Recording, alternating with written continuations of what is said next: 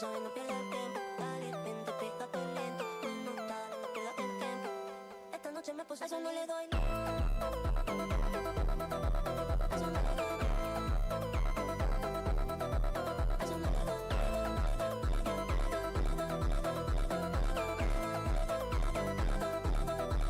Eso no le doy luz, luz, luz, luz, luz, luz, luz, no le doy luz, luz, luz, luz, luz, luz, eso no le doy luz, luz, luz, luz, luz, luz, eso no le doy luz, luz, luz, luz, luz, luz.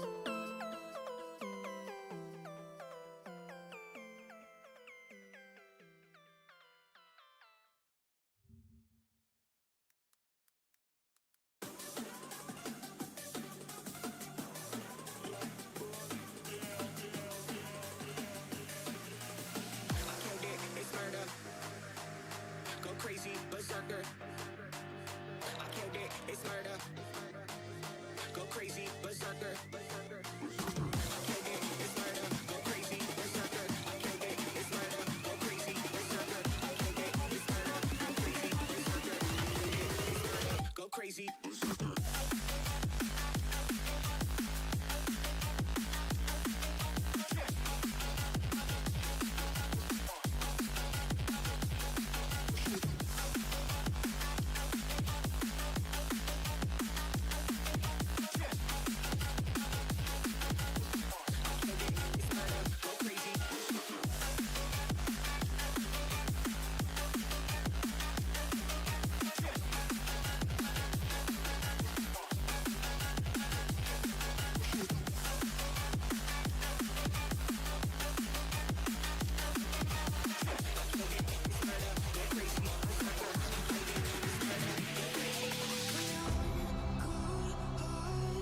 But I'm just getting started. My eyes on the target. Nah, nah.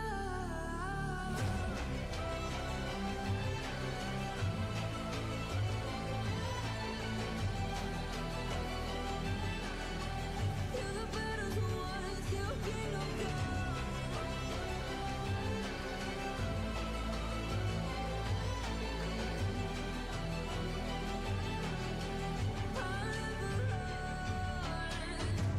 Best to give me your loyalty, 'cause I'm taking the world, you'll see. They'll be calling me, they'll be calling me royalty.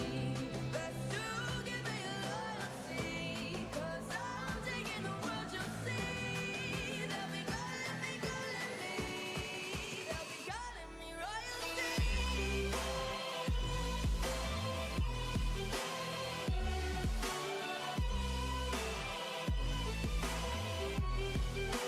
Calling me royalty.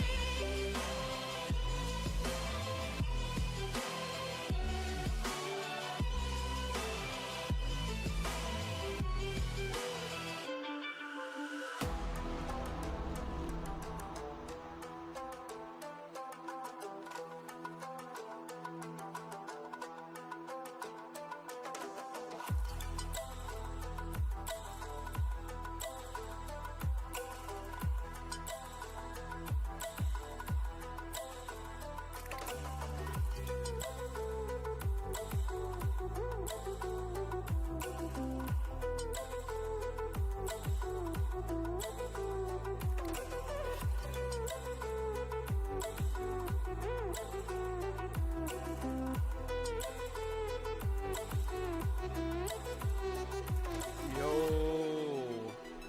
what is up, ladies and gentlemen? Whoa, there we go. What is up, ladies and gentlemen? We are live. Oh snap! Oh man. So I haven't been live in the past couple days. I've been kind of busy. I have a big ass zit. I need to pop it. I know a lot of people don't recommend popping zits, but I'm not everybody. I'm my own person. Also, I gotta make sure, bruh, of course. Because why wouldn't you work?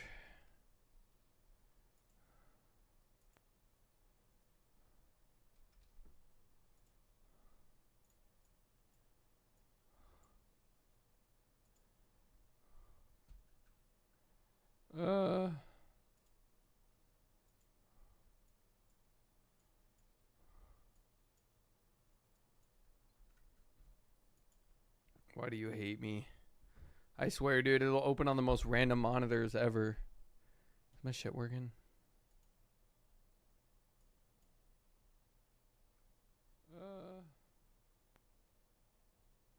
Yeah, okay, we're chilling. I just want to make sure that was working. Make sure everything's... What up, Nitro? Welcome to the stream, bro. How are you? We got war. You've lost. I'm pretty sure we've only won one war.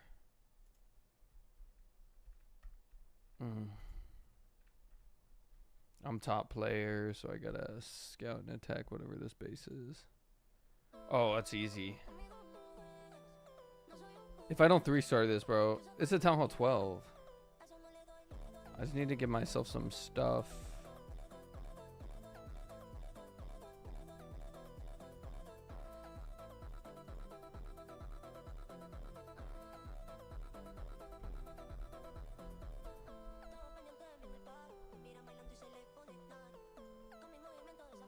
Yeah, because I can take out 1 and 2.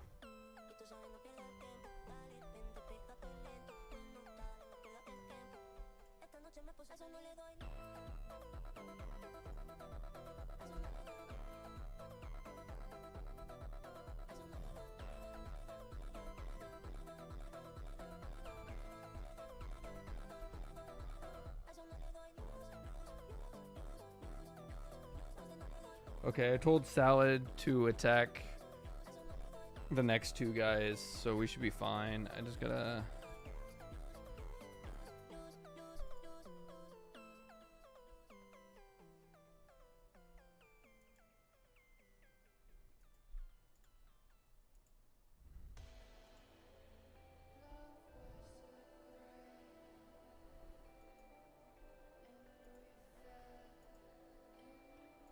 Okay, we should be good. I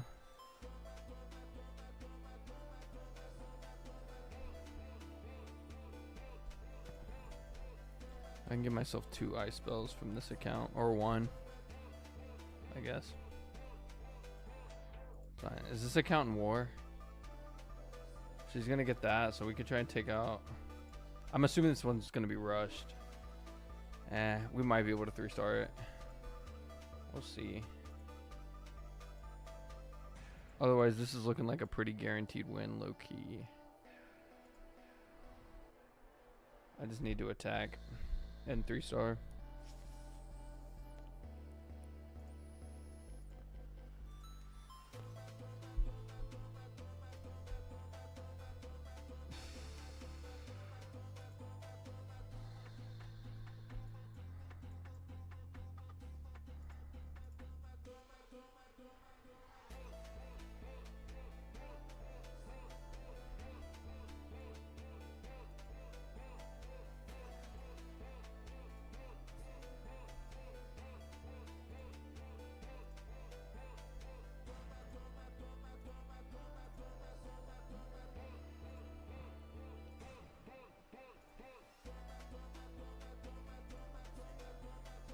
I gotta start clearing this one out.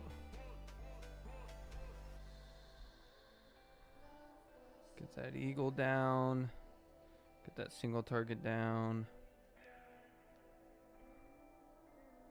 Okay, we seem to be kind of chilling right now. King's dead. We can pop a freeze here. Pop a freeze here probably.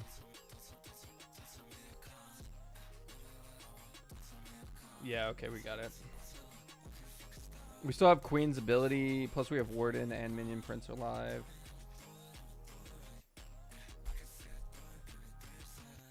Yeah, seems pretty good. Yeah, we'll go ahead and activate his ability so we'll heal up. Okay, cool. Easy war attack. I needed to go get water. I low-key forgot to get water. Let me make sure I'm reading chat.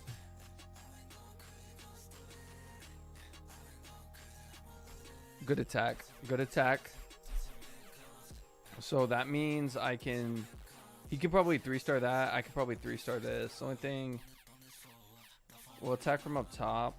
We just gotta make sure we have free spells for these. We'll have a free spell here, but they'll get down. That funnel should be fine.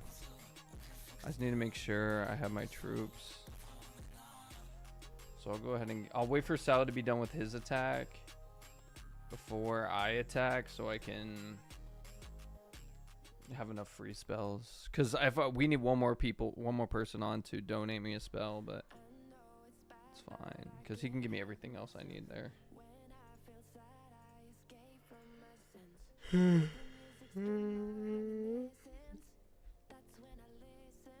That's when I listen. Yeah, I've been playing off camera, so basically we're about to be in Champion 1, so that means we'll be that'll be the last thing we need to do to push up to Legends League, which I've never been in. This is literally the highest trophies I've ever been in on my account. I've never been, well, okay, I got rated like I don't know, 40 minutes ago, so I dropped trophies a little bit, but this was the highest I've been, so we're literally almost there. Make sure you guys like the stream. What the hell? Hello? What? Yeah.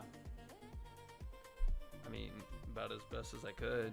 I got on it, it didn't break, so I think so. Nice. Streaming. It's all good.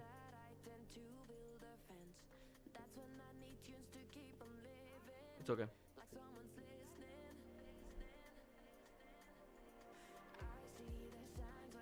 Okay.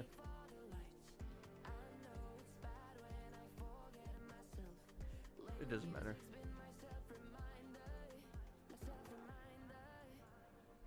I love you, bye. Okay. Alright, let's get it, guys. After this, I'm going to get some water, and then we're going to push trophies. Should be fine. Okay.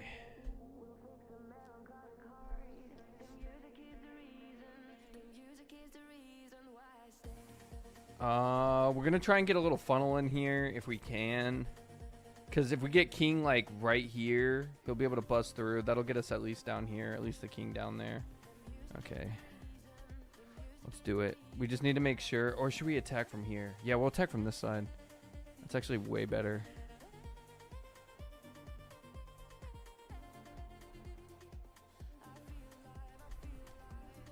We'll go ahead and pop Warden's ability. King's pretty close. That perfect. The perfect attack doesn't exist. Oh, it does exist. Okay. So we just got to keep a free spell on this air defense for the most part. And these guys as well. But I knew that, so it's fine. We can pop a rage here. Pop a freeze. We'll pop a freeze right here too. And pop our skeleton spell down there. Okay, we got two guys on the single target infernos. Perfect. His ability got activated, but that's fine. King's gonna get away. Warden's kind of close. Warden's gonna get taken out. Fuck. That single target inferno tower is about to fuck up all our guys. We can shoot that. That'll do some damage. Okay, they're on the single. Okay, we're good. I think we got it. The only thing I gotta worry about is that, like, I just need these guys to push up there. We got it. Come on. Get it, get it, get it, get it for the love of... Ooh, okay. We're chilling. Okay, queen is going strong. We got 2 healers on the queen. Yeah, I think we got this 3-star in the bag. For sure.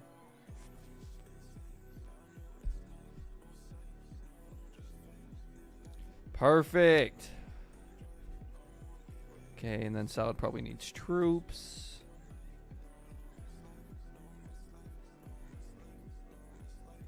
Okay.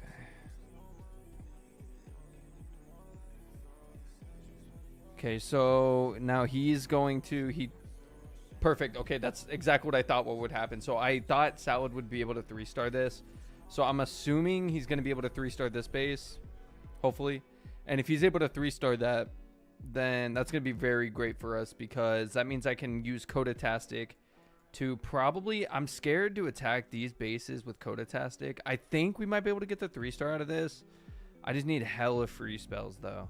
And then we can take out, how's this one?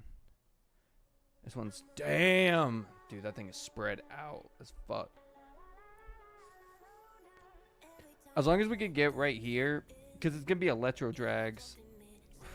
See, Electro Drag seems horrible for this base considering how spaced out it is. I don't know. But he's going to be able to get 4.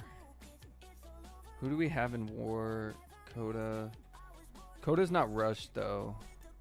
He's like actually... He might be able to do it. Oh. I don't know. Salad's attacking number 4. It's these lower bases that we got to worry about. I think I'll be able to 3-star this one. Maybe. I don't know.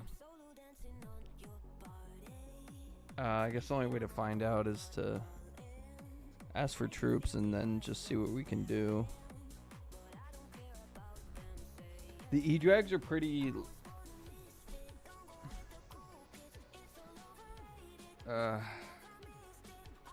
where do you have Clan Castle troops? Okay, we should be fine.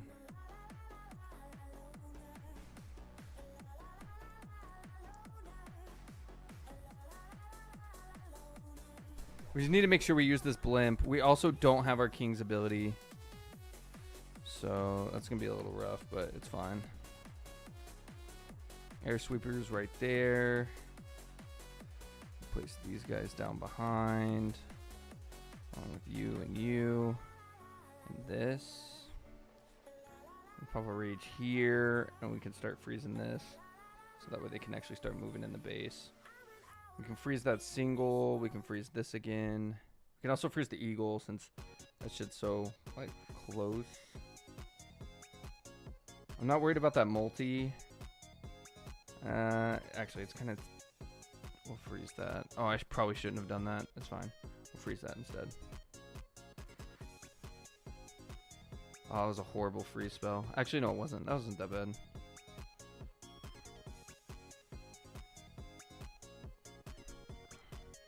See, they're on that fucking... That queen, dude, is kind of fucking us up. I'm going to freeze that. Maybe he'll be able to take out that stuff a little bit. Freeze it again if we have to. No, we don't have to. W's in the fucking chat.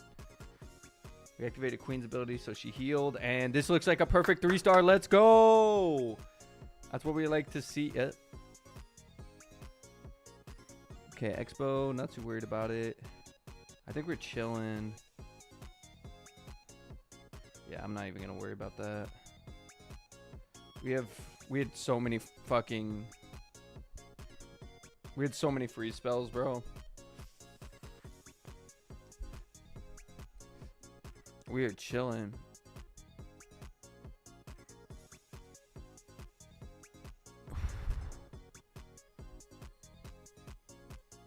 What the fuck? I just realized my shit's like off center. Who the fuck is that guy? Why is Moist Critical behind my screen? Oh, I think it's my Xbox.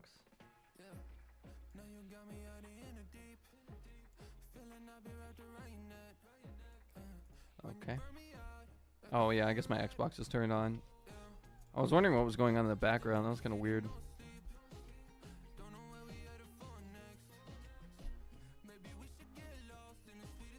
Okay, we are chilling. So we're able to get that 3-star.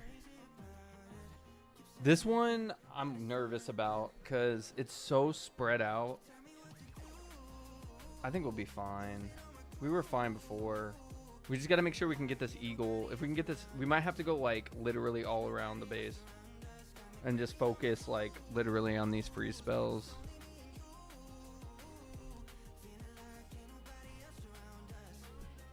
That's the only thing I can think to do.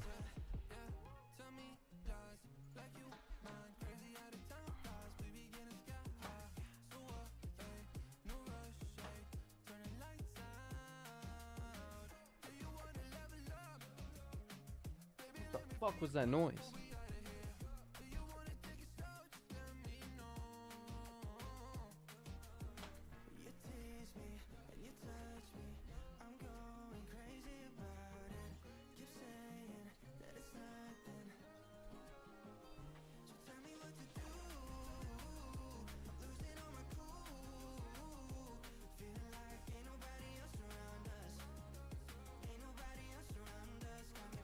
I did get a builder potion. I already used that though. Hero potion. 2 builder potions and a hero potion. Not bad. If I can get this base with this Town Hall 12, like, it's rushed, but we're slowly, I'm fixing it. Me and Coda have been working on this base kind of together. Hopefully, I mean, I don't know. I've just been upgrading what I do. I haven't been playing on the account really, but what I can upgrade, I do.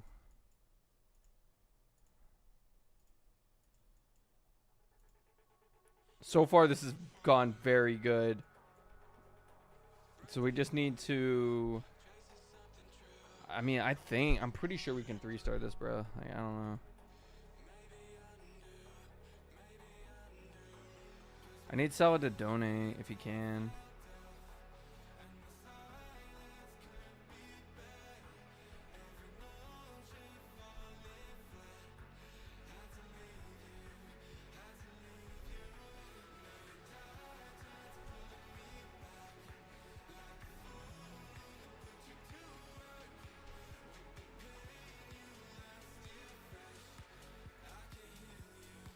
Wait, this is new. Whoa, what in the fuck? This is a new attack. I haven't done this one yet. I didn't even know this was a thing. I knew there was like the this one, which actually I haven't done yet for this account. I'm gonna do that. I'll wait for Salah to like do whatever he's got to do.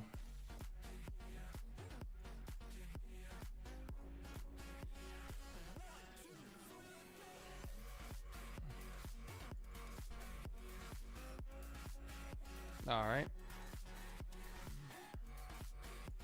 That's a perfect way to do this battle.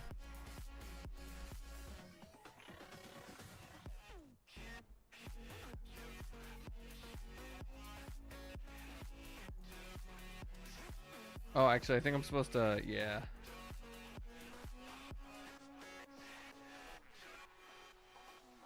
Okay. I obviously don't know what I'm doing, even though I've done this before.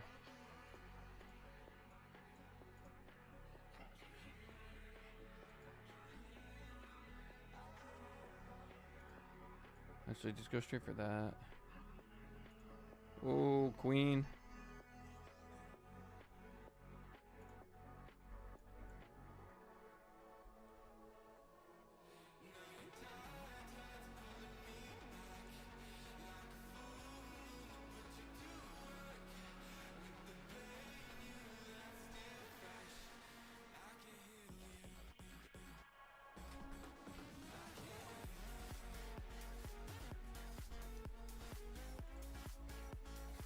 Go after some of these monoliths.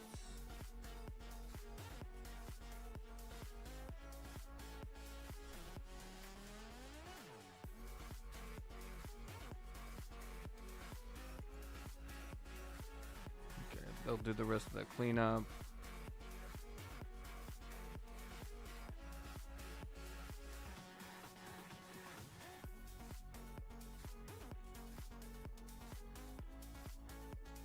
Okay, perfect. We'll go back and get this.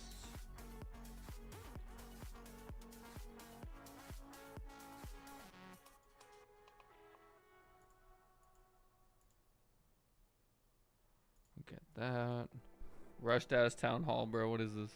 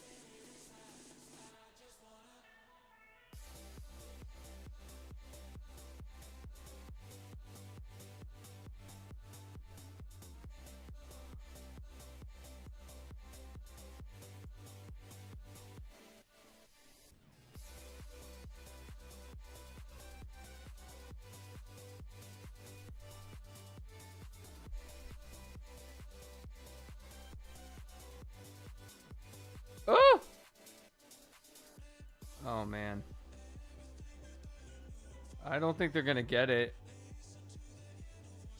I fucked up.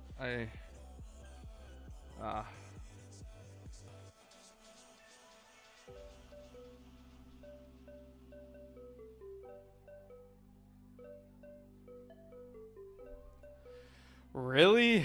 All because, bro, I got struck by that monolith, bro. Fuck the monolith, bro. What's good?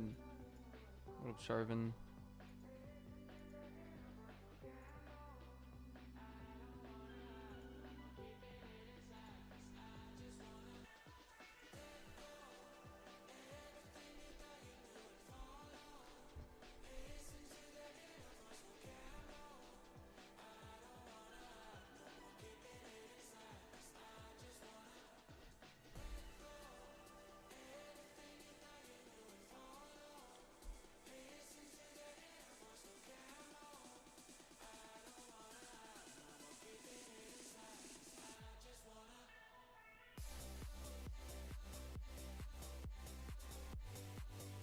Whoa, what happened? Why the fucking...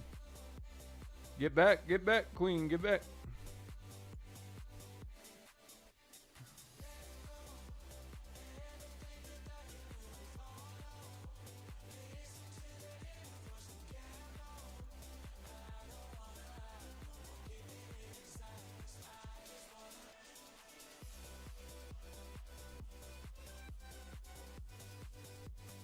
Okay, those guys should take out everything over there. We'll go ahead and go for these guys over here.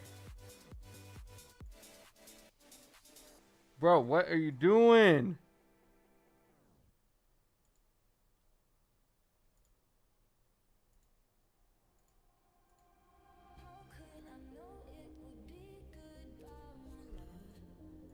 Oh my god, we gotta loop back around now. Those guys will take out those monoliths on the back though.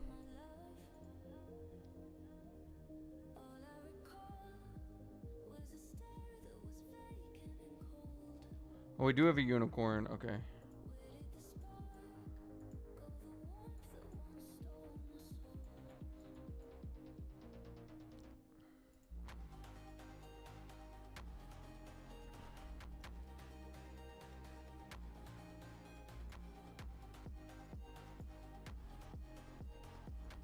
We gotta hurry.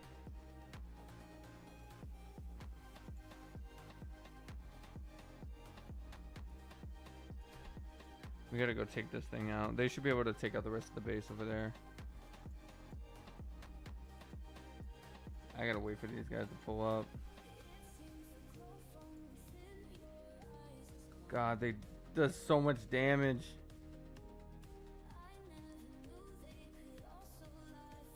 I just don't think we're gonna be able to do it, bro. Attack the monolith, get it! Oh my gosh. Holy shit, I think we barely got it in time, dude. Oh, we got it. That was stressful. Okay, now we can try and go for this. We got the...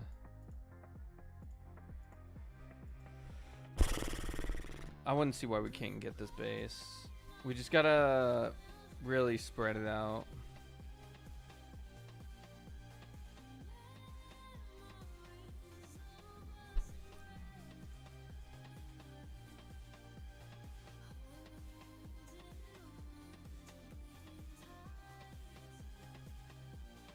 We just need to push these guys in a little farther.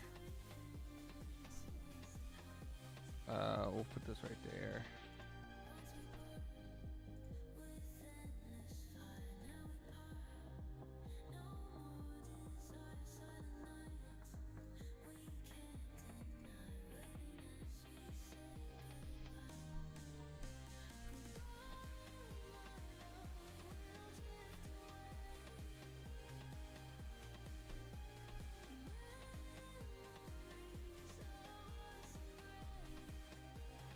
Oh, this is not a good raid, bro. Fuck.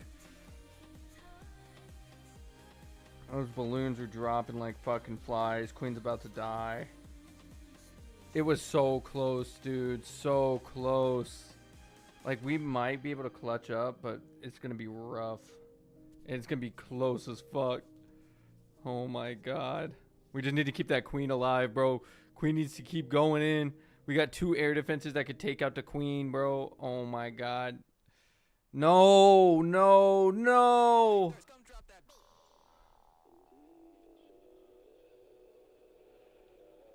No, no, no. Fuck. We were so close, bro.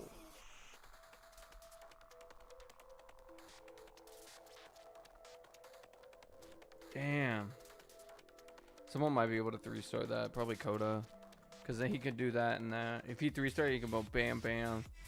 And then this guy could do only these 2. And then Nimba can do that one. Fuck, dude. I can't believe that shit. I mean, 2-star is still better than 1-star for sure. Or a 0-star, so.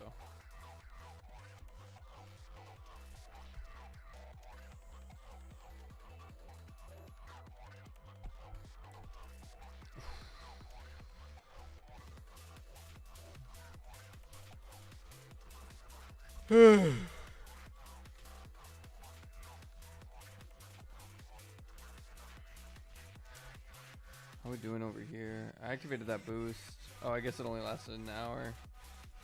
Yeah, I'm slowly like, I mean, I had challenges over here, but I might as well like go and start doing shit on this base just to max it out, because we got like a whole nother builder hut. I don't know. Builder base hut. I don't know. What is it called? I don't know.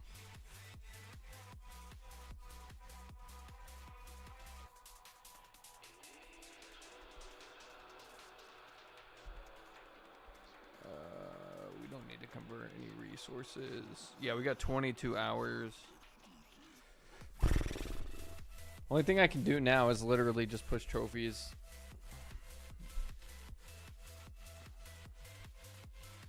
So we're just trying to go for 2 stars, literally. 1 star, like preferably not, but if we like get the, you know, fuck, I fucked up that drop so bad.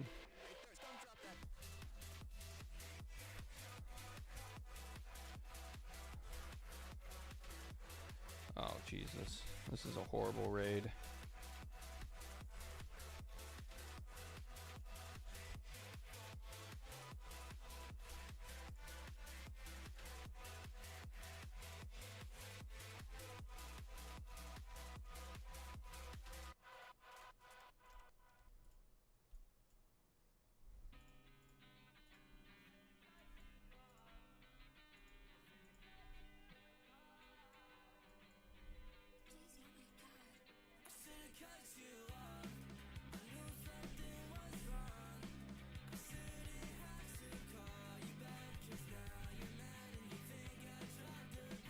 Two star and then loot bonus. Actually, we don't even need loot bonus, bro. Our loot's about to be full.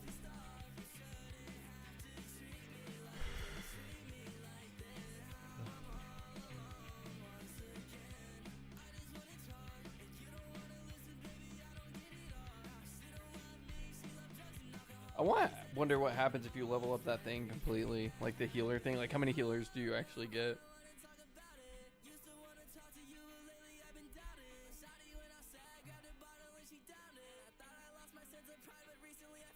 Wait, where's it at? Oh, it's here. Yeah.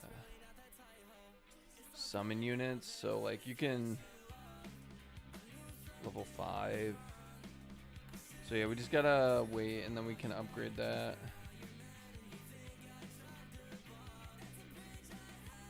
We just need to focus on leveling all this stuff up, which we are. I'm a little under level, but it's okay.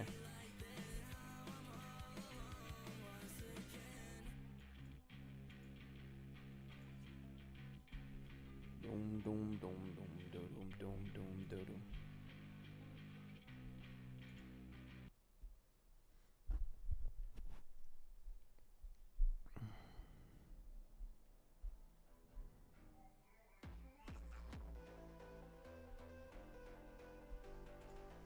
What's up with people commenting E?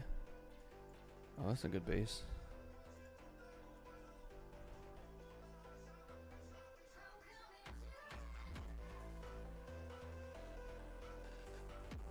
I suppose I could use... Nah, dude, this blimp is overpowered as fuck. Plus it goes for like... Oh my god, that was a good break by the king too.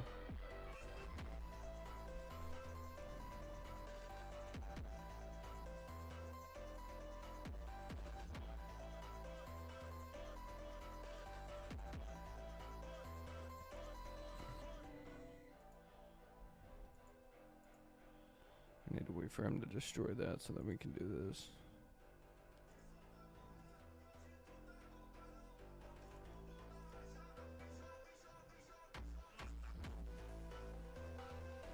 Town hall's down.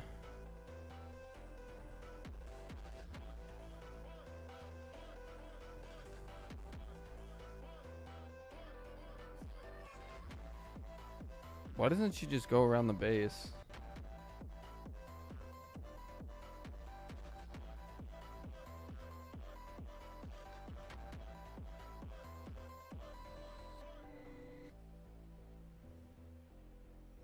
Are we gonna 3-star this? If I do that, that'll do some damage. I guess so.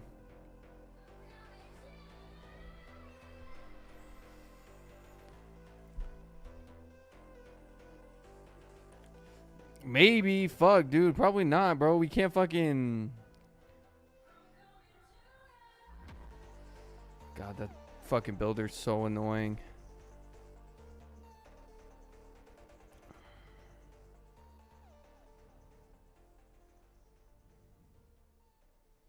Okay, that one's dead. Yeah, we got it. Nice, easy 19 trophies. What happens when you go to Legends League? I actually don't know.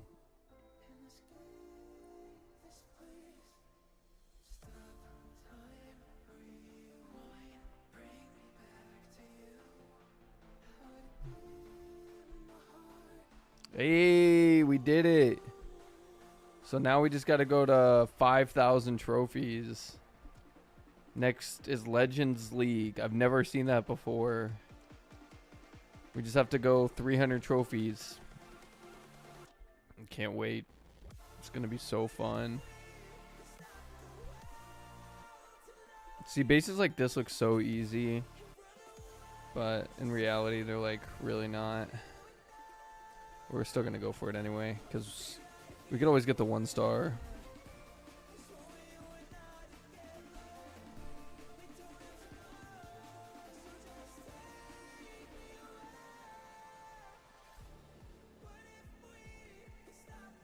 I'm about to trade out this rage spell for a different spell.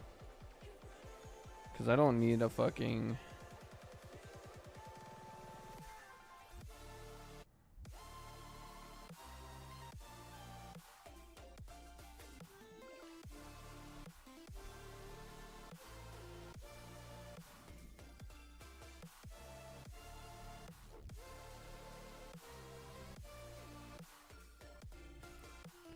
Are we gonna get that? Nope.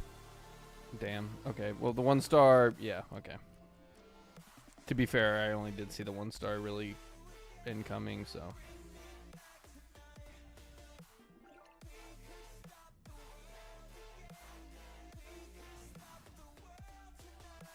We did get the eagle though. That's kind of nice.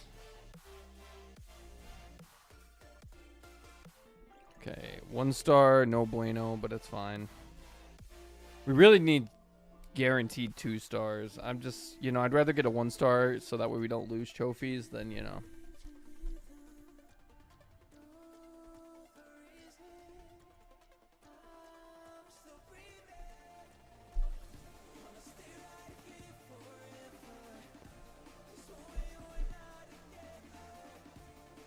It's crazy that there's Town Hall 15s all the way up to 17 because I keep thinking this is like 17, but it's 15.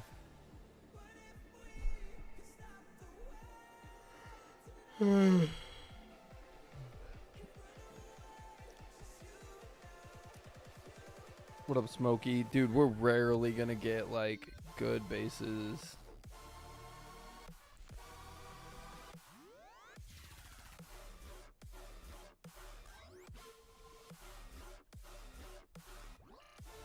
I just accidentally activated Rose fucking ability.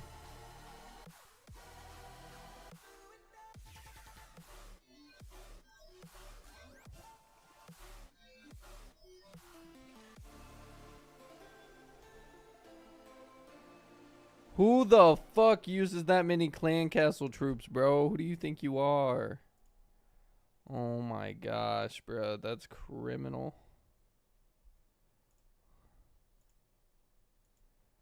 I should have not have used that there, bro. We were cooked. I was hoping this spell would probably take them out, but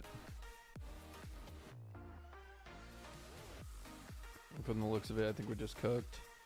We did get the 1-star though. Queen dead as fuck. There's so many dragons right here, dude. Oh, Queen is still alive. Holy shit. She kicking it too. What the hell, boy? Queen for the win? Queen for the fucking win? Queen's on the town hall? No, she's not. She's dead as fuck. Alright. Nice. Guess we gotta do 301 stars. It's a 50-minute long video of crazy shit if you wanna watch. What are you talking about? I'm not really trying to watch anything. Actually, I'm about to watch Judo Sloth's attack strategy for that base. So I can get that hero potion. I should have attacked that base. It's fine.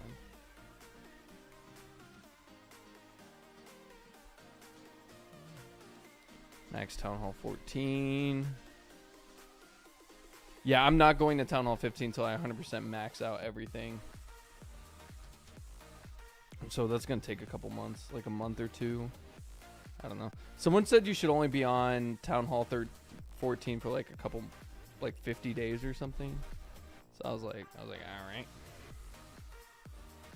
That's what they think, bruh.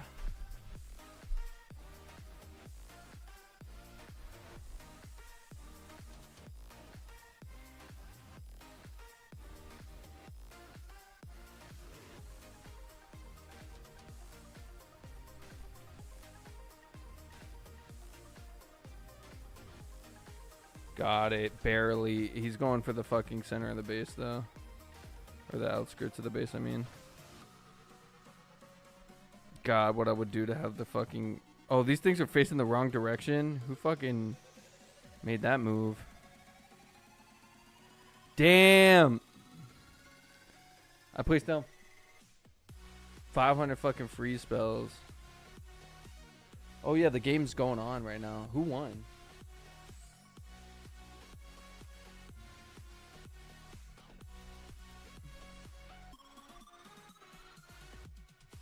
Hey, they won, or they're winning. I don't know if it's over.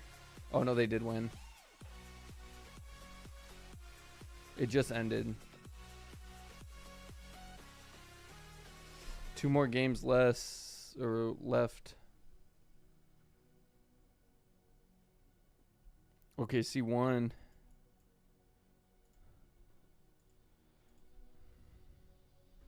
And where'd that bring you?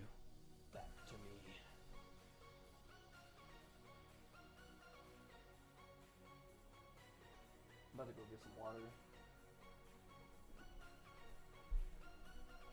I'll be right back. I'm gonna go get water. Ow. I gotta take my plate down. I ate dinner, brother.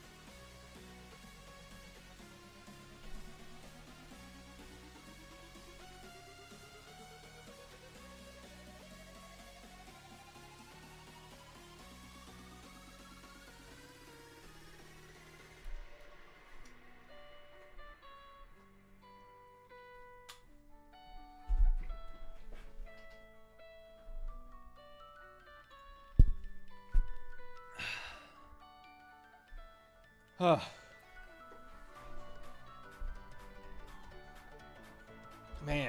we gotta start getting more than just 1 stars here.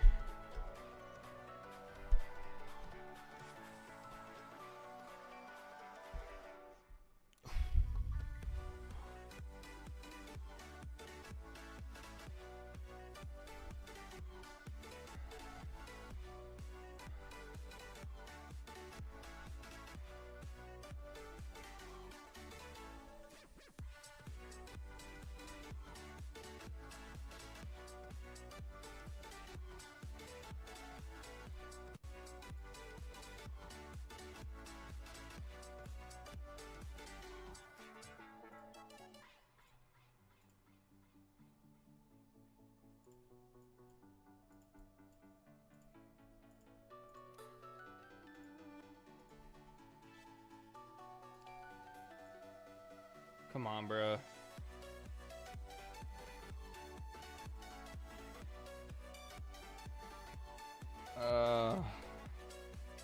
Queen for the win!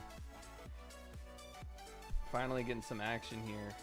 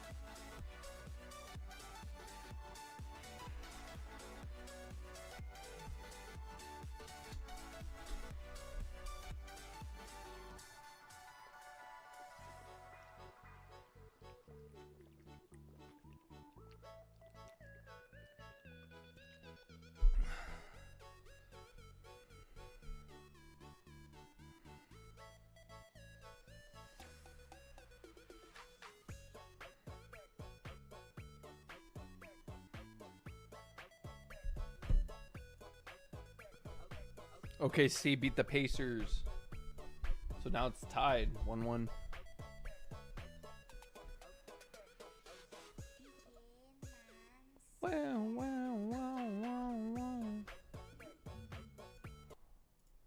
Hold on. I know you guys can see what I see. Who is this guy? What is this? I think the storm already passed us, bro.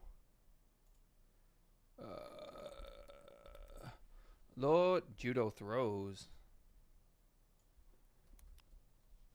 Judo. Sloth. Yeah, there we go. He hasn't uploaded like at all. Oh yeah, he did.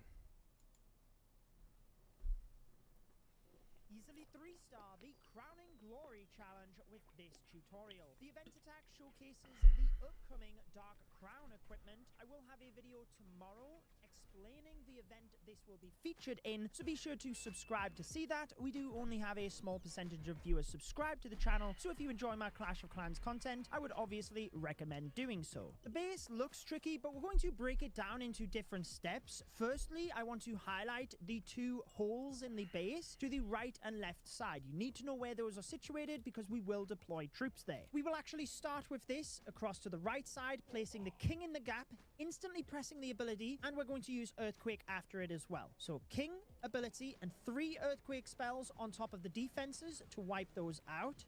In the center, just beneath the clan castle and the sweeper next to it, place 2 Earthquake spells. This will set up the fireball for later. Select your recall spell, and after the king takes down the Dark Elixir storage, recall everything so you don't lure the defending ice golems. There we go. Cross to the left side, notice the blue wall. Place 2 super minions behind that for the elixir storage. At the bottom of the base, 1 regular dragon beneath each ricochet cannon, and then 3 balloons, 1 in between each of the storages. Overgrowth spell.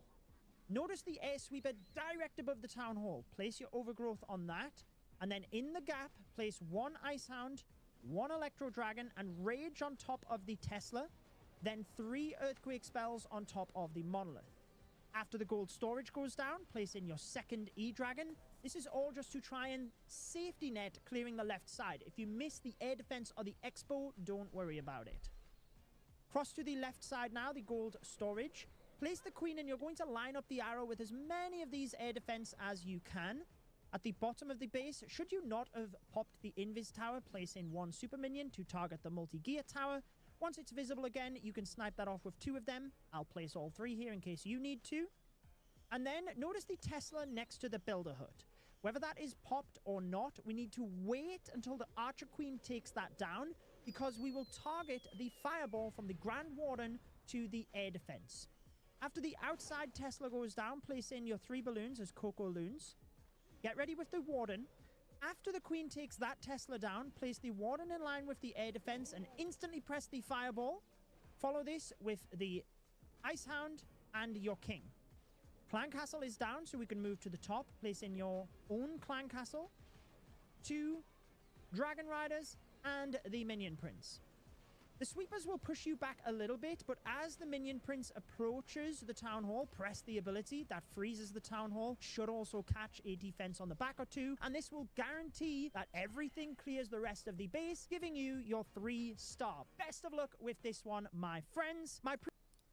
Easily 3-star, the Crowning Glory challenge with this tutorial. The event attack showcases the upcoming Dark Crown equipment. I will have a video tomorrow explaining the event this will be featured in, so be sure to subscribe to see that. We do only have a small percentage of viewers subscribed to the channel, so if you enjoy my Clash of Clans content, I would obviously recommend doing so. The base looks tricky, but we're going to break it down into different steps. Firstly, I want to highlight the 2 holes in the base.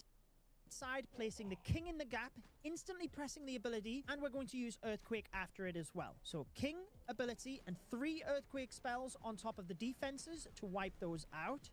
In the center, just beneath the Clan Castle and the sweeper next to it, place 2 Earthquake spells. This will set up the fireball for later.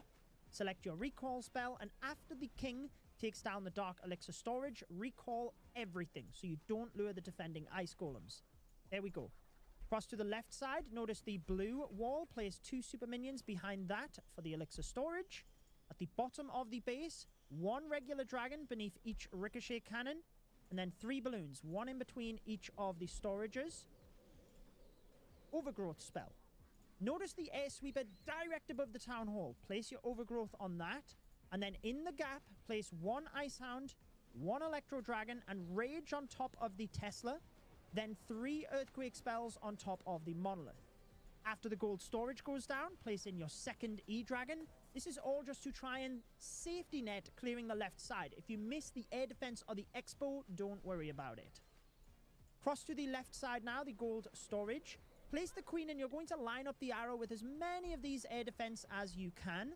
At the bottom of the base, should you not have popped the invis tower, place in 1 super minion to target the multi-gear tower. Once it's visible again, you can snipe that off with 2 of them. I'll place all 3 here in case you need to. And then notice the Tesla next to the builder hut. Whether that is popped or not, we need to wait until the Archer Queen takes that down, because we will target the fireball from the Grand Warden to the air defense. After the outside Tesla goes down, place in your 3 balloons as Coco Loons. Get ready with the Warden. After the Queen takes that Tesla down, place the Warden in line with the air defense and instantly press the fireball. Follow this with the Ice Hound and your King. Clan Castle is down, so we can move to the top. Place in your own Clan Castle, 2 Dragon Riders, and the Minion Prince. The sweepers will push you back a little bit, but as the Minion Prince approaches the Town Hall, press the ability that freezes the Town Hall. Should also catch a defense on the back or 2, and this will guarantee that everything clears the rest of the base, giving you your 3-star. Best of luck with this one, my friends. My previous video documented my journey in hitting rank 3 for Legends League. I'm sure you will find that one interesting. Enjoy the rest of your day. Why didn't that work? One player versus 5 in a clan war. I am. Oh man. Okay. Easily 3-star. The Let's do it. I'm ready to Glory run it back. challenge I with get this. it now. Be sure to subscribe. Break it down into different steps. To the right side, placing the king in the gap, instantly pressing the ability, and we're going to use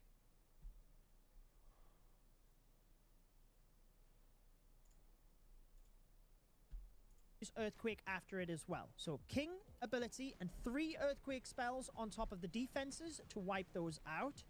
In the center, just beneath the Clan Castle and the Sweeper next to it, place 2 Earthquake spells. This will set up the Fireball for later.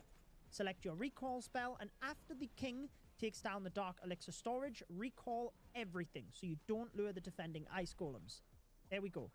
Cross to the left side, notice the blue wall. Place 2 super minions behind that for the Elixir storage.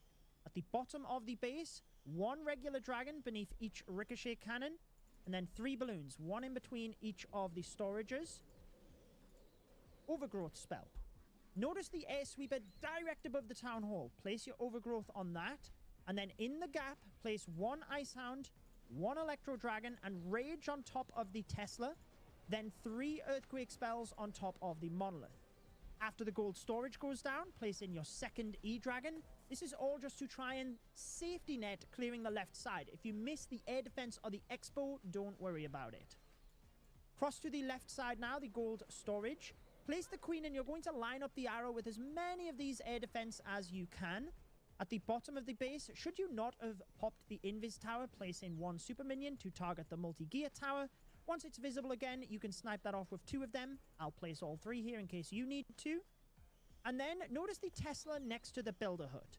Whether that is popped or not, we need to wait until the Archer Queen takes that down, because we will target the Fireball from the Grand Warden to the air defense. After the outside Tesla goes down, place in your 3 balloons as Coco Loons. Get ready with the Warden. After the Queen takes that Tesla down, place the Warden in line with the air defense and instantly press the Fireball. Follow this with the Ice Hound and your King. Clan Castle is down, so we can move to the top. Place in your own Clan Castle, 2 Dragon Riders, and the Minion Prince. The sweepers will push you back a little bit, but as the Minion Prince approaches the Town Hall, press the ability that freezes the Town Hall. Should also catch a defense on the back or 2, and this will guarantee that everything clears the rest of the base, giving you your 3-star. Best of luck with this one, my friends. My previous video documented my journey in hitting rank 3 for Legends League. I'm sure you will find that one interesting. Enjoy the rest of your day. Why isn't it? I feel like this is not going well. Welcome to the entire history of Clash of Magic. Clash of Clans was originally called Project Magic, and I do have some concept art on your screen. I'll continue to share some of this throughout the video. Supercell released Clash of Clans on August the 2nd, 2012, and it was only on iOS. This is actually the reason I purchased an iPod Touch way back in the day. The maximum Town Dude, Hall bro, level I am not was doing this right. Okay. Okay, so we need you. 1, 2, 3. Activate you. And then 1, 2. And then 2 super minions. Regrowth spell. This guy. This guy. Rage. And then another rage. And then that. And then we'll activate you and you. And then, oh, we need to recall these guys. I forgot. I should have, we can use this to probably to get rid of that. Okay. Next we got you and you. And then we're gonna go ahead and pop you. Put that there. Should activate that. We want to wait for that to clear up, so then we can pop these 3. That's gonna do that. Wait for that to go down.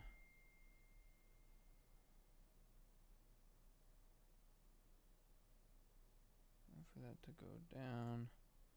Then we're gonna line that up. We're gonna pop that there. Then we'll put this guy there. And then these guys there. And then, oh, put this there. And then we want you, and you. And we'll pop that there. Slow that down. So now we got a minute. to actually be able to do this stuff.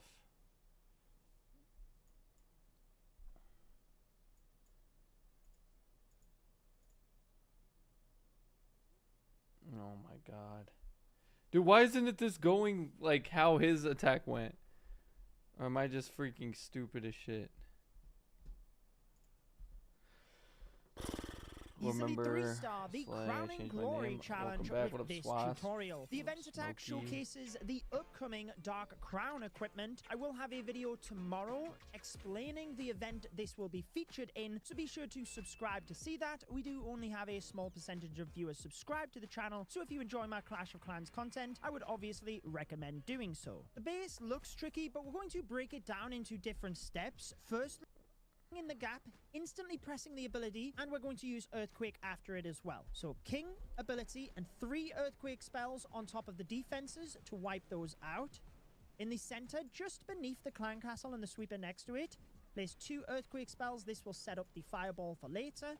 Select your recall spell, and after the King takes down the Dark Elixir storage, recall everything so you don't lure the defending ice golems. There we go. Cross to the left side, notice the blue wall. Place 2 super minions behind that for the elixir storage. At the bottom of the base, 1 regular dragon beneath each ricochet cannon, and then 3 balloons, 1 in between each of the storages. Overgrowth spell. Notice the air sweeper direct above the town hall. Place your overgrowth on that, and then in the gap, place 1 ice hound, 1 electro dragon, and rage on top of the Tesla. Then 3 earthquake spells on top of the monolith.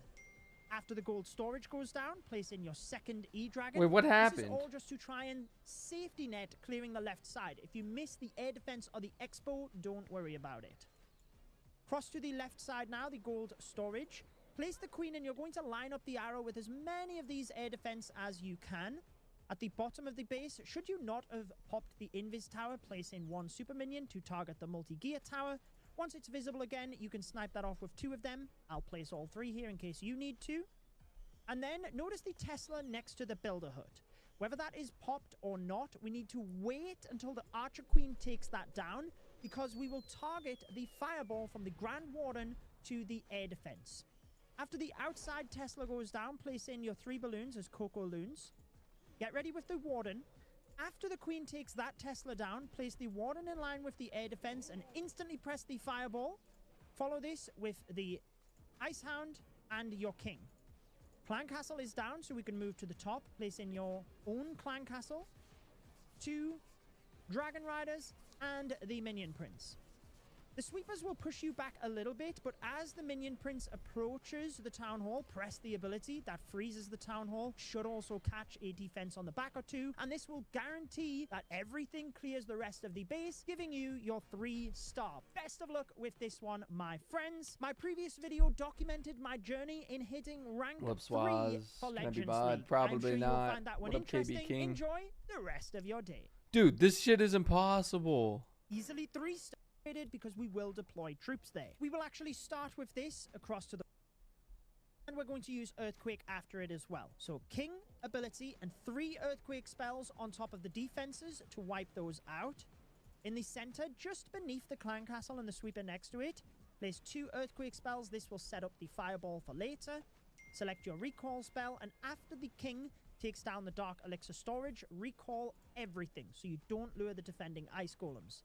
There we go. Cross to the left side, notice the blue wall. Place 2 super minions behind that for the elixir storage. At the bottom of the base, 1 regular dragon beneath each ricochet cannon, and then 3 balloons, 1 in between each of the storages. Overgrowth spell. Notice the air sweeper direct above the town hall. Place your overgrowth on that, and then in the gap, place 1 ice hound, 1 electro dragon, and rage on top of the Tesla. Oh then my 3 god. earthquake spells on top of I keep forgetting to do that. Okay.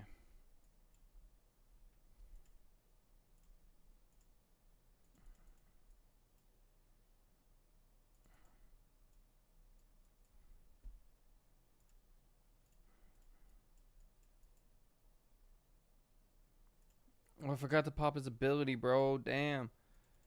Okay. I'll probably go ahead and do this now, low key. Pop a rage. Freeze that. 1, 2, 3. Rage. Then pop. Boom, boom, boom. I forgot to recall the king, didn't I? Bro, oh my god. This shit is so hard, bro. Holy fucking shit. Okay. 1, 2, 3. Boom. 2 minions. That will go. Boom. Boom. Rage. And then 1, 2, 3. We got 1, 2. Pop another one of these guys down here. I'm gonna wait for that. Do that. Do an overgrowth spell here. Like I said. Pop this one here and here. Here we're gonna go 1, 2, 3. And we're gonna also pop that queen there, I guess. And then boom. Oh, that got a lot more defenses that time. That's actually very good. It's a lot better. It's a lot better. Okay, 1, 2, 3. So we didn't get any of the defenses right there. I guess that's fine. We'll go ahead and pop that. That, and then these. That'll make it to where they can go forward like that.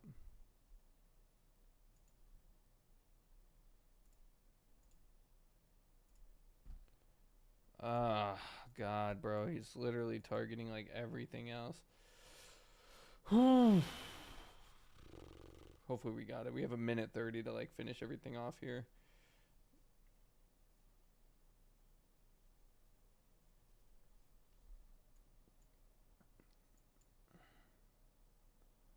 Dude, everything just keeps getting frozen, bro. Holy fuck.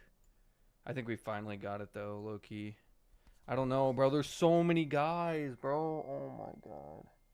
Please tell me we got it, bro. I think we did. I don't know. I can't tell. We have a minute on the clock to get everything done. Queen's still alive, going strong. We got a multi that's about to go down. Okay, I think we're chilling. We got an insane amount of healers on her. I think she should be able to do this.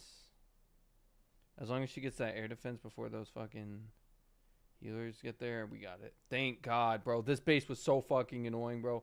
I can't even, like, begin to explain how annoying this shit was. Okay, well, that scatter shot's getting rather frisky. Let's calm that down. Okay.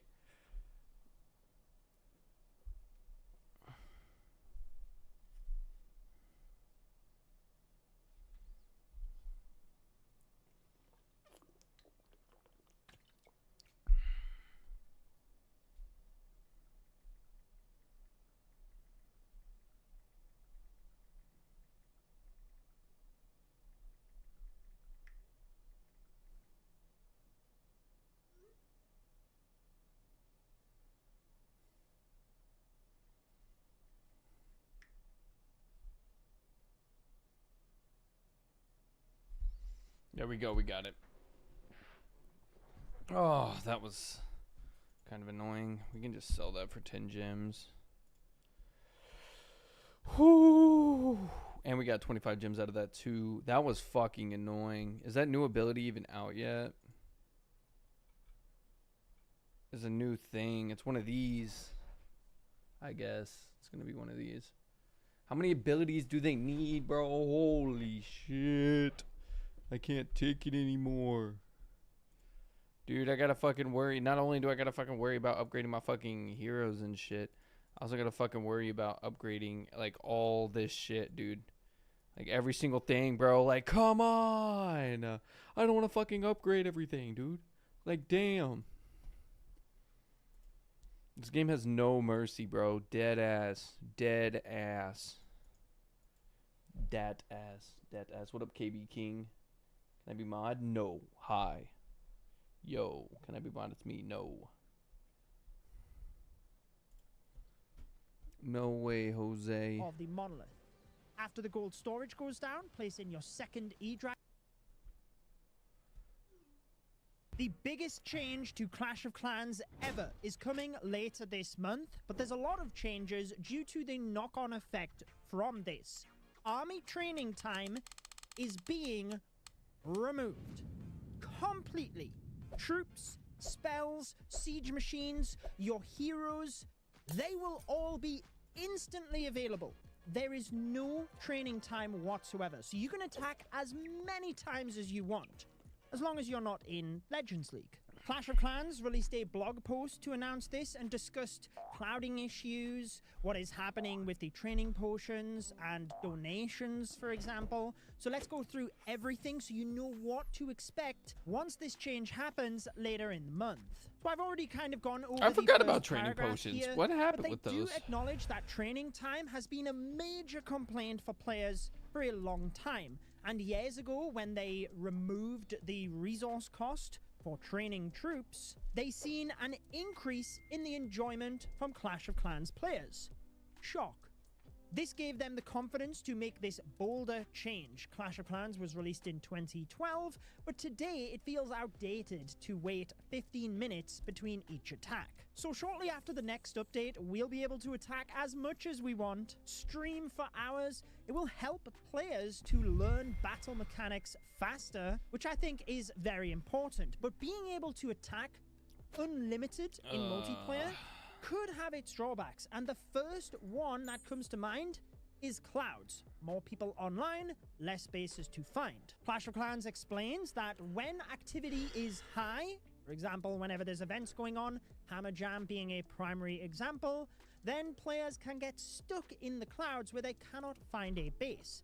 As part of this update, we are working on a new server tech called Match Anytime. If we run out of eligible bases, you will have a chance to attack a snapshot base of a real player. So this will be exactly the same as how Legends League works, or even Clan Wars, for example, where a screenshot of the base is taken, but that player could actually have a shield.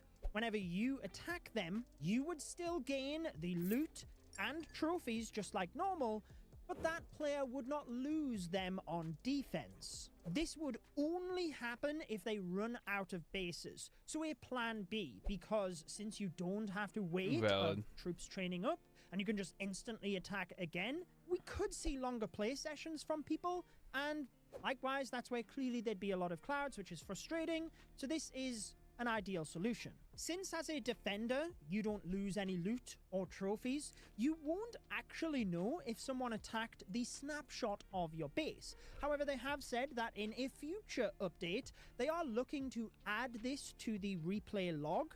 I'm assuming it would be clearly displayed that you didn't lose any loot or trophies and it was a snapshot attack, but what this allows you is to learn from defenses so that you can tweak your layout. Clouding isn't the only issue they could run into with this change though, there's actually quite a few others. Let's go over first. Training potions, treats, and perks. This is, I'm sure, one of the main reasons that this announcement is happening prior to an update, because they said as of today, we are no longer selling training potions in any in-app purchase bundles, since obviously once this goes live, they said it'll be a little bit after the update, but still within this month, then those would go to waste. Or I guess not necessarily to waste, you would actually get the gem conversion for them, but it is 10 gems per potion, and I have a lot of them, so quite a few of mine will not be getting used. However, for those players that at the moment do find training potions useful, then you will still be able to access them through the trader and the gold pass, but clearly it's not really fair to sell them for money right now when that feature is being removed in the future. And I think this is, before we move on to a couple of the other issues they will have, a really good thing, because when you think about it, they are actually taking a hit on monetization here with gemming armies, selling of training potions, etc. Clearly, if they can increase the enjoyment of the game, then there's a chance they can offset that. But this is one of the things of where they have said if they can increase monetization through cosmetics and other aspects, then they can try and make the game better. I feel that is clearly one of the things that we're now finally seeing a benefit of. Within the gold pass though, there is the training perk, which typically has allowed us to train troops a lot faster. That will be replaced, which brings us to donations. Obviously, right now, there is no cost to cooking up a troop, so you really just have to wait of the troop cooking up before you can then donate it. However, if there is no training time, then you could just instantly donate troops. This is why the donations are being changed. So with this update, all donations require elixir or dark elixir. So the troop cost, if you will, is coming back, but only for donations. They're still considering exactly how much elixir and dark elixir it would be per troop, spell, siege machine. But hey, there's nothing stopping you from attacking now to just go out and get some of that loot It's a very dead easily base. to then donate those troops.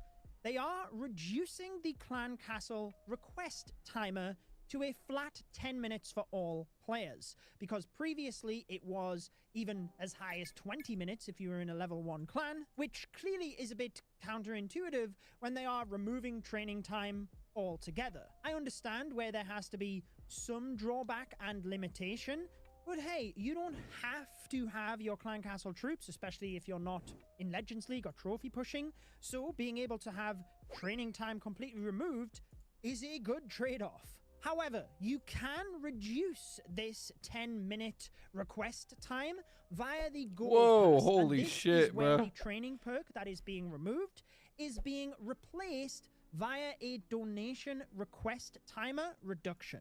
Obviously, that is a key perk when it comes to the gold pass and the amount of value you get from purchasing that. Another key part of the gold pass is the 1 gem donation. And if there wasn't some sort of cost to donating troops, then clearly the 1 gem donation would be basically worthless as well. So I get by 22 having trophies this, if I can what it pull through with means this. is the 1 gem I'm not donation gonna be able to do allows it. you to Queen, still donate the troops queen. exactly the same. It just means Oh you my wouldn't God. have to use the elixir and dark elixir. But with the gold pass, you also get the Oh my reduction, and I'm God. hoping that that basically gets us to the stage where once you've done one attack, you can virtually request to do another. So I think if they got it down to like 3 minutes, I don't think we're going to be able to 3-star because this you do one base. attack, come out, your in troops, enough time. spells, siege machines, heroes, Baby everything. Dragon You're going just ready crazy to though, attack but right away again. I don't And if know. you then had to sit and wait of the CC request, that would be annoying. Again, God, I wish I could understand 3-star this the base, bro. limitation if you're not getting the gold That'd be pass so whilst it's good for frustrating. It's me, dude. That'd be a good definitely 22 huge step trophies, forward bro. From where we were. I just But don't if think I'm it's gonna getting the gold pass and happen. getting the donation request His timer attacks are reduction, so I would fucking hope I get to the slow. stage where I can almost Oh, these instantly go out and storages attack aren't again. strong, They though. go on to discuss No, we're another not gonna couple of get it. things changing or problems they Oh, could foresee God. happening because of this change. Maybe. One of them No. being trophy curves. Now, essentially, that is just because you are able to attack however many times you want, you could really quickly climb up trophies, and it would just mean there was huge inflation, which could become difficult down in the lower leagues. But in order to try and balance that, because previously they balanced things around a 2-attack play session in that Fuck. of using both of your armies, whereas now they are going to reduce the amount of trophies earned from all victories. However, the largest reduction occurs with just 1-star victories. So if you're farming and just quickly gaining the 1-star to maintain or slowly grow your trophies, you won't really get that many, which means that irrespective, as long as you win a battle, you will still get some trophies and climb, but it will be harder to do if you're only getting 1-star victories. So it seems like rather than trophies being evenly split, let's say it's a 30 trophy offer, typically right now there is 10 trophies for the 1-star, 10 for the 2nd star, and then 10 for the 3rd star. Seemingly it's not an even split anymore, but they do want to emphasize that this is more of a safety measure to make sure that once this is released later this month and players can just attack as much as they want, they don't want everyone just instantly boosted up to Legends League. So they're kind of playing it cautious, which I think is wise, and then they will monitor how much people play day by day, and they can adjust the values over time with simple server maintenance. Obviously, we touched upon Legends League, and there is a limitation of 8 attacks per day for now. They did say we intend on fixing this in a future update, but current data shows that most Legend players do not complete their 8 battles already. So extending unlimited attacks to Legends League was pushed to a later date this year. For now, enjoy being able to complete all 8 Legend League attacks in a single sitting. I think this is wise because they need to be careful how much they mess around with the amount of attacks in Legends League, whilst, yes, you don't have to wait of your troops training, so they could increase it slightly, but I think it's a difficult one because the higher you put that, it might actually mean that some players are just not able to be competitive higher up in Legends if they're not able to manage that amount of attacks in each day. However, that's something that, again, I'm sure they'll be able to monitor and adjust. I think the number of attacks could go up, but as to how many, I guess time will tell. And I do have a video discussing my thoughts on Legends League, which I did with Bash and TK. That may or may not be released already, but I'll link you across to it after this one. However, they did summarize What by up, saying KB? this What up, change the is coming Hog quite Gaming? soon. All they've Why said isn't my is it speech is chat coming working? this month after the update, and we know from the season calendar that an update is coming in March, but they said stay tuned in the next few weeks for an official video preview followed up by sneak peeks Oh, from that's your why. favorite creators. So it seems like we will even get to see footage of this earlier than the sneak peeks. We have an action-packed next update for you, and we can't wait to reveal more. I mean, if you ask me, that is one Gabetistic amazing change, said, and I can't wait "Hello." for this to Okay, be there we go. implemented. But if you do want to see my discussion about Legends League, where we discuss the issues and what I think could be improved, I will link it on your screen. Enjoy the rest of your day.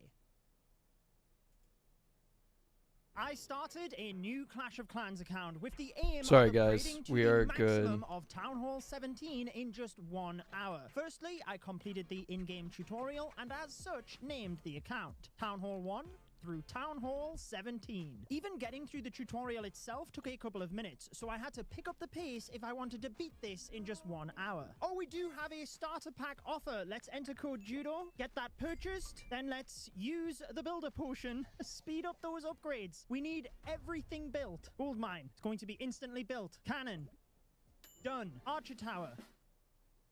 Oh, I guess that one does take a minute, so we can get back into here. And we need to purchase all of the wall upgrades. More than enough gold due to that purchase. Okay, is there anything else? Just an elixir collector. Then we should be able to upgrade to Town Hall 3.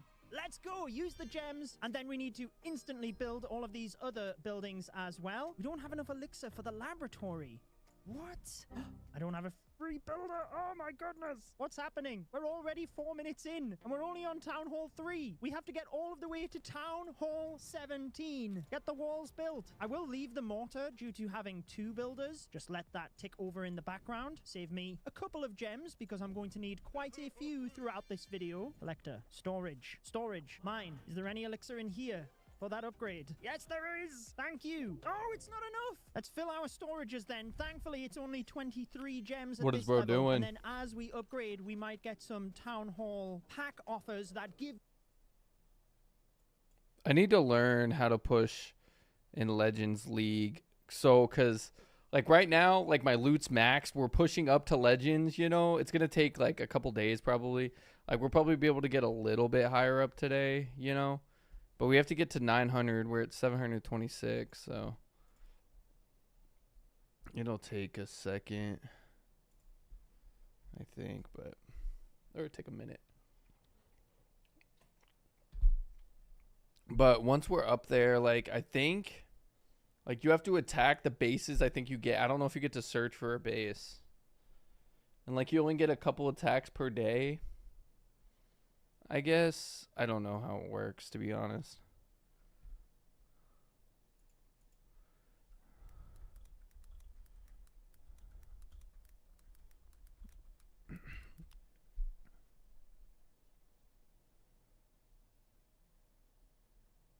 Ultimate Beginner Guide to League of Legends.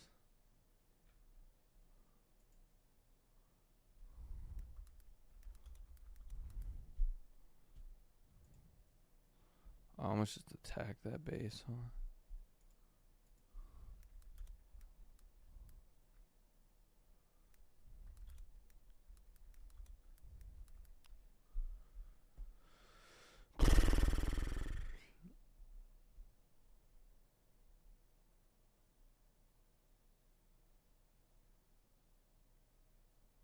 more ore with fake legend.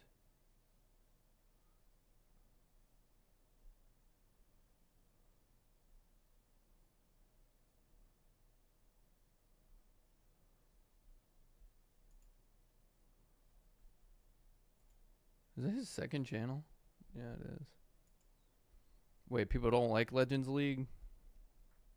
Legend League, a very sought after achievement for most clashers. I can remember the hype from hitting it for my first time. But over the years, players have started to dislike Legend League quite a bit. And in today's video, I'm going to take a deep dive into why players started to dread hitting Legend League, why the gameplay and attacks feel so stale, and some potential fixes, in my opinion, to get players more competitive and hyped over it again. Enjoy the video. Also, please like and subscribe. Thank you.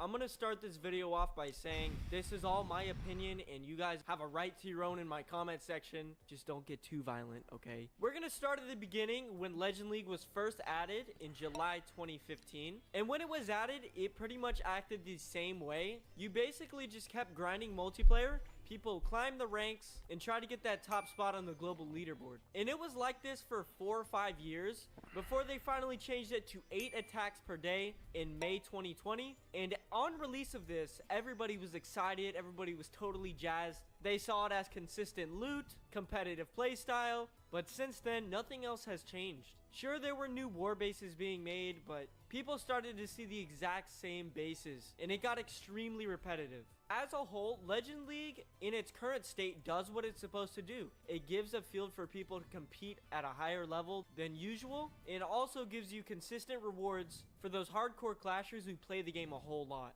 But there are a few issues with Legend League, in my opinion, and some others have spoke up about it, mainly on Reddit. But this has been talked about a whole lot. Accidentally signing up for Legends League, it's horrible, okay?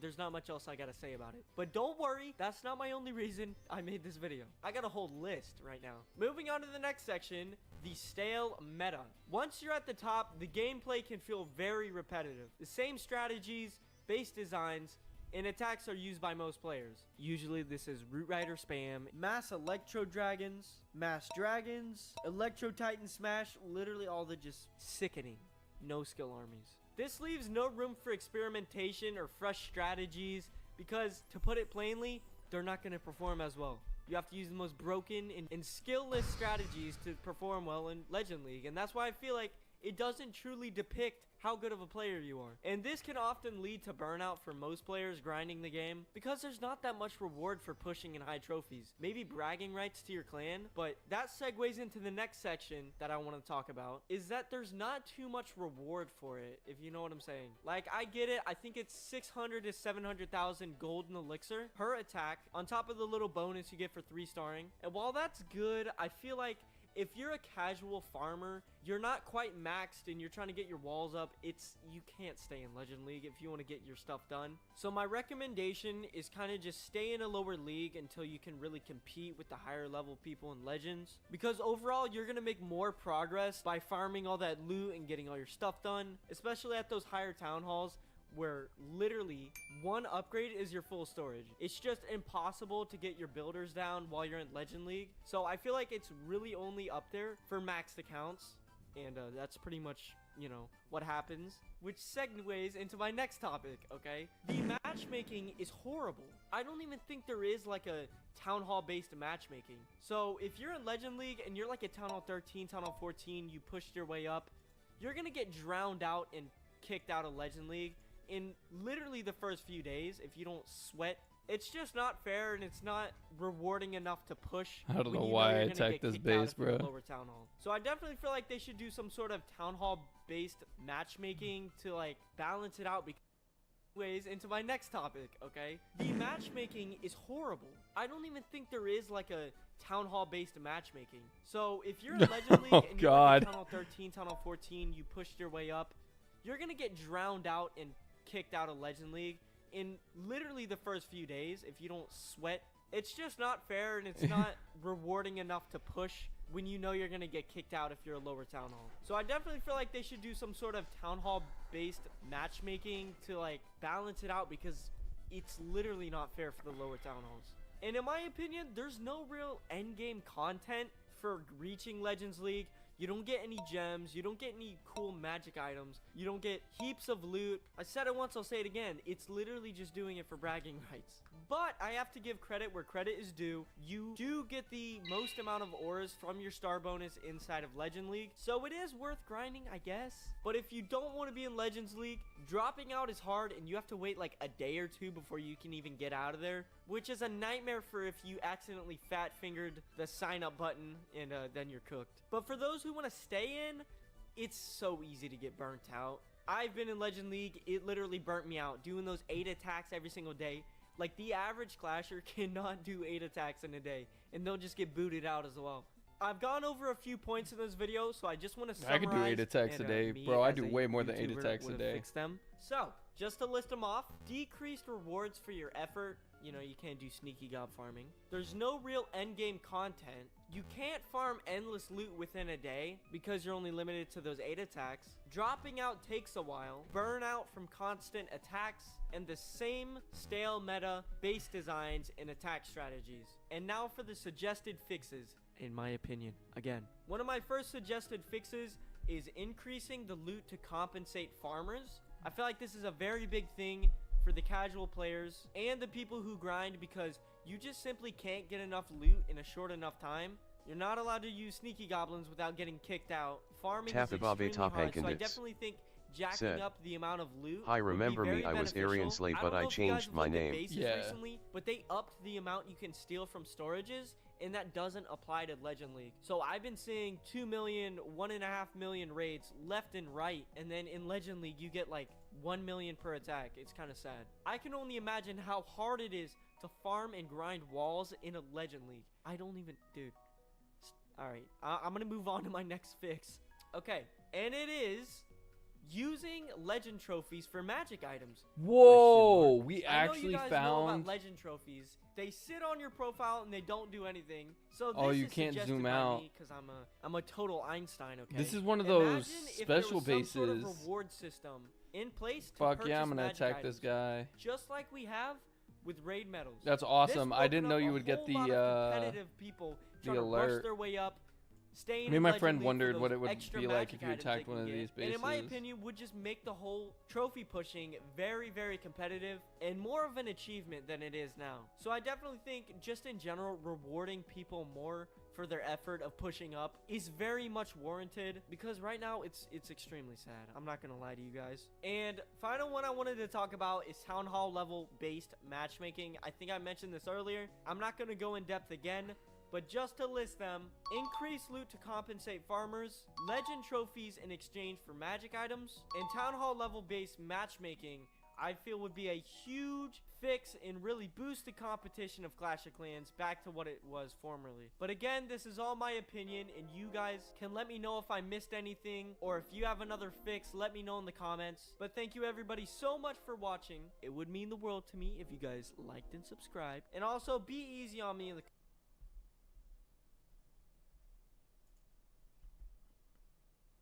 Wait, was this posted 4 years ago or 4 months ago? Oh, 1 year ago. Hey Clashers, a lot of players right now have problems of collecting enough ores to upgrade their equipment and have a solid progression to make sure that they can upgrade your favorite equipment to actually a decent level. Well, I will today show you how you can improve that by a lot, because there's two things on how you can actually claim ores in the game. The first thing being Clan Wars, but we're not talking about that today. Instead, we're talking about the daily star bonus.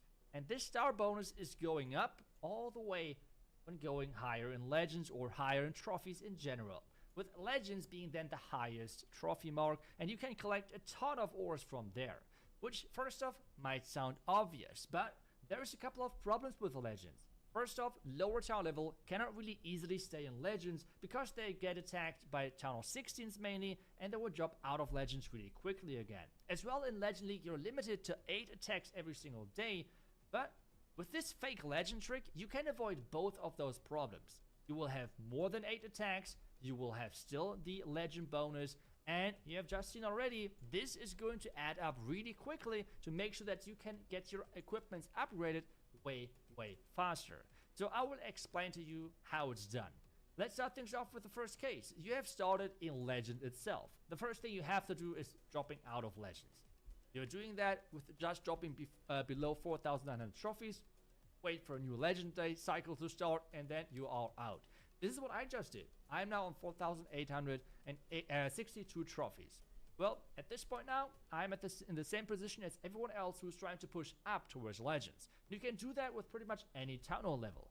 Well, I think that's what we have to do next, because this is the next big step. We are in legends now, on 5,001 trophy to be more specific. And if you now click onto the attack button, for example, in just a second, you would see we have, well, only one choice, and that is signing up for legends. Actually, there's one more choice, and that is not signing up. Yes, it might be easy, it might sound easy, but a lot of people don't know that. You can just not sign up whatsoever, and you can just wait for taking a defense. And that is now the important thing. We cannot sign up for legends, but instead we cannot attack either. So what we have to do is we have to remove all shields, we have to remove any type of protection for our village, and then we have to go offline again and take a defense. So I don't know. One defense or something like that to make sure that we're dropping below 5,000 trophies, but not below 4,900 trophies. And that is the really important thing with this approach. I think that's something we should do now, because let's take a defense. And with that, I have my defense in. I'm now on 4,980 trophies. With this one, we are still in legends. You can see I still have the legend badge. But, and this is now the important thing, if we click onto the attack button, we are not having a restriction of 8 attacks. And this is exactly what you need to do. With this approach, you do not get 8 attacks every single day, which means you can stay in this trophy range as a Town Hall 6, Town Hall 7, Town Hall 8, whatever, all the way up to Town Hall 16, obviously. If you want to make sure that you're controlling your trophies, you can just attack, surrender and attack. Make sure that you stay in this trophy range, because you need to stay between the 4,900 and 5,000 trophy range. Otherwise, this is not really working. But let me show you exactly what this means for your attacking now. Because when you're attacking, I'm just going to blimp that town hall quickly so you can see what exactly I mean. Obviously, this guy has every single trap in front of the town hall. It is what it is. We should get the town hall anyways with the rage and everything. But with that, we're claiming our 1 star. After that, this is already okay. I just want to claim the 1 stars to showcase to you what exactly that means. Because you can see now on the far right side that, well, we get the legend bonus. Every single attack, you get a league bonus. Depending on whichever trophy range you are, you're getting bonus resources based on your performance. And this is now based on legends, even though we don't have the restriction of the 8 attacks.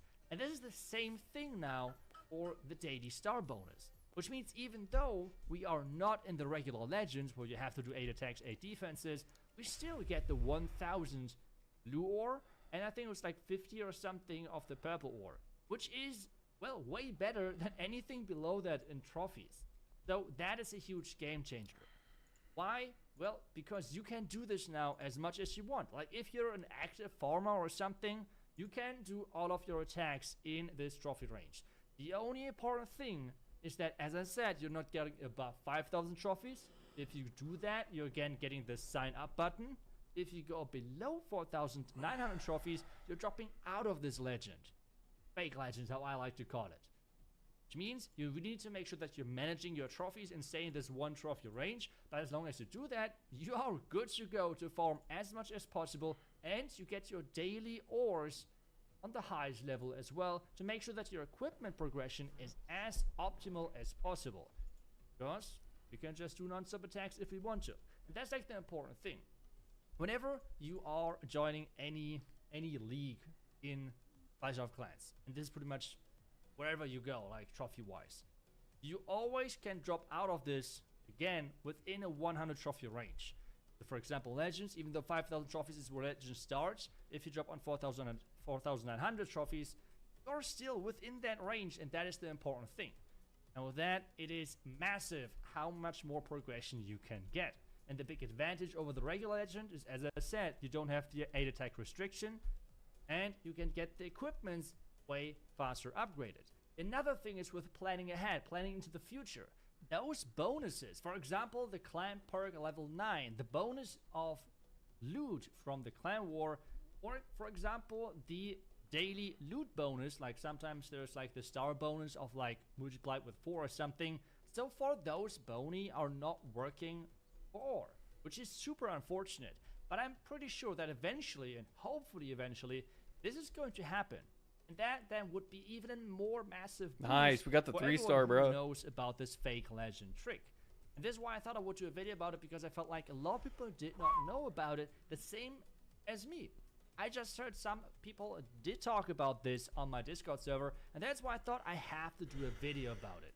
Really showcasing the advantages this has, and the cool thing about this, which I cannot highlight enough, and I probably have highlighted already a ton of times with the video, but I want to do it again, because you can do this with pretty much any town hall level. Legend, otherwise, is typically kind of like, well, planned for the highest.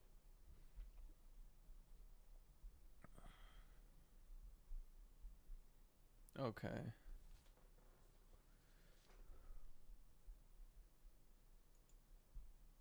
So we are chilling.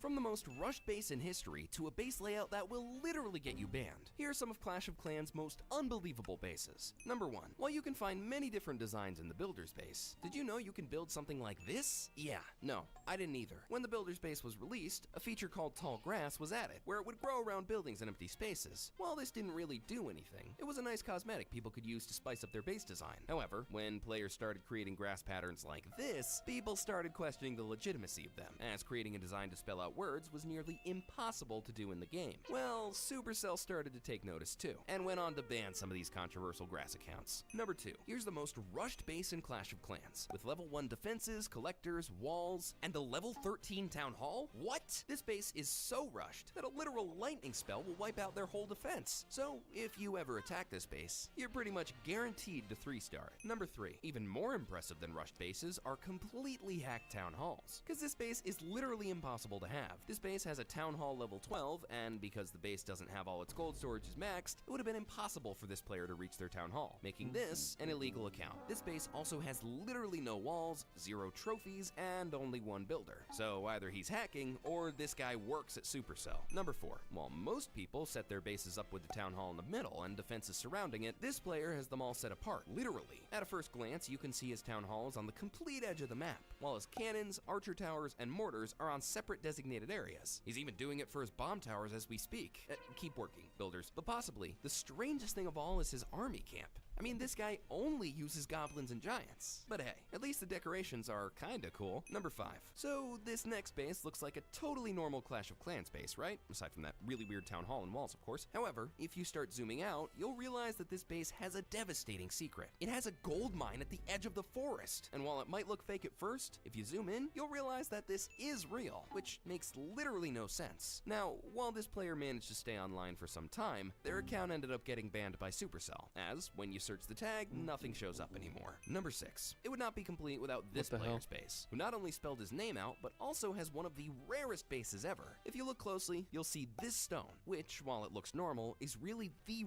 rarest item in Clash of Clans, having a near impossible chance of you ever coming across one. You could only ever acquire this rock if you downloaded Clash of Clans when it was first released, over 10 years ago. And this player has 4 of these rocks. Unfair. Fast forward to today, and the same player only has 1 of these rocks, meaning for some reason, he removed his other 3. Number 7. This is one of the weirdest looking base designs I mean, ever, if you have with the walls in a kind of multiple, why would you? polka-dotted pattern. What's you don't stranger need though it. is that if you click on his profile, it says he isn't really a player. Now, I have no comment about this base. Number 8. Here's something for you guys. One of the most weirdly beautiful bases I have ever seen. With cakes on the bottom of the base and decorations on top surrounding a dragon statue. This feels like one of the best looking bases I've ever seen. If you zoom all the way out, you'll see how cool it looks in the winter too. Beautiful. His town hall is also exposed on the bottom of the base, but it's still awesome looking. Number 9. This looks like a completely normal base, right? Wrong. This base does not have a town hall. While most players will automatically assume this is a hacker, if we go back to when this game was first released, Supercell actually allowed you to sell your troops, meaning this player without a town hall might have just sold it back in the day. Sadly, this player ended up banned, and is now no longer on Clash of Clans, meaning he might very well have just been a hacker. Number 10. While no town hall is weird, what's weirder is having a builder base with no builder hall. The reason this is so much stranger is because it was never possible to sell your builder hall, making a base like this 100% hacker confirmed. Please, Supercell, ban this person, please. Number 11. This is a base design of China, and this is a base design of Australia. This Australian base actually isn't that bad. You know, it actually kind of looks like a real base. Number 12. You ever seen bases on YouTube that look like these? Well, they actually exist, because bases like this one are known to just be created to give players free loot. Wait, no, it's a trap! If you coordinate an attack well enough, though, it's really easy to farm these kinds of free resource bases, especially when the gains are pretty heavenly. Just take all the loot and end the game. Number 13. You see this base? Well, most weird base designs take the form of words or whatever this is, but this one has sort of a really cool look with a town hall in the exact middle and a circle being divided perfectly through the middle. It kinda looks like a ritual, which is maybe a dark way of comparing it, but side by side, they do seem similar. Number 14. The clan castle is rebuilt when you reach Town Hall 3. So, when seeing this Town Hall 1 with a completely built clan castle, you gotta be suspicious. Not only is the space way too good looking to be a Town Hall 1, but it's also illegal, with buildings it shouldn't have and 0 trophies. I mean, come on, never trust a guy with 0 trophies. Number 15. While bases like these that are relationship themed are okay, bases like these are not. From every base I've ever seen on Clash of Clans, this is one of the worst. And oh, it's already been banned. Number 16. Speaking of inappropriate bases, the most famous base in Clash of Clans history is probably this one, which is a replica of a woman in Clash of Clans style. It's pretty obvious why this one is banned, and while there's lots of base designs that are similarly cursed, this one is the weirdest, by far, with anyone using this design ending up getting banned. Number 17. This is a literal replica of Baby Yoda from the Mandalorian series. YouTuber Jaso built this base, completing the eyes with elixir storages, which is honestly kind of adorable. Another design is a Phoenix build, which, after being completed, can be turned into an insane Phoenix base build. Number 18. This is a base that is built just to trap players, allowing you to spawn troops inside of it. It's rigged with bombs and defenses that will make it impossible for you to break through normally. This was before wall wreckers were added, making this the ultimate trap base back in the day. Number 19. Imagine seeing a base designed with only walls. Now, while this isn't a full base, the concept was that you'd have to place troops inside the base in order to escape and kill the defensive unit. Now, this could be done for more powerful walls, and even 2 scatter shots, which probably made a fun game mode. Number 20. Most accounts in Clash of Clans have names, so when looking at this player, you might already assume his base looks really cursed. However, when visiting, his layout actually looks really normal, aside from his disgustingly rushed walls. So why doesn't this player have a name, and why is his base so rushed? This is actually a Supercell test account, used to see how the Town Hall 9 would work in-game. And did it work, buddy? Number 21. When looking at this base, it kinda looks nice. Wait, no. This is one of the most mysterious town halls in Clash of Clans, owning some of the world's weirdest items, some of which weren't even ever released. Seen here is the Goblin Pole, which doesn't exist anymore because Clash of Clans removed it from the game, but if it was removed, then how does this base have 2 of them? Also, having a Goblin Stone? I've never even seen something like this before. Never. Number 22. But what's even weirder is this super stacked gift base, with over 500 gifts just in one base. It also doesn't have a town hall. Oh, wait, is that a destroyed town hall? Either way, this base is one of the most impressive bases in Clash of Clans, and has gotta be owned by the real Santa. Number 23. This is a player in Town Hall 3 with an Electro Dragon. These are just getting more and more cursed. The Electro Dragon can only be unlocked once you get your barracks to level 13, meaning you need a level 11 Town Hall just to be able to use this beast. So, when this Town Hall 3 is one lined up in his barracks, this is supposed to be really suspicious. In fact, Supercell banned them from the game just a few weeks after this base was discovered, and honestly, good riddance. Number 24. While this base, at first, looks normal, it's even more cursed than the last one, because this is one of the most unobvious hacked bases in the game, with everything looking normal, except the scatter shot. The scatter shot is unlocked only when you reach Town Hall 13, so why does this Town Hall 12 player have a level 2 scatter shot? But what's even worse, this player, Sakura, has 2 builder halls. 2! Okay, just ban this guy already. And if you thought any of those were cool, subscribe to the channel. We're trying to reach 100K subscribers, and it would mean a lot.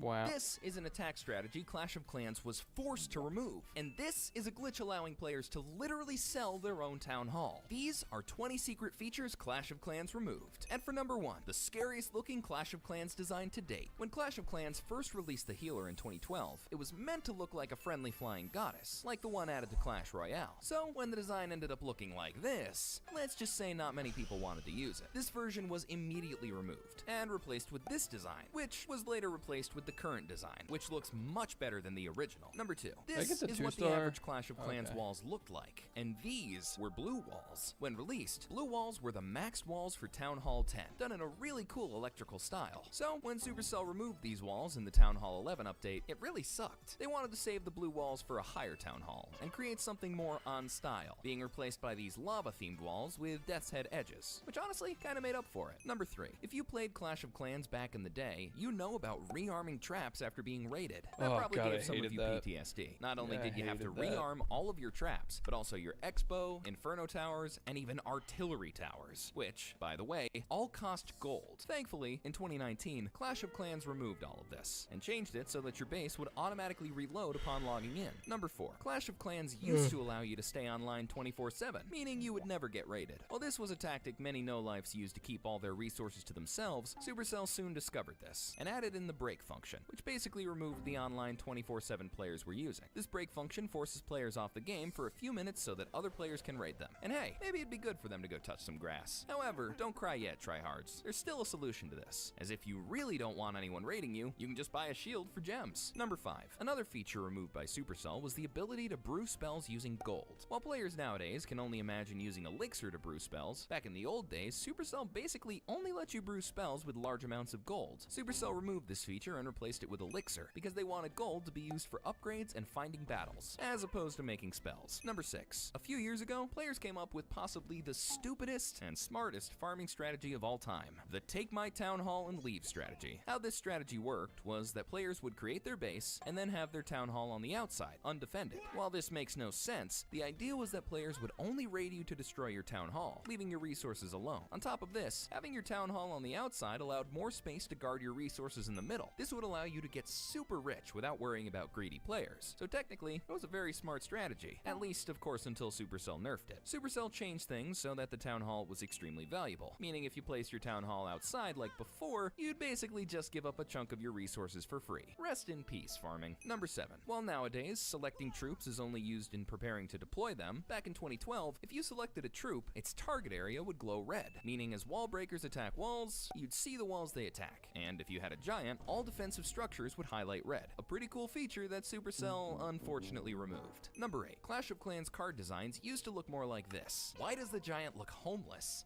While the Goblin and Healer look cursed, all the other troops actually look pretty neat. Clash of Clans eventually removed these designs and replaced them with this. Now that's more like it. Both Clash of Clans and Clash Royale have a habit of changing their card designs to more new and updated ones. That's one of the places they really do a great job. However, the old troop designs were definitely something to remember. Number 9. Inferno look Towers used to scary. ignore healing effects, making them destroy cards, even under the healer's support. This made the heal spell one of the weakest spells at the time, even weaker than the lightning spell. So, in 2017, Supercell removed this heal spell resistance feature, and instead made the Inferno Tower slower. Number 10. The Barbarian King used to cost 10,000 Dark Elixir, with the Archer Queen at 40,000. And while this isn't really a feature, when Clash of Clans changed these costs by cutting them in half, many people were angry. Back in the really old days, Dark Elixir was extremely hard to farm, with there being no Dark Elixir collectors even in the game yet. Because of this, getting 50,000 Dark Elixir to buy both of your heroes took a lifetime, making unlocking your first hero one of the most rewarding and memorable experiences ever. So, when Supercell just randomly cut this in half and added Dark Elixir pumps, people who spent weeks farming Dark Elixir were mad. Number 11. Teslas used to do double damage That's against funny. P.E.K.K.A.s, and while this seems like a weird feature, P.E.K.K.A.s have a ton of health points, and so having Tesla deal more damage only made sense back then. However, because of the low usage of P.E.K.K.A.s at the time, Clash of Clans decided to remove this feature, giving Teslas and P.E.K.K.A.s a fair playing field in battle. Number 12. Similar to the double damage Teslas, the Eagle Artillery used to deal a whopping 3 times more damage against golems. Just like P.E.K.K.A.s, golems have a massive amount of health points, which make it an extremely hard troop to defend. So, when Supercell realized exactly how much damage the golems could withstand from players, they decided to buff up the Eagle Artillery. And while this worked for a few months, it was later removed, as golem usage started going down the drain. Number 13. If you're an OG, you'll remember the legendary Global Chat. Global Chat used to be a place where hundreds of thousands of players would just go and talk to each other. Oh no, isn't that wholesome? Exactly. That's not what happened. As players players had instant access to global chat after joining the game, meaning players would say some very inappropriate things without consequence, leading to players getting each other's personal information, people getting married, as well as just rudeness and chaos everywhere. Supercell had no choice but to remove global chat after many years. And while global chat was removed, clan chat is still an existing feature, and people still do the same dumb things there. Some things never change. Number 14. This is how chat messages look now, and this is how chat messages looked back in the day. You used to be able to see people's level on the left side of their profile, which was in reality pretty useless. But at the very least, it allowed you to scout out who the better and more experienced players were. So no, level 7 Pen Island, I will not be using all P.E.K.K.A's next attack. Number 15. This is Clash of Clans' old intro screen, but unfortunately, it was removed, never to come back. And while Clash of Clans has never really used the same loading screens, they've always been pretty similar. For example, did you know there's always a barbarian in every single one of their loading screens to date? The barbarian really is the face of Clash of Clans. Number 16. There used to be an extremely overpowered attack strategy using a skeleton exploit where you could deploy witches whose skeletons would trigger all the traps in a base, allowing your troops to safely cruise into battle, securing a 3-star. However, this strategy was later removed, as Supercell decided to nerf the skeletons' health points so that they'd die before ever being able to trigger anything. This also made it so that the skeletons couldn't even trigger traps in the first place, which is a double nerf for a troop that is literally already dead. But at the very least, they buffed the witch to compensate for the death of this strategy. So, everyone's happy. Number 17. Healers were made immune to air traps, meaning they could go into the arena without triggering any kind of unwanted trap defense. This made the healers too powerful, and so, when Supercell caught on, they decided to remove this, making it so that any kind of bomb or trap could destroy the healers. And because now the healers are gone, there goes the Archer Queen. Number 18. Wall breakers used to only target the walls nearest to them, making them useless in lots of scenarios. This feature was later removed, making it so that wall breakers charged into walls guarding buildings, and not just a singular wall at the corner of the map, giving them a lot more use in game. Now, wall breakers are heavily involved with the meta, allowing you to split your opponent's base right open. Number 19. You used to be able to farm tons of loot just with a few lightning spells. Back in the day, players would scan bases until they found someone with lots of good loot, usually precious dark elixir, before dropping a few lightning spells and then leaving, just like my dad. Supercell removed this attack strategy by adding storage shields, which would protect resources from being attacked by spells like lightning. Number 20. And now, the coolest feature Supercell removed, which was the ability to literally sell your own town hall. Now, while Clash of Clans has usually kept features pretty reasonable, when they added the ability to sell your buildings, you could tell they were in a rough spot. You could even sell your clan castle for 160,000 gold. I mean, that's a lot of gold, but that's not worth your clan castle. The sell feature looked like this, with a design that sort of looks like an explosive with handles. And while you could sell your defenses, resources, and clan castle, you still couldn't sell your town hall. That is, until a glitch popped up where you could sell your town hall for 800,000 gold. Imagine selling your town hall. Technically, nobody could 3-star you, I think. This feature was removed by Supercell shortly after its accidental release in 2012, and has never been seen since. And now, the only thing you can sell are decorations. If you enjoyed this video, please subscribe. We're trying to hit 100,000 subscribers. Thanks! Why does bro have clan castle troops, bruh?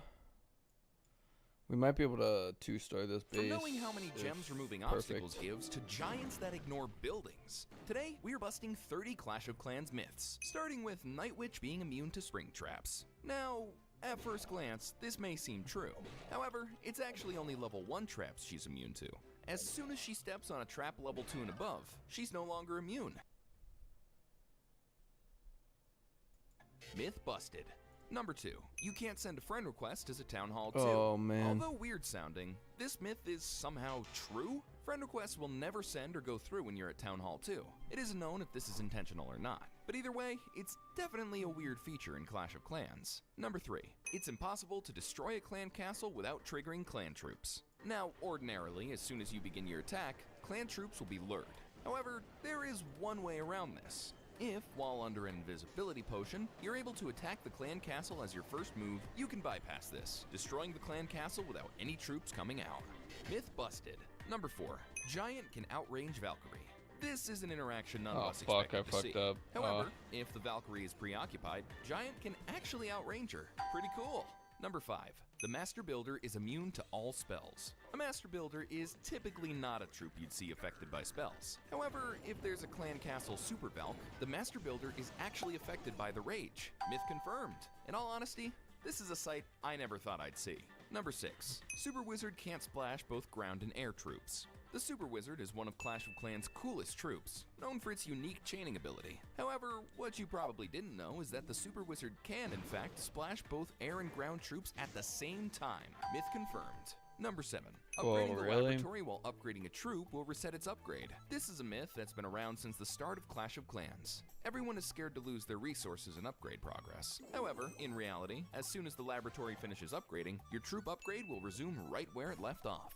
Myth busted. Number 8. Inferno Tower can run out of fuel in just one attack. To test this myth, we set our Inferno Tower to multi-target and left it on a golem for over 2 minutes straight. And surprisingly, this myth is true. However, the likelihood of this happening in game is next to impossible. Number 9. There's a myth that says the giant cannonball in Builder's base goes on forever. And although that may seem true at first, if you position your base all the way to the left and track the giant cannonball shot, you can actually see it disappears near the edge of the map. This is probably because Supercell never thought anyone would put their base there. Myth busted. Number 10. Giant sometimes ignores defenses. While in multiplayer this is literally impossible, in Clash of Clans' first single-player map, Payback, Giant and any defense targeting troop will actually ignore the defense and go straight for the Town Hall. This is a weird bug that's completely useless, but hey, myth confirmed. Number 11. Wall breakers will never jump over walls. They can. We even got this wrong. It depends if there's a resource for them to target. If so, they have no problem jumping over with a jump spell. Wallbreaker AI improved. Number 12. Melee troops can attack over pretty cool. walls. Now, obviously this one is true, right? Well, that's what we thought, until we saw this clip. What? In the single-player map Crystal Crust, because of how the base is laid out, some longer-range melee troops can attack the air defenses over walls. Myth busted. Number 13.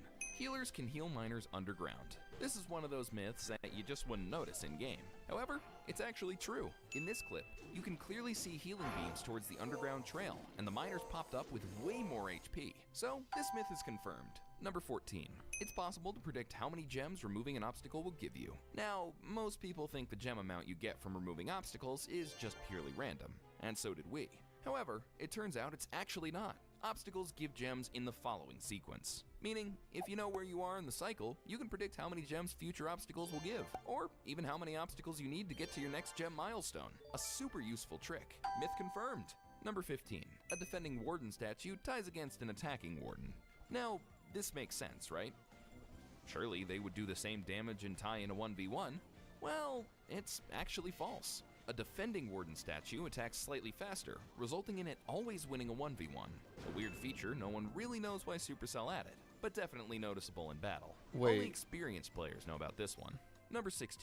Now, most people think the gem amount you get from removing obstacles is just purely random, and so did we.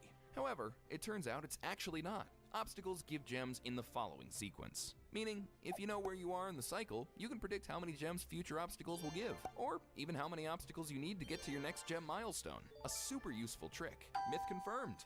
Number 15. A defending warden statue ties against an attacking warden. Now, this makes sense, right? Surely they would do the same damage and tie in a 1v1.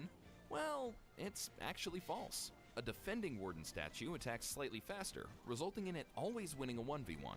A weird feature no one really knows why Supercell added, but definitely noticeable in battle. Only experienced players know about this one. Number 16. Super Wall Breakers have the same AI as regular wall breakers. Many people think the Super Wall Breaker is just a buffed version of a normal wall breaker, dealing more damage with a cool animation. However, that's actually false. Super Wall Breakers are coded in an entirely different way, ignoring walls with no defenses, which makes them noticeably smarter than wall breakers. This does beg the question of why Supercell just doesn't use this AI on regular wall breakers, especially considering how bad they can be at times. Myth confirmed. Number 17. Troops can change their melee range. Now, melee range is an interesting one, because although they exist, they don't always follow the rules. Take this encounter for example. This P.E.K.K.A. locks onto a goblin and manages to kill it from a whole 5 tiles away.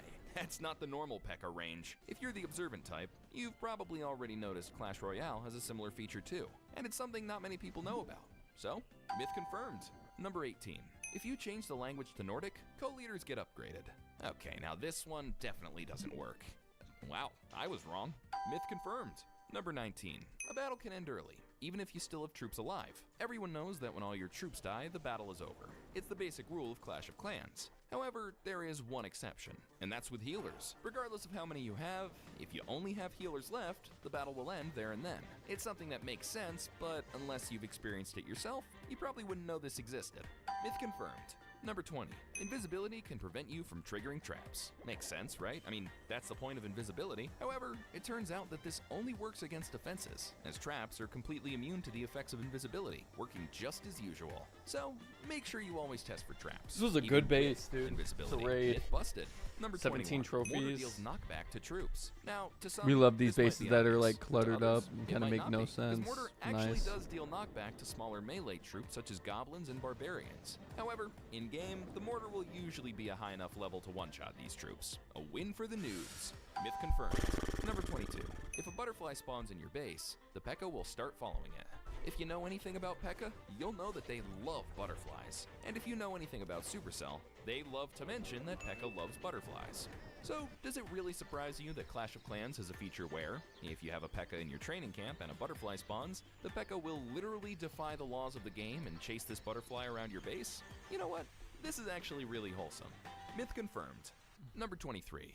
Lightning spell's only purpose is to deal damage. Now this myth is false. Similar to Clash of Clans, lightning spell can also be used to Clash retarget Royale. defenses You like showed Inferno Tower. similar to Clash giving of it that Clans. extra bit of use. It still sucks though. Myth busted. Number 24. Wall breakers will still explode, even if sprung by a spring trap. Spring traps usually kill a mob without letting it do anything, even killing P.E.K.K.A. for a point in time. Wall breakers, on the other hand, are built different. When a wall breaker is sprung up, it still drops its bomb, doing massive damage, technically making wall breakers immune to spring traps. That is, assuming there's a wall right in front of it. Myth confirmed. Number 25. You can't reach the bottom of the Clash of Clans news section. Most players don't know this, but there's actually a really cool Easter egg for any players that try this. After a few minutes, a miner will appear, saying you've hit the bottom of the newsfeed. A fair trade-off for your time. Myth busted. Number 26. Bats are the fastest troop in the game. Now, everyone knows that in Clash of Clans, bats are fast. I mean really fast. So, it's no surprise that they are, in fact, the fastest unit in the game, beating the movement speed of minions by a comfortable lead. Myth confirmed. Number 27. The Master Builder can't see buildings under an invisible spell. The Master Builder was added in June 2019, and on defense, he has a unique ability, able to heal and rebuild buildings and towers mid-raid. But even the Master Builder isn't immune to the effects of invisibility, being unable to see defenses under invisibility. That's some nice attention to detail by Supercell. Myth confirmed. Number 28. All troops trigger traps when placed. Now, a few years ago, this may have been true. However, with Clash of Clans' recent addition to the Headhunter, this is actually no longer the case. The Headhunter only triggers traps after she first moves, meaning if she's attacking something, there could be hidden traps right below her. Myth busted. Number 29. There is no limit to how many trophies you can earn in a single battle. Clash of Clans is weird. Sometimes you earn 15 trophies, and sometimes 40 for beating someone. But did you know there's actually a limit to how many you can earn? Sure. If you 3-star someone with more than 750 trophies than you, you'll reach the cap at 59 trophies earned in a single battle. Not bad. Number 30. Golem has the most hit points in the game. Now, let's be honest. We all know the answer to this one. Myth busted. Your mom has way more hit points. Yeah, Only I mean, joking. always. Let us know how many you got. And subscribe to Hallow before 100k subscribers. Hello? I said, yeah, always. I said, but it's up to you. From a glitched out shop offering you unlimited gems to heroes without any abilities, here are 35 facts only Clash of Clans veterans know. And for number 1, back in the day when you looked at other bases, you could see something like this. What? Veterans would know that if you spectated bases right after they'd been destroyed, their base layout would show up as an empty one. This has changed, as now if your base was destroyed, the only thing you would see is the unarmed traps. Number 2, the Barbarian King used to cost 10,000 Dark Elixir and the Queen used to cost 40,000. Now the Barbarian King costs 5,000 Dark Elixir, while the Archer Queen costs a measly 10,000, which is a huge discount from where it was before. While this change did make it easier for players to buy and use the heroes, it also made it so that OGs wasted tons of Dark Elixir back in the day. Number 3, Town Hall 11 looks like this, but it used to look like this. Supercell likely changed this one because the old Town Hall just looked too plain. But to be fair, all they really did was add a few features on top of it. Number 4, if you played before the Town Hall 11 release, you might know it was originally intended to be just a blue version of the Town Town Hall 10, which is crazy. While the Town Hall design was leaked in multiple variations, all were in a blue-themed color, which is much different from the one we got today. Number 5. If you're an OG who likes petty strategies, you've likely used Lightning to rob people's loot storages. Because Dark Elixir was so valuable back in the day, people would start games only to steal some Dark Elixir and leave. Because Lightning can be brewed by pretty much This guy only do Clash of Clans videos. He hasn't uploaded in a year. He did a face reveal. This is what Clash of Clans looks like now in 2023. But in 2012, the graphics were a bit odd. Let's take a leap back in time to the distant days of 2012 when Clash of Clans was first introduced to the world. Way back in those days, Clash of Clans was all about building and defending. We had to guard our precious loot from attackers who wanted to steal our hard-earned gold and elixir. It was like guarding the last piece of pizza at a sleepover. You had to be really sneaky and really on top of it if you wanted to keep a hold of your stuff. The dragon looked like it came straight out of a kid's nightmare. With its big teeth and an even bigger mouth, it could easily give you the scare of your life, even outside the game. And let's not forget, if someone dared to 3-star your base, the loyal troops you trained in your army camps would take the fall along with it. Thankfully, Supercell soon fixed this issue in the later updates and snatched the loyalty away from them, so that players could still attack after their bases got raided. Now, here's the best part. The max Town Hall level was a humble 8 back then. You could practically count the building materials on one hand. And if you decided that defending bases wasn't your thing, you could always sell your defense buildings. One moment, you've got a formidable fortress, and the next, it's a real estate clearance sale. But wait, there's more.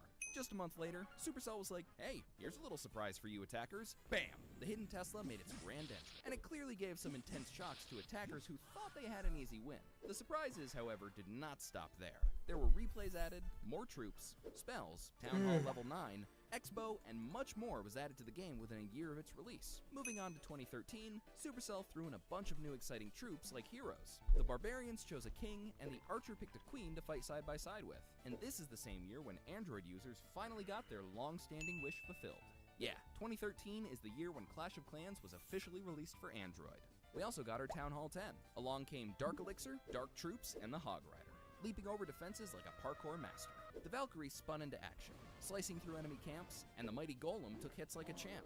Now, let's talk about those Inferno Towers. Like dragons with attitude, they roared, roasting enemies with scorching heat. They might have only been able to target a single target back then, but hey, nobody's perfect. We still love them, and they made our defenses fierce and fiery. But that's not all. The real highlight of 2013 was the arrival of the Village Edit mode. It was a dream come true for all those interior design enthusiasts out there. We got to make our villages look really appealing, arrange our defenses however we liked, and have fun tweaking every nook and cranny. And oh, the leaderboard. Climbing up that ladder was a thrilling ride, and everyone had a shot at the top spot to become a Clash celebrity. But it was definitely easier said than done.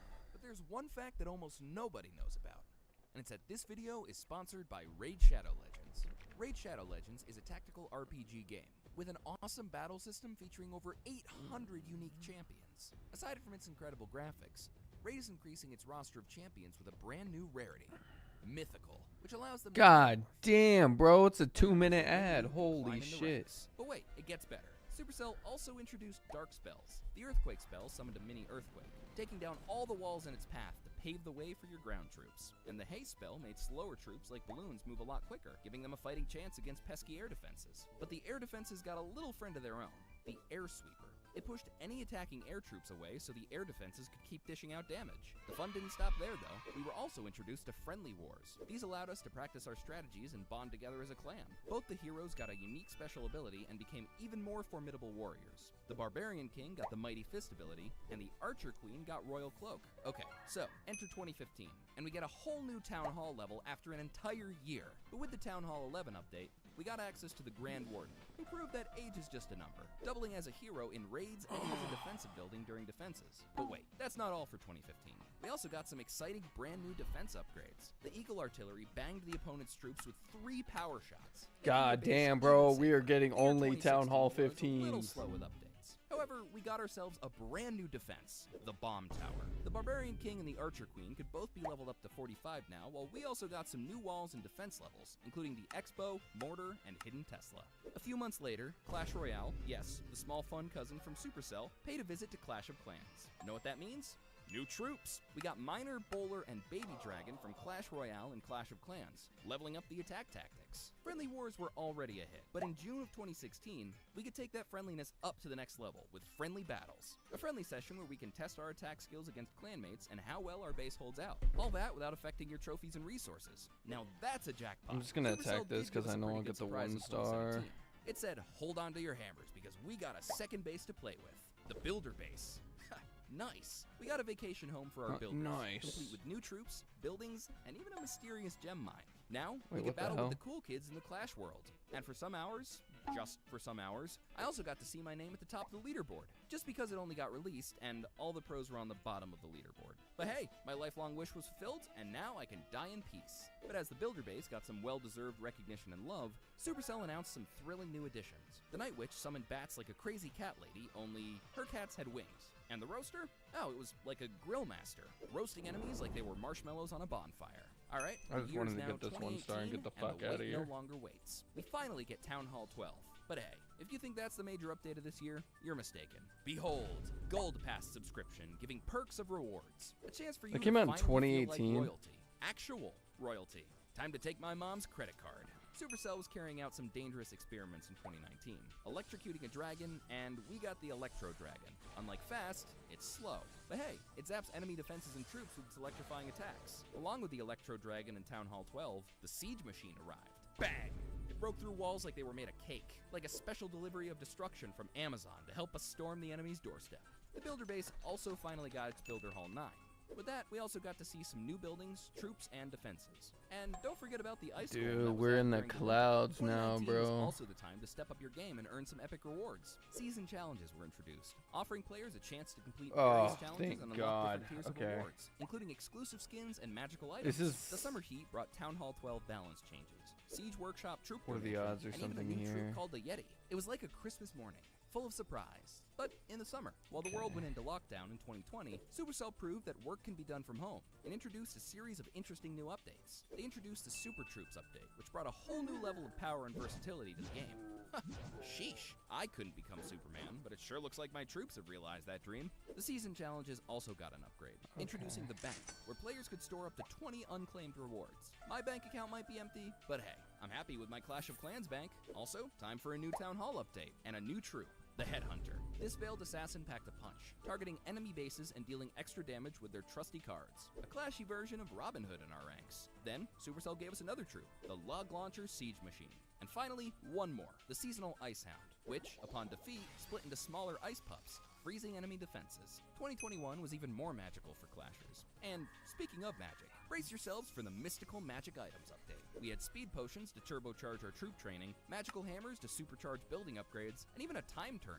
Okay, not really, but virtually to complete research in the laboratory instantly. We also had a wizard's toolkit filled with all the tricks and treats we needed to excel in the game. But wait, there's more. The Super Troops Super Showdown was in full swing. The Super Troops feature got a super upgrade. Okay, we did get New the 2 additions. star A though, new which is Town Hall great. level, Town Hall 14 was also added. And let me tell you about the newest talk in town, the Dragon Rider. This mighty flyer was like All a the flying fucking machine gun. damn. It was like okay. a flying warrior on a mission to destroy enemy defenses and capture our hearts at the same time. 2022 was a roller coaster of epic updates. It all started with a bang in the spring. The clan capital emerged like a shiny gem, introducing a whole new level of teamwork. Clans united to build and defend their capital, raiding others on the weekends for a taste of epic Whoa, battles. my game But almost wait, just summer fucking brought a super crashed. duper surprise. No more training costs for troops, spells, and siege machines. A spend nothing, attack everything party. We can now unleash our creative side, experimenting with wild attack strategies without worrying about resources. And let's not forget about the Clashiversary, the big 10th birthday bash.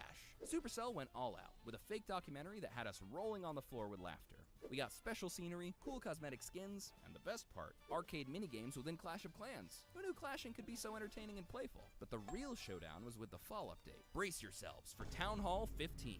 New defenses, the mighty Electro Titan troop, and the epic battle drill siege machine, oh my. Plus the recall spell, 4 adorable hero pets, and a whole lot of building and defense balancing. It was the mother of all updates. And just when we thought it couldn't get any better, December arrived with a small yet delightful update. The Super Miner joined the party, digging up resources like a champ. We got a spooky new capital district, Skeleton Park, perfect for some Halloween vibes all year round. And let's not forget the Ram Rider seasonal troop. Hog Rider sure has some flashy friends. And now, we've reached the current year, 2023. It all started with a boom in May. The Builder Base got a major update with Builder Base 2.0, just like a brand new canvas for our builder heroes to work their magic. With a fresh map layout and snazzy troop levels, we're ready to clash like never before. And, speaking of troops, the Battlecopter took center stage. This bad boy rained destruction from above, sweeping down like a fearless eagle. But the fun didn't stop there. June brought us a troop surprise. Say hello to the Apprentice Warden, a fresh face in the hero lineup. This young fellow brought magical abilities to the battlefield, raising our defenses and spirits. And who could forget the Super Hog Rider? This troop took hogging to a whole new level, making walls tremble with fear. And if that wasn't enough, the Clashiverse gifted us with two magical treasures, the Book of Building and the Book of Spells. It's like your own magic book from Hogwarts. But wait, there's more. The June update also brought balance changes to troops and buildings. Wow. Ideas Clash of Clans rejected. Bro's watching like brain. Oh, I should have attacked that. From a base, giant bro. alpha Fuck. golem to an in-game voice chat, here are 25 ideas that Clash of Dude, we are Clans pushing so unfortunately high rejected. right now. And for number 1, an upgraded Oh Mini my P.E.K.K.A. The Mini God. P.E.K.K.A. would basically be just a weaker, more cost-effective version of the P.E.K.K.A. and would act as a unit to destroy the outer buildings easily. Unfortunately, the Mini P.E.K.K.A. was never added into Clash of Clans because of its existence in Clash Royale, and because many Clash of Clan troops are already pretty similar. This isn't nearly as cool as the next one, because imagine if you could transfer resources from the Builder Base to the normal base, and vice versa. Since your normal Clash of Clans base generates a lot more loot than the Builder's base, transferring loot over would be a great way of speeding up upgrades. However, Supercell rejected this idea. Yeah, but as we it do would have the make converter builders all now, way too easy but to it's max. like not for the Builder Rest in Base, though. peace, loot transfer. Number 3, customizing your clan flag would be awesome, and a great way to make your clan unique, especially if you want to gain new members. However, just as with inappropriate bases, there could also be inappropriate flag designs. And if Supercell allowed What do you players think's right to there? customize clan I don't know. flags, it wouldn't be long before someone would create something like this. Yeah, imagine losing a clan war to this flag. Number 4, ever had a time when you had just too much gold and almost no gems? Introducing the Exchanger, which will take all your gold or elixir and turn them into precious gems. As you can see, the Exchanger kind of looks like a spell pot, and would be able to turn your gold into elixir, gems, or even dark elixir. Or at least, that was the plan. As this idea also was rejected by Supercell, as quote, the idea sucked. Looks like I'll be broke forever. Number 5, people who have played other popular games such as Fortnite or Call of Duty, you know that voice chat is something Clash of Clans has wanted to add for a long time. When Clash of Clans first introduced global chat, it was sort of as a teaser to see how players would behave in a social setting, and unfortunately, a lot went wrong. Because of this, Supercell decided not to add a voice chat into the game, at least until players get some more chill. Number 6, you ever see a spam account that just joins your clan, posts a link, and then leaves? Don't you wish you could just ban them? Unfortunately, once a player has left your clan, you're unable to ban or take any kind of action on them. Thankfully though, Clash of Clans did think of introducing a ban button which would allow you to ban players even after they've left your clan, and this is something that might even be added in soon. We're still waiting to see. Number 7, you'd know how annoying it is to deal with spammers who just place troops one by one, drawing out the battle. The give up button was an idea that would allow you to move on to the next match without having to wait for this noob to finish placing his 5 million troops. An idea that, who knows, one day may even be added into the game. Number 8, you all know about the Archer Tower, but do you ever expect the Barbarian Tower? Ha, didn't think so. The Barbarian Tower would work as a tower that would stay intact until enemies got too close, and then the barbarians would go down to attack them. Unfortunately, Supercell thought this was too OP, and so they never added it. Damn, How'd that be I do too wish OP? we got that. Number 9, water blocks are a concept where you can surround some of your buildings with a moat. Now that is really cool. This would mean that only troops that can shoot would be able to target the buildings inside the moat, as other troops could just not reach it. If water blocks were added, they would force players to create complete new strategies to attack and defeat That moat looks super bases. cool. Now, Supercell hasn't really rejected this idea yet, and honestly, this would make a really neat addition to the game. Number 10, another cool idea is the back button. If you're the type to scroll through bases too quickly, the back button is the solution. While Clash of Clans only has a next button, back button would be amazing when you accidentally skipped an extremely loot-full base. And just to make it more fair, they could even make cost twice as much gold as the next button. Supercell, please, if you're watching, add this. I'm begging you. Number 11, clan leaders do a lot of hard work with clans for little reward from Supercell. So, to thank them, why don't you donate some resources? Yeah, that's right. Resource donations were an idea to help other players upgrade their bases, while also thanking them for their contribution to the clan. In a developer meeting, though, the idea was rejected, as it would make things way too easy to upgrade. Number 12, ever wished you could bet on who won the clan war? Well, Clan Wars Gambling is the perfect thing for you. This feature would work by betting on which clan won. Then, if you guessed right, you double your gem earnings. While the game is age 13 plus, this feature will never be added, as it promotes child gambling. And as a gambling addict myself, this hurts. Number 13, this is a regular golem. This is a mountain golem. And this is a giant alpha golem. Well, this is probably the stupidest idea in the history of Clash of Clans, it's actually pretty funny. The giant golem would one-shot any troop and at pretty much infinite HP.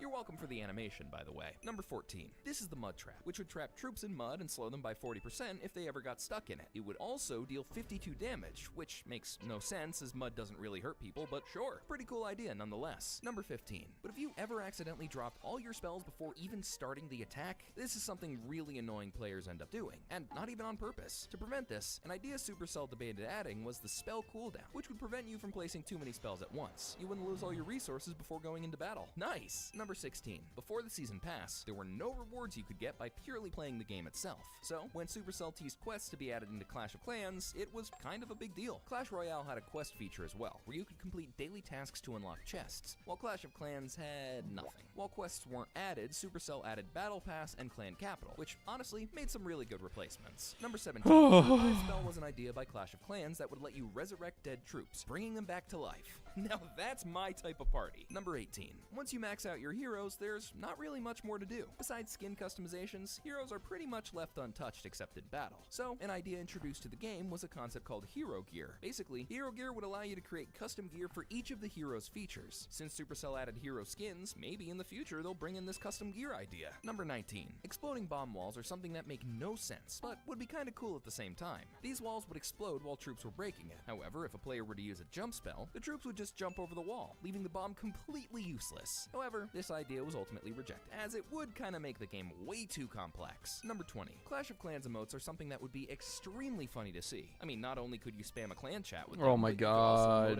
players we when got they're a good attacking your war base here. bases. Again, because this feature exists in Clash Royale already, Supercell decided not to add it. Number 21. While Clash of Clans has clan messages and a clan chat, something they don't have is clan polls. Clan polls are a feature Wait, where what am I clan members doing? can Oh, vote on God. official and non-official things. For example, clan poll can vote on who attacks the top base in a war battle, or vote on which player they should kick from the clash next. Clan polls are a really interesting idea that would be very useful for making important decisions within the clan, so this actually might get added soon. Number 22. You ever wanted someone to watch and make sure your base is safe? Well, how about this? This is a watchtower, which is placed on the edge of your Clash of Clans base to make sure your base is safe at all times. Once an enemy attacks, the watchtower will alert the base that it's under attack, which will bring heroes to the defense as well as bringing clan castle reinforcements. This concept, while it is really cool, was not accepted, as the watchtower looked way too similar to the archer towers. Number 23. An unknown troop was introduced to the game in April of 2016 called the Rocketeer. While Supercell never made any official mention of it, it was leaked under game files confirming that the Rocketeer was indeed an idea that would potentially make its way into Clash of Clans. The Rocketeer would look like a skeleton with a bomb attached to it, and could also supposedly fly? The bowler ended up replacing the Rocketeer, however, and it has still never been seen to this day. Number 24. While it is kind of in the game with tutorials, actually planned by Supercell to be made a game mode of its own. Single player would have you face bases that Supercell would handpick, and if you defeat every one of the bases, you'd be rewarded with resources and custom badges. Now, this actually isn't that bad of an idea, but it was rejected as Supercell thought it was just a worse version of multiplayer, and so it would have no real reason being added into the game. Party poopers. Number 25. Decoy buildings are a concept that Supercell has introduced before with the hologram, but they were never really added in the game. Decoy building would pretend to be an actual building, but when an enemy troop would attack it, they would be hitting a fake building. So, if your town hall was outside of your base and an enemy attacked it, there would be a very real chance that it would just be a silly decoy building. Clash of Clans didn't add this though, as they didn't want the game to be more 19 confusing trophies, and keep you baby. constantly on edge, and that's fair. I think I Let's agree with Supercell on this go. one. I did Now, not think if I was gonna 3-star this base. with only bat spells, you immediately have to subscribe. I got lucky as fuck. 19 trophies for the win. We are getting there, dude. We are so close to Legends League. It's like not even funny, bro. I can smell it.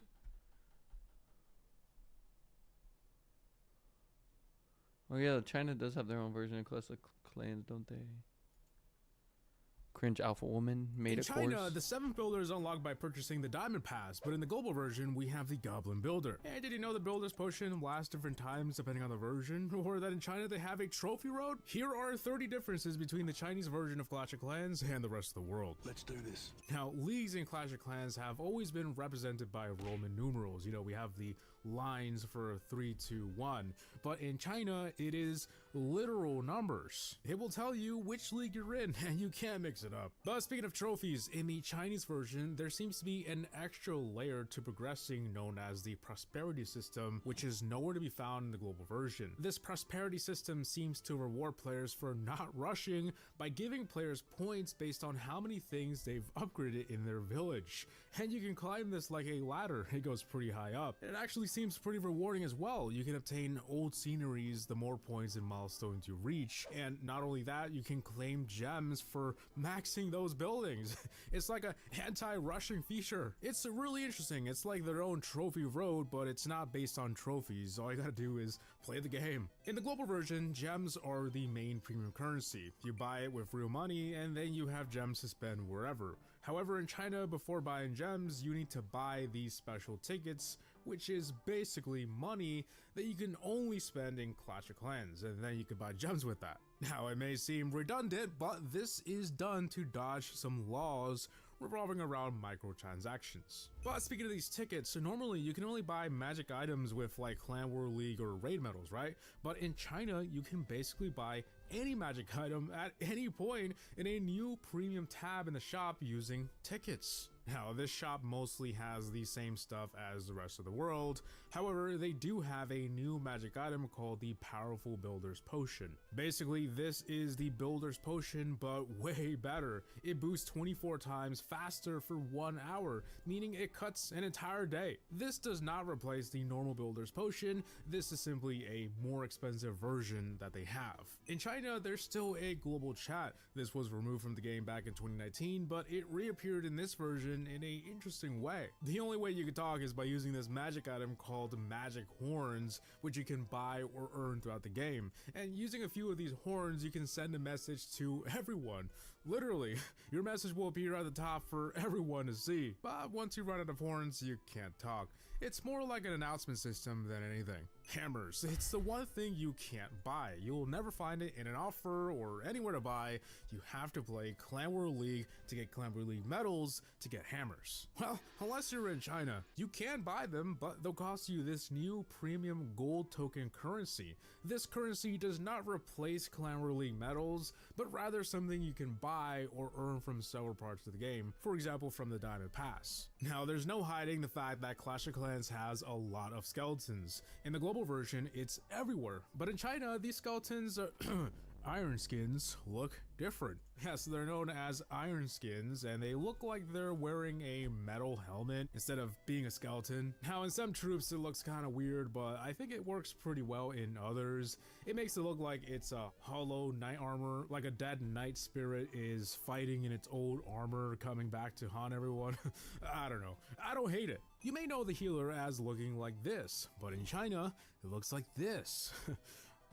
No explanation needed on that one. Now, before we move on, I want to tell you about today's sponsor, HelloFresh. I mean, hey, I love cooking, but I suck at making things from scratch. I usually have to search something up and have to get tons of ingredients I don't have, so I end up overspending for a simple meal. It can be hit or miss, but not with HelloFresh. Every week you can choose from a selection of delicious meals, whether you're trying to watch your calories. Oh, I had get a your protein fucking up. freeze It is spell. fully customizable to your preference. Oh, and when damn. the box shows up at your We door, almost got every the meal is two-star, in but its we own did paper it. bag with fresh, pre-portioned ingredients, so you only pay for what you need. When it's finally time to get cooking, it's pretty straightforward. The instructions will walk you through the prep, and in no time you'll be a certified chef. Oh, well, maybe not, but shit. if I can do it, anybody This is a can. rush Now, out of the 3 base. meals I picked, my favorite had to be the triple mushroom truffle penne, but I basically inhaled it. I didn't get any footage of it. But man, these meals are very tasty and easy to make. As you can see, I'm working on these sesame soy beef bowls here, and this thing was busted. And hey, they're currently giving away a free breakfast item forever with your active subscription. But not only that, with my link down below or using my code,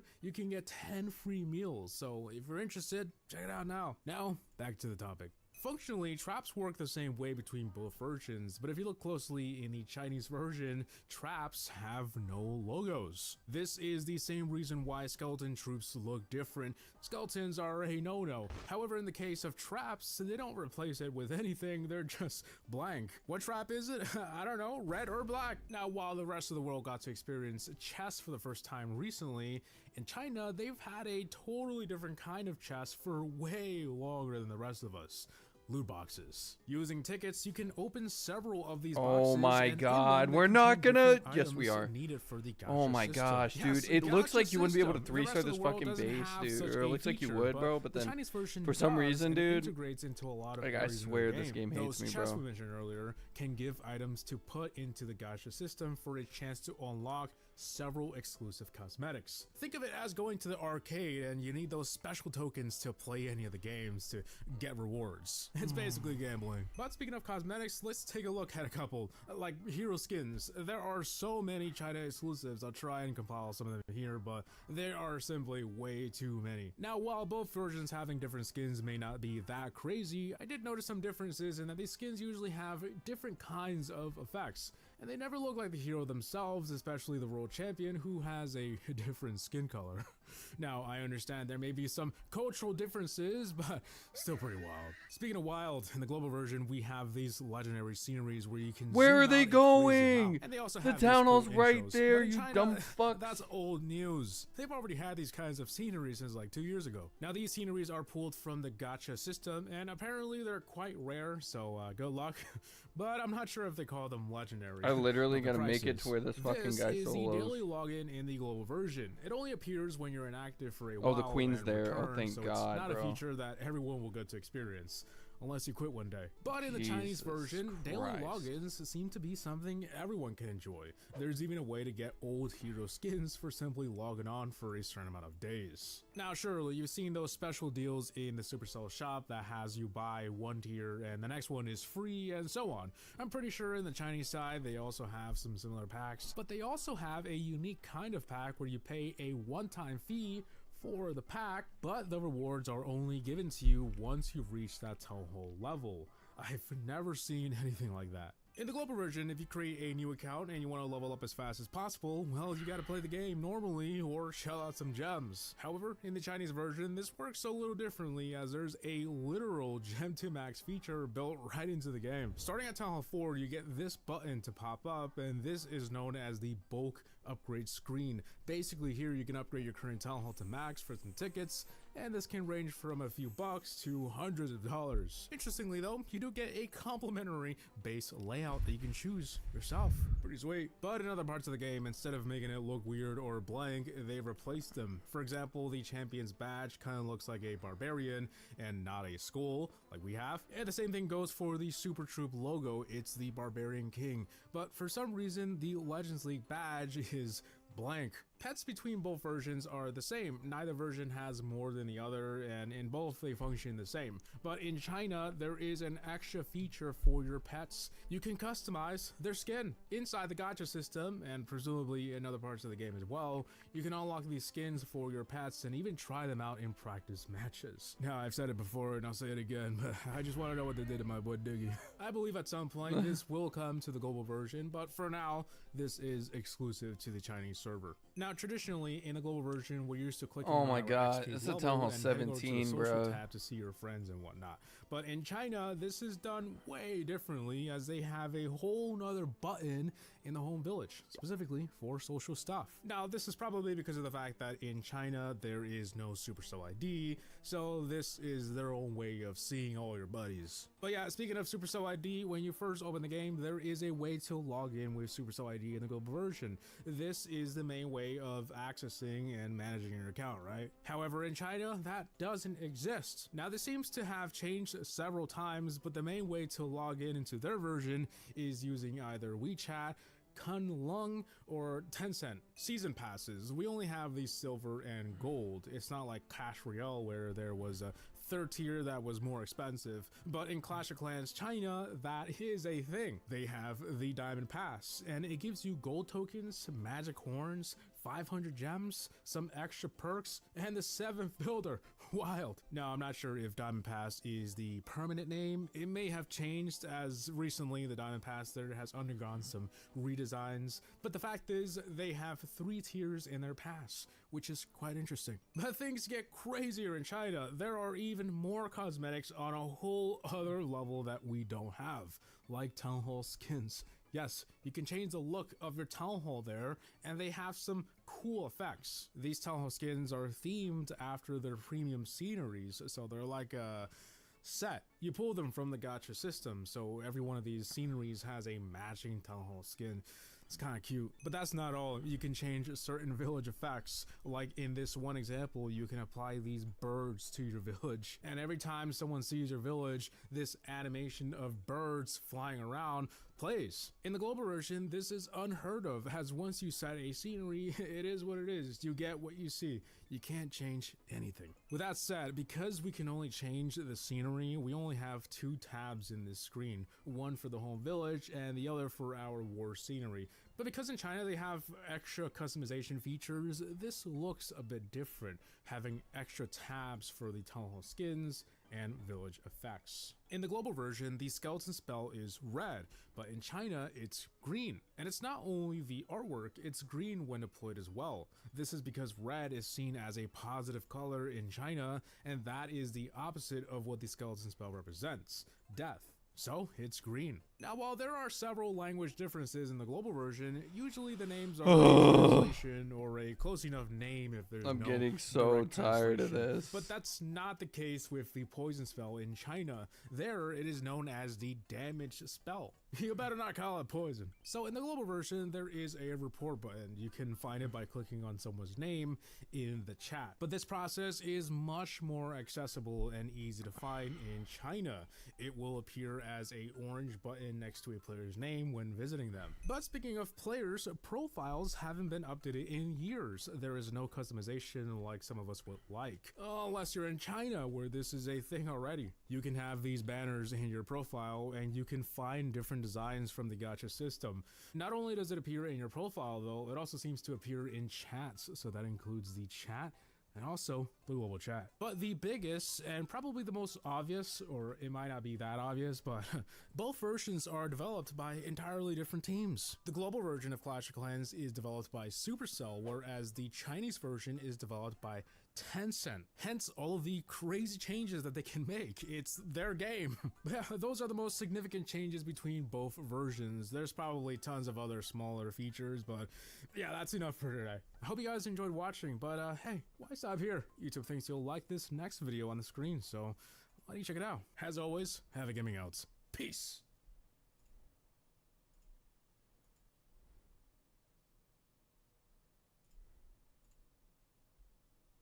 How much money would it cost you to gem Bob, the 6th builder? Let's repair the boat, and since the tasks are different, I can show you the most effective way to complete Whoa. these. Do you think I can do this in 30 minutes? I'll give something away to my subscribers if not. Oh, this is the first look at the Builder Base 2.0 tutorial. What is this strange place? Yep, blah blah blah. We are on a timer. Let's get gemming those buildings. I'm the master builder. Want to see my favorite building? It gives troops special abilities. This is cool. So it's changed the tutorial completely. Using troops, your skills might come in handy. Hopefully. I mean, I'm a maxed builder whole 10 player, so we will see. We are in the Wood League. 0 trophies, and we still get to battle Master Jimmy of the Order. We did question when I beat the previous Builder Base whether that would be removed, because the Order was the first clan ever in Clash of Clans. There we go. 3 stars. Winning and getting Dude, my stars back is is important. like sore. Really, villager? I have so many ideas of things to build. Just take a look at my wish list. Let's be sure to look after our village too. Yep, I will be sure. Oh, all of the offers in the shop. Look at that. Oh my goodness. I didn't think it was going to give us these offers straight away, but clearly this is going to be helpful. So let's press the C in the top right, enter code Judo. That is a way you can support my channel, and it is always much appreciated. And let's go ahead and purchase all of these. Just after those offers, we're nearly 5 minutes in, and before I forget, we need to purchase and gem the gold pass, because I always forget about that 20% discount. Let's get to the research boost as well. I don't know Let's what make I'm sure doing to with my actually life. claim them What am I this doing? time. And I've got to remember there's a bunch of other runes in here, which is going to be helpful. We already have 40 trophies, weirdly enough, but what do we need in order to upgrade the builder hall? All of the walls, actually, now that it's a single wall piece, we can just go like that in order to build them. Where's the clock tower thing? Where is it? There it is. Rebuild, we've got to be a builder hall 4. Okay, I will boost that clock tower later. We have 30 clock tower potions. I can't... Oh, I need to... I need to build the clock tower before I can use a potion. Right, focus in, Judo. Double cannon. And I have to remember to gear up the buildings in the home village as well. That might actually be a problem because I am doing this on one of my level 1 bases, which I'm hoping to fix at some point. So that's why it's useful to gem the 6th builder. But it does mean I have to get all of the buildings over there to the point where I can gear them up to get Bob the 6th builder. Now this is the thing. Despite having a lot, I think we might run out of loot as we get to the higher levels. So I'm going to purchase the builder packs. Purchase successful, and we get the crusher. Nice. Plus, I mean, I got 500 gems for that, and 500 gems would have cost me that amount anyway, since we only have one builder. I literally have to gem every single thing. Hidden Tesla. Oh, my base is already a mess. There is Bob's Control. Builder Hall 9. That is what we have to get to in order to Wow, I blocked that begin shit so the well. tasks Holy of fuck. the 6th builder. But I have a trick up my sleeve due to how the new builder base works. I think we can do this more efficiently than the last time I gemmed the 6th builder. I think even if you are a free-to-play player and you are trying to unlock the 6th that's builder, the unfortunate. advice at the end of this video will help you. Builder Hall 4. We're almost 10 minutes in, so we're not looking too bad on time. Let's go ahead and purchase this too. Is this when we can get the clock tower rebuilt? Yes. Let's rebuild the clock tower. No. Let's just use a Oh portion my now. god. And I Just know it's get the going to take town some time. hall. I can't see Fuck. looking at the base like this, and with the clock tower boost, this is actually a really The warden trick can for you literally to go get for the gems town as hall right well. now. Boost the clock tower, get rid of all of the obstacles. You'd be surprised how many you can my get. And if ever God. you use a builder potion in the home village, you can do exactly the same over there. That looks better. I'm not going to worry too much about getting all of the buildings nicely placed, since once we get to Builder Hall 6, we will have the 2nd village in order to occupy as well. These walls built, traps over this area of the base. There's the battle machine. That's what we're going to have to repair and upgrade. Oh, this is But updated now with we the only have second to one? get the hero levels to 45 across them both, so we can figure out whether it's cheaper using the battle copter. Builder Hall 5 pack does give us 1,200 gems. On my timer, we have just passed 15 minutes, and we're on Builder Hall 5, so maybe we are on par. Either way, I like to reward my subscribers, which we do only have a small percentage of viewers subscribed to the channel, so if you do enjoy my content, I'd obviously recommend doing so. Firecrackers, then a couple of more traps, and we're on to Builder Hall 6. Wow. Someone we called me really out for get having much a lazy Builder Hall eye. 5 then, huh? Who do you I think you wonder are, what's going to huh? happen once we get to Builder Hall 6, because that's when we unlock the 2nd village, and that's also when we now unlock Otto, because there are 2 permanent builders in the builder base and a 6th builder now in the home village. So here we go. You probably know about this. I got a bit carried away swinging my hammer, and I found this whole new cave just waiting for some stuff to go inside. Built a few things. Here is Otto's outpost. Who's Otto? Master Builder! How dare you? There's Otto. And you can notice that now we do have 2 builders here in the builder base. So it's automatically unlocked once you get to Builder Hall 6. But Otto's replacement is Bob. Now at the moment, I haven't upgraded the storages, and we have 6 runes. Are we even going to need the gold? I mean, look at this. I still think we should buy it. This gives the elixir, which is going to be costly because we have to get a troop to level 18 and the hero machines to 45. That's the true cost in the 6th builder. Oh, I nearly upgraded the Otto's outpost. We gotta come back across here to the builder base. Builder Hall 7, let's go. 19 minutes. Again, I don't need the gold, but it's the same price of the gems anyway, and I'm going to need gems to upgrade buildings. The giant cannon, it is level 4 in this Builder Hall pack, and I'll be honest with you, I was thinking about upgrading an archer tower or a cannon to level 9 because I think that will be cheaper than the giant cannon. Oh, it keeps throwing me to the 2nd village, and then I keep going back across to the 1st village. What am I doing? Okay, we're not doing too bad here, you know. I think we're progressing through quite quickly. Oh, and we got 2 of the builders, so why don't I start the upgrade of one of those cannons? It's 1 gem that I'm going to save.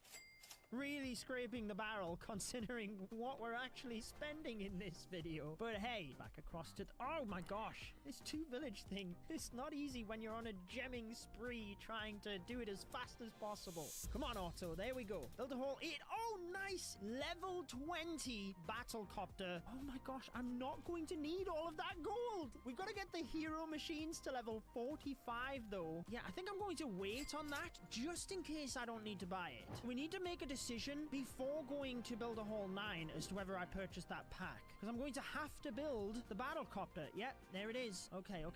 So I think if I start upgrading the battle machine, as we've got to get them to level 45 across the two of them. Which I know that sounds like it's harder now than it used to be when you were unlocking Otto and it was the battle machine to level 30. But to be honest, because I am so glad I did that shit way before the update. Way before. I grinded the fuck out of that auto HUD to make sure I could get that second builder. I'm so glad I did it. Otherwise now I would be crying.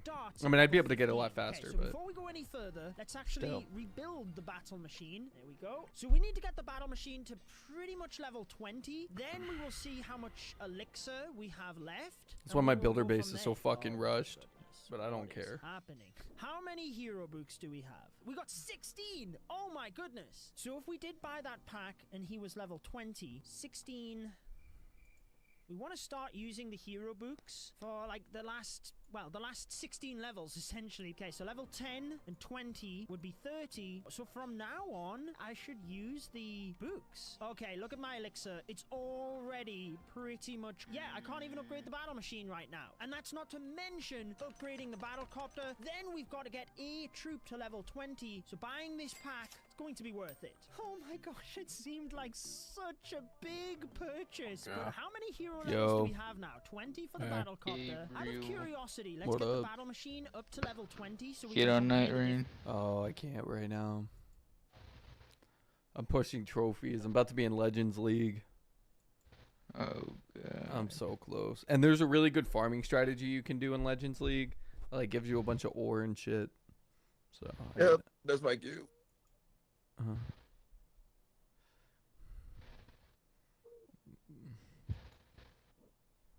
Ooh.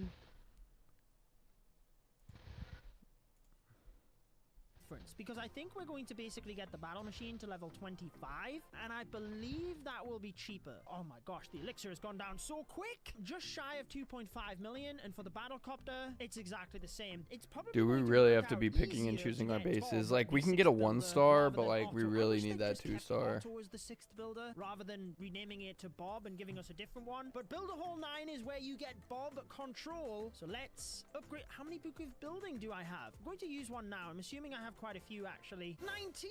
Oh my gosh! I didn't realize I had that many. Whoa, did we just get a special base? Gems like crazy. Yeah, we did. Okay, this gives us... Yeah, we're gonna need the elixir. We're gonna be overflowing on gold. We need to get Bob control. There it is. Oh, here we go. Remember when you first got here, I said that I'd like to visit your home. I changed my mind. I like it here with Otto. This is funny because he always used to go across to the home village, right? I won't leave you hanging. I'm making someone who can help there instead of me. Bob control level 1. To upgrade it, we have to do the tasks. Gear up 3 buildings in the home village, troop to level 18, defense to level 9, heroes to level 45.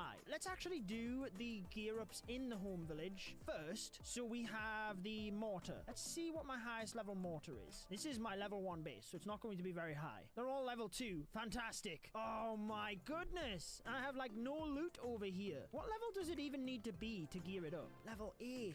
Okay. Oh, we got stuff in the gold pass, didn't we? This... Okay, I've obviously got a decent amount of stuff. Get the king skin before I forget. I use a book here rather than the gems. I have 19, right? I think that's going to be fine using the books. Okay, so I need 1 more million, but I think my loot cart... Oh, it is stacked. Yes. Mortar to level 8, and then the gear...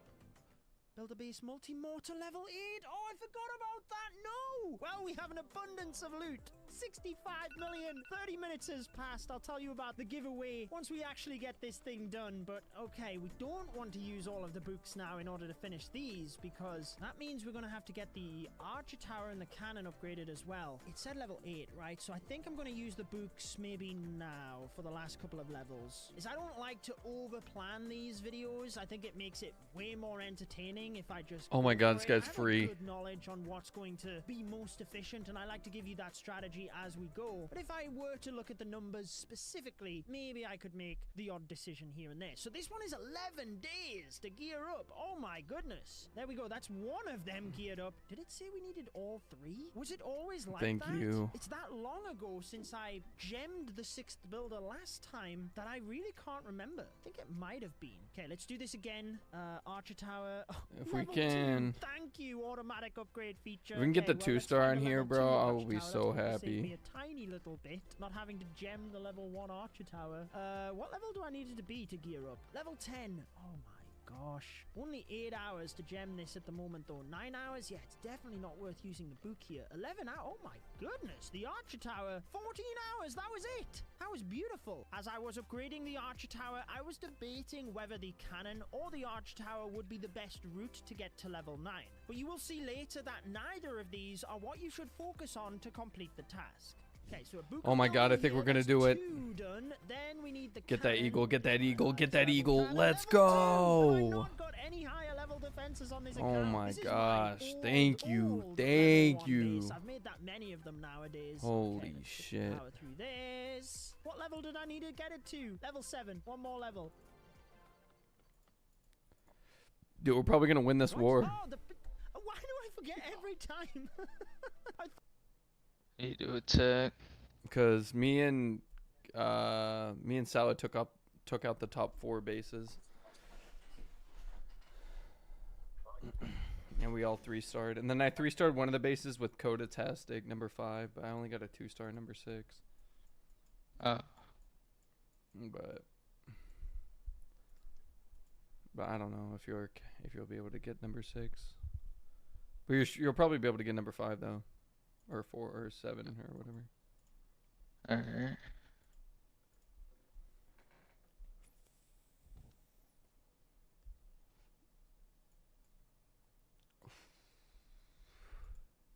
Thought I didn't have the gold. Literally just looked at it a few seconds ago. Oh, was it the double cannon or the regular cannon? Oh, I've got the wrong cannon.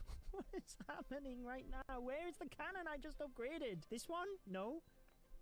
There. Build a base double cannon to level 4. Okay. Yeah, so maybe the Arch Tower is going to be best to upgrade then. Because we already have that to level, what was it, level 4 or 5 or something? Double cannon level 4. That was it, I believe. Keep wanting to click that elixir cart rather than the boat. Gear up. Oh, it's only 1 day. Do I use a book here? I don't think so. I don't want to run out of books and then have to gem like one of the higher upgrades once we get over here. Okay, Bob Control. Upgrade. Woo! One of the tasks done. Should we wait until the end though? I don't want to just upgrade them one at a time. Let's wait and have all of them and upgrade through all of the different levels. Okay, so the next one is the troop to level 18, defense to level 9, and then the heroes. So the defense, look, this is already level 6 and it's any defense. So if we compare, that's 1.6 million for the Archer Tower. The giant cannon is 1.9 million. So they made it easier because it used to be the Mega Tesla that you had to upgrade. So I think, yeah, we've got 12 Book of Building. Yeah, we can just use these actually. Yes, that's so much easier than getting the Mega Tesla, but the Multi-Mortar is even easier. You already have to upgrade it to level 8, so the cheapest option is just to upgrade that to level 9. I was too tunnel visioned in this video. And is that it? It is! That's completed! Let's go! Okay, heroes, I don't think it matters because they were the same price. So what we should do is upgrade one of them to level 22 and then the other one to level 23 because that's going to work out cheapest. I'd love if someone can maybe do the calculations. I think it'll be cheaper even though it's 45 levels rather than 30. So that's 2 of them done. Yep, both of the heroes done. Now we just need the troop. Here's my trick.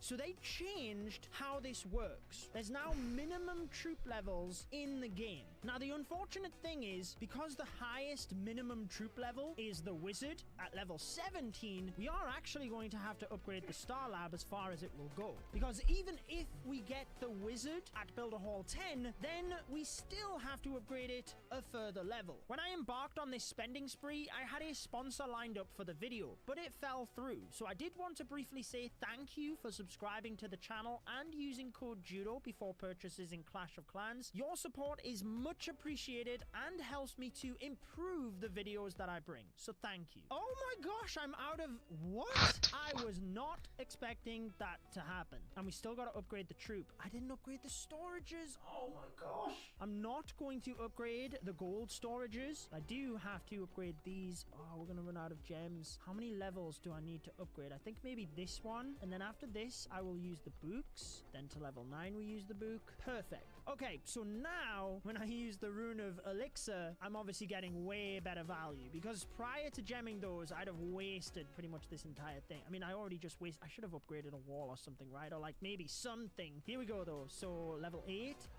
What? Okay, so we need to upgrade a troop then. Actually, we don't need to upgrade a troop because they don't have the minimum levels yet. Oh, I should have used the elixir on the last one before I used the rune, because we want to upgrade this barracks, because you'll see. Let me show you with the dropship. Minimum level is 11, so I don't have to upgrade it that far in order to get it to level 18 to finish the task. I think we'll use that. We got it to level 10. Let's do that. Okay, then that's Builder Hall 10. The question is it cheaper to upgrade the Builder Hall? Yeah, I think it's going to be, you know, because 3.2 million elixir for the Hog Rider. That only gets it to level 16. Then we've got level 17, whereas this is 2.4. And then we get the Wizard, which is already level 17. So let's actually... We've got a bunch of other buildings we need to build first. Oh, and one of them is a reinforcement camp, which is 3.2 million. What? Let's hope we don't run out of these builder runes. And let's hope we don't run out of the Book of Building. I'm going to need 2 more. 3 more, actually. 1 for the builder hall, 1 for the barracks, and 1 for the Star Lab. I'm guessing this lava launcher, it's only 1 day. Oh, we've got enough. Yes. Only just. Wow. Can you imagine if we did this with like 1 gem left over or something like that? That would definitely be a first. Walls go. Then I think we just had traps, right? Which they have no build time. Beautiful for a gemming video, because I don't have to spend anything. We're out of Book of Building, but we do have Book of Everything. And we got 10 of them! Judo. Why didn't you look across? Like, I was fixated on the Book of Building. The Book of Everything is like 3 across. Why didn't I look at that before? Book of Everything. Why didn't I not see that?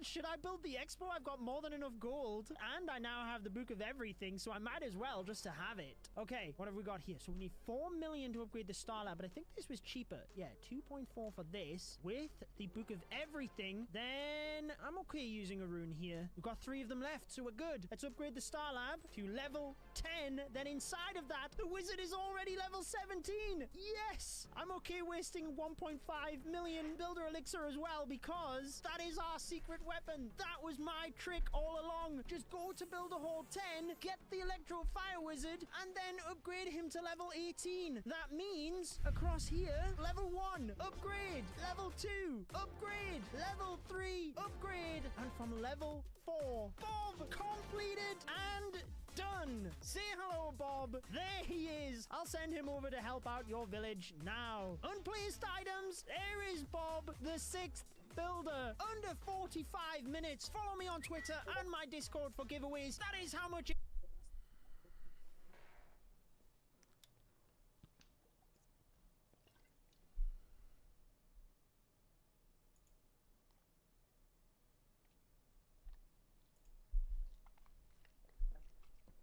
You know, with recent Clash of Clans updates adding a bunch of features that were previously rolled out, it got me thinking of all the other things that were once blacklisted and are in the game today. Time and time again, we've seen that ruled out doesn't exactly mean it will never happen, but it's fascinating nonetheless to look at features developers rejected and would revisit years later. So here's 16 of them. Let's do this. Starting off at number 16, we have gem mines, a classic. If you're a Clash OG, you probably saw way too many posts about gem mine ideas back in the day. And for a second there, it seemed Supercell would never add this because 1, it was rolled out, and 2, free gems was basically the most free-to-play thing they could do, and we're talking about a game that makes most of its money from gems, at least at the time. Regardless, these often hilarious concepts kept rolling in, clickbaiting everyone for years.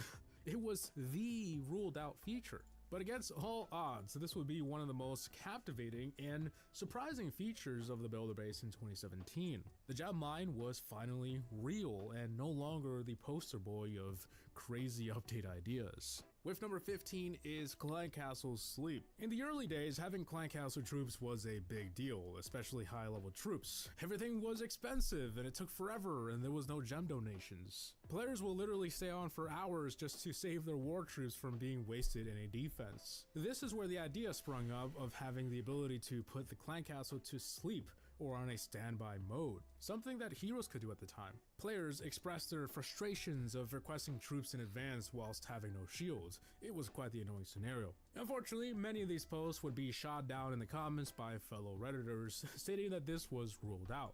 Despite this, it didn't stop players from asking every now and then, which is completely understandable. I mean, it's annoying. Eventually, Supercell did change their mind in June 2018 in a really big quality of life update. However, one could say that this would have been much more useful several years earlier, but it's still a welcome addition.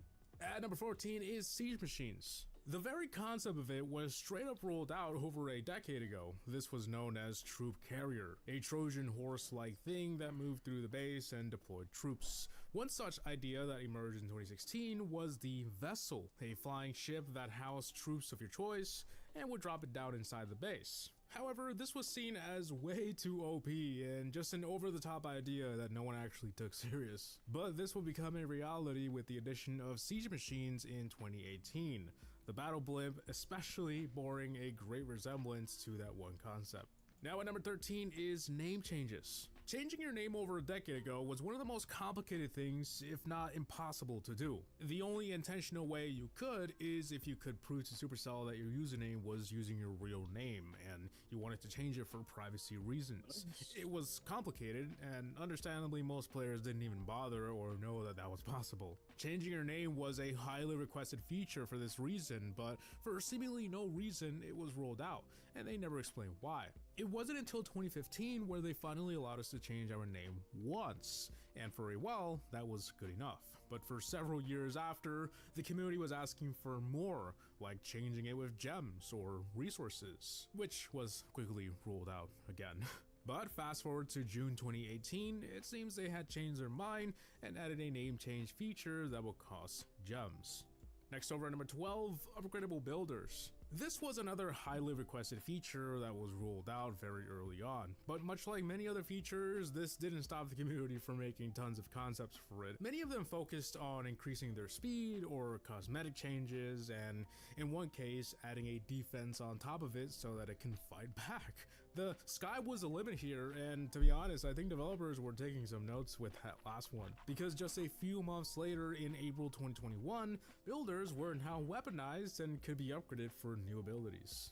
Next at number 11 is PC support. According to Supercell, Clash of Clans was first developed specifically for the iPad and later scaled to fit phones. With this in mind, it's no surprise that porting the game over to PC or make it available through a web browser was quickly ruled out. The team simply had no interest in doing so. Mobile has always been their main focus for Clash of Clans. For a while, players got around this by using Android emulators to play on PC. However, those were never supported. In fact, they were against the terms of service. This would all change in 2023 when Google Play Games launched worldwide, an official way to play Android games on Windows and Chromebooks. This was Supercell's chance to finally make their games available in a reliable platform, and that they did in October of that year. Next over at number 10, the return of old decorations. Now, back when this was a commonly requested feature in the forums, most of the decor in the game were special obstacles, and the very few decorations that existed before 2020 were pretty rare and still are today. So for a while, the quote, return of old obstacles and decorations by purchase, trade, or any other means was added to the ruled out list. However, by 2022, after new decor began to ramp up, this started to change, with the retired anchor being the first decoration to appear again for purchase. Today, non-exclusive decorations have returned and can be found in chests and creator giveaways. Next at number 9 is attacking yourself. Players have wanted to attack their own base since the game's early days, and when friendly challenges were added in 2016, the community reaction can be basically summed up as, awesome, but how about attacking ourselves? Unfortunately, this was blacklisted for many years before friendly challenges. It was known as sandbox mode, which, by the way, was already possible with jailbroken devices. So yeah, it was a big no-no. When friendlies were added, they updated the list to include attacking your own base, something that was heavily frowned upon due to the potential of using it for cheating in wars, where you copy the enemy's base and practice 3-starring it. But even after they added a 24-hour cooldown to prevent doing this very thing with your clanmates, it was still rolled out as late as early 2023. Funny enough though, that was the year it was added, later that December. It's unknown what caused this change in decision. At number 8 is more than one builder on one upgrade. At one point, this was just one of those crazy update ideas you'd see floating around the internet, and players knew this would never happen as it was rolled out consistently since at least 2013. Regardless, players would often take their ideas to online forums and would always get the same reply that it had been ruled out countless times. I'm not sure if the team ever shared their reasoning behind this, but it's most likely because it goes against the core mechanics of Clash. However, in mid-2024, the Apprentice Builder was added, largely resembling the concept of those ridiculous ideas. I'm getting an ad. Though it has its limitations. Next on number 7 is using heroes while they're upgrading. I'm getting an ad. I'm sorry about that. What a little lock. It was temporarily in mid-2024 during an Unlimited Heroes event. It's theorized that the revenue from players buying books and gemming heroes is a big moneymaker, and that's why they won't add it. But that is just speculation. To Supercell's credit, they did give it a shot, but according to team lead Stewart, it just didn't yield the results they thought it would, so it will probably never come back. Still, I think it's pretty interesting that even temporarily, a ruled out feature since the inception of Clan Wars was made possible. Now over at number 6, a second lab slot. Slowed progress leads to a lot of ideas like this, and because at certain levels the lab upgrades take double the time it does to max the village, it's a pretty reasonable request. However, Supercell aimed to fix these problems with magic items and through other means. They didn't want to just slap a second slot in the lab like the ideas suggested. They were a fan of seeking other alternatives, like the Goblin Researcher. Although it does cost gems and they were criticized for monetizing decade-long fan requests, it's still one of the more interesting previously blacklisted features currently in the game. Next over at number 5 is additional villages. When the game first came out, Supercell had no plans to add a second village. This was quickly ruled out, and for a while no one really talked about it. Which is why the build base was such a huge surprise. But community ideas were only getting started. A third village was frequently requested, with concepts focusing on a trade village or the wild giant village, or personally me, I was talking about a expedition type thing. There was quite a bit of ideas, and while it wasn't really blacklisted, like it was never added to a list, I'm kind of cheating a little bit here, someone did ask about it during a Reddit AMA a few years ago, and the community manager at the time expressed that allocating development resources to 3 different villages simply wouldn't make sense. Fast forward to today though, and well, yeah. At number 4 is searching for players. Yeah, sometimes ruled out features are not some crazy game-breaking idea. At one point, players just wanted to search for their friends in a non-complicated manner like it had been for years, where you had to search for their clan and then look for their name in there, and we had player tags since 2014, but why couldn't we search, you know? They never gave a reason why it was added to the ruled out list, but one can assume because it would have took way too much development resources. Perhaps this was one of those situations where it's easy in theory, but they had to recode half the game to implement it or something. But finally, in October 2016, this was now possible, as well as adding friends directly in the game. Now at number 3 is the Builder Progress menu. This was requested for quite some time. It was annoying that as bases grew, there was no way to track progress. Back then, you could easily upgrade to the next town hall and have no idea that you still had a trap or a wall that was in some corner somewhere. It was very common, and actually this is the reason why progress bases became a thing. But players wanted a simpler solution, and unfortunately this had been ruled out for many years, probably due to the complexity of implementing it. Eventually websites that could help with this would emerge. It was kind of like, if Supercell isn't doing it, then we'll do it ourselves. Fortunately, this would be added in March 2016. It was bare bones at the time, but with community feedback over the years, they would expand the feature into what we have today. Number 2 is Resource Converter. Alright, you saw this one coming. Probably the most repeatedly ruled out feature ever. The idea of converting resources has been floating around since the game's inception, and there are many concepts involving such mechanic. Initially it was ruled out because of thoughts that it would ruin the loot economy or be abused, present unfair advantages, or not make any sense, you know? That's Wait. not what Clash is about, just go raid for it. And this was reconfirmed in 2019 when the community manager stated that it would ruin the economy.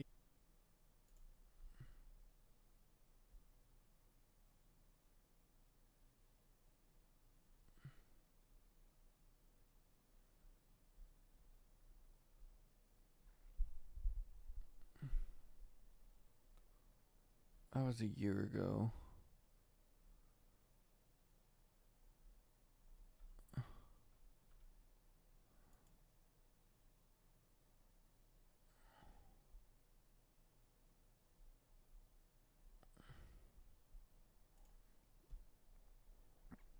I don't know where the fucking video went. There's a video on farming, but I think I have to go into Legends League and like actually sign up before I can. I don't know. I'm about to find out.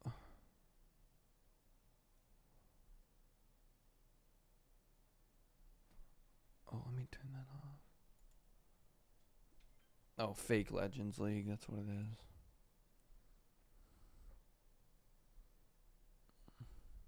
Hey Clashers, a lot of players right now have problems of collecting enough ores to upgrade their equipment and have a solid progression to make sure that they can upgrade your favorite equipment to actually a decent level. Well, I will today show you how you can improve that by a lot, because there's two things on how you can actually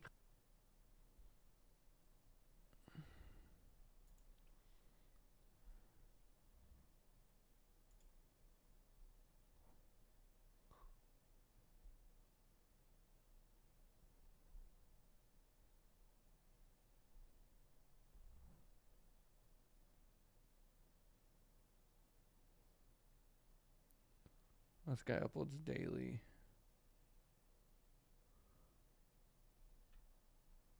Okay, yeah, just gonna watch that video. I think it's still in play. Like, I don't think they changed the feature. But we'll see. Hey Clashers, a lot of players right now have lower tower level cannot really easily stay in Legends because they get attacked by channel 16s mainly, and they will drop out of Legends really quickly again. As well, in Legend League you're limited to 8 attacks every single day, but with this fake Legend trick you can avoid both of those problems. You will have more than 8 attacks, you will have still the Legend bonus, and you have just seen already, this is going to add up really quickly to make sure that you can get your equipments upgraded way faster. So I will explain to you how it's done. Let's start things off with the first case. You have started in Legend itself. The first thing you have to do is dropping out of Legends. You're doing that with just dropping below 4,900 trophies. Wait for a new Legend Day cycle to start, and then you are out. This is what I just did. I'm now on 4,862 trophies. Well, at this point now, I'm in the same position as everyone else who's trying to push up towards Legends. You can do that with pretty much any town hall level. Oh, so I don't have to. That's what we have to do next. I can just start it because right this is away. the next big step. We are in Legends now, on 5,001 trophy to be more specific. And if you now click onto the attack button, for example, in just a second, you would see we have, well, only one choice, and that is signing up for Legends. Actually, there's one more choice, and that is not signing up. Yes, it might be easy, it might sound easy, but a lot of people don't know that. You can just not sign up whatsoever, and you can just wait. Wait for taking a defense. And that is now the important thing. We cannot sign up for Legends, but instead, we cannot attack either. So what we Schooling have to tomorrow do for is me. we have Hey, to let's remove go. all shields. We have to remove any type of protection for our village, and then you have to go offline again and take a defense. So we want to take one defense or something like that to make sure that we're dropping below 5,000 trophies, but not below 4,900 trophies. And that is the really important thing with this approach. I think that's something we should do now, because let's take a defense. And with that, I have my defense in. I'm now on 4,980 trophies. With this one, we are still legends. You can see I still have the legend badge. But, and this is now the important thing, if we click onto the attack button, we are not having a restriction of 8 attacks. And this is exactly what you need to do. With this approach, you do not get 8 attacks every single day, which means you can stay in this trophy range as a Town Hall 6, Town Hall 7, Town Hall 8, whatever, all the way up to Town Hall 16, obviously. If you want to make sure that you're controlling your trophies, you can just attack, surrender and attack. Make sure that you stay in this trophy range, because you need to stay between the 4,900 and 5,000 trophy range. Otherwise, this is not really working. But let me show you exactly what this means for your attacking now. Because when you're attacking, I'm just going to blimp that town hall quickly so you can see what exactly I mean. Obviously, this guy has every single trap in front of the town hall. It is what it is. We should get the town hall anyways with the rage and everything. But with that, we're claiming our 1 star. After that, this is already okay. I just want to claim the 1 stars to showcase to you what exactly that means. Because you can see now on the far right side that, well, we get the Oh, we are bonus. so Every close, single attack, dude. you get We're a at bonus. 4,969. We have to get to fucking bonus resources 4,999. based on your performance. We're almost there. This is now We have based to on get it, legends, hit it, even and then though we drop have down, not- and then we should be we good. don't have the restriction of the 8 attacks. And this is the same thing now for the daily star bonus. Which means even though we are not in the regular legends where you have to do 8 attacks, 8 defenses, we still get the 1,000 blue ore, and I think it was like 50 or something of the purple ore, which is, well, way better than anything below that in trophies. So that is a huge game changer. Why? Well, because you can do this now as much as you want. Like if you're an active farmer or something, you can do all of your attacks in this trophy range. The only important thing is that, as I said, you're not getting above 5,000 trophies. If you do that, you're again getting the sign up button. If you go below 4,900 trophies, you're dropping out of this legend. Fake legend, how I like to call it.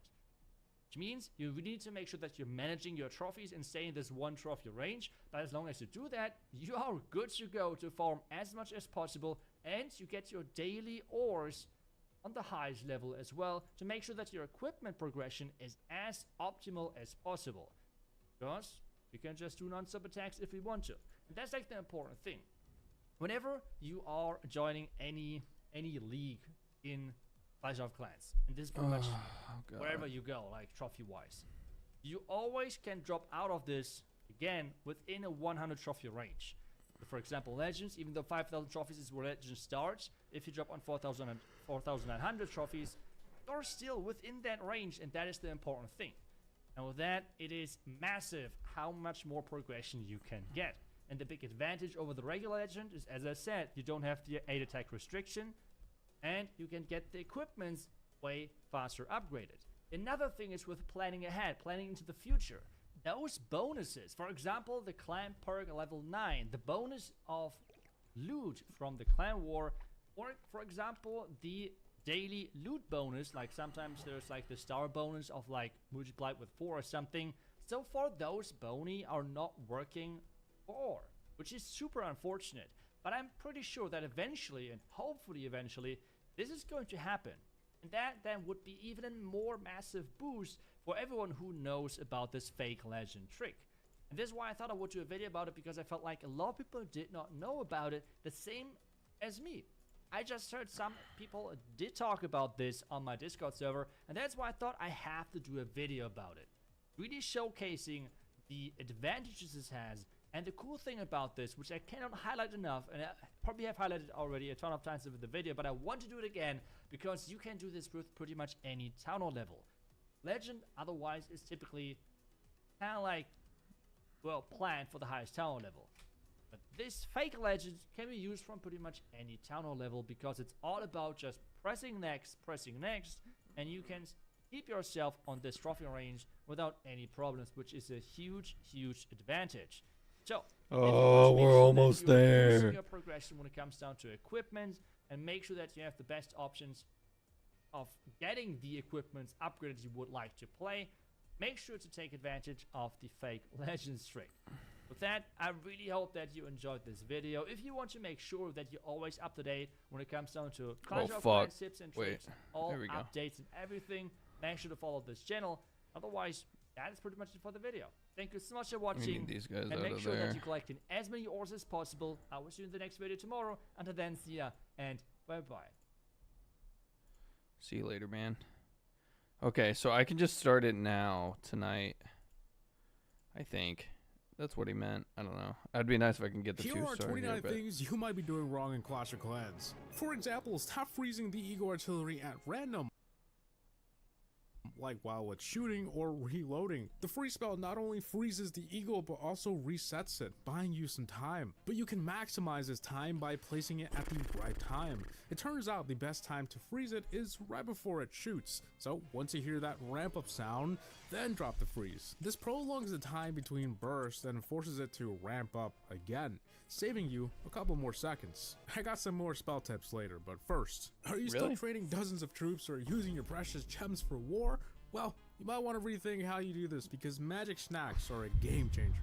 The training treat has its flaws. It does not boost hero regeneration time, so it's a little awkward for some attacks, but it does instantly train troops, making it the perfect solution for clan war donations. You can fill everyone's clan castle with no waiting, no gems, and basically zero effort, and still have some time to use it for a couple of attacks. But speaking of clan wars, if you're going to be attacking a base that's already been attacked, make sure to watch the replay of that base. It will show you most, if not all of the positions of the traps and also reveal what's in the clan castle. Not only that, but you'll also be prepared for any tricky tactics they used in their base design. Knowing all this information about a base will allow you to plan ahead for the unexpected, which you are now expecting. Feels like you're cheating, except you're not. And hey, if you're doing any that video you just showed, it was like a kid, like I don't know, they were like writing down notes, and there was like a Clash of Clans thing on the TV, and they were like examining the base. Yeah, closing the game will basically fast forward that attack, and no, it will not end the attack. Everything will play out as if you had. Oh, I want to see if I can find that video.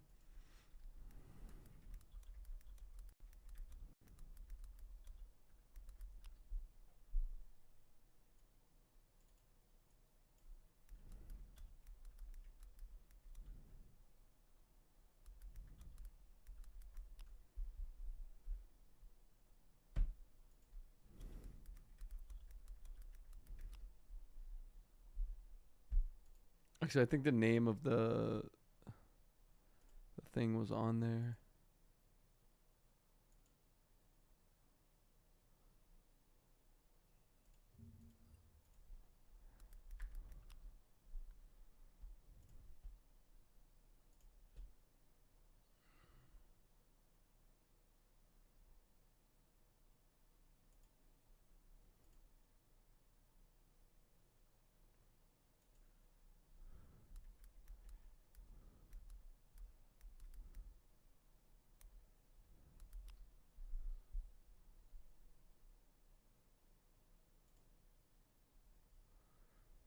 I think it's gone.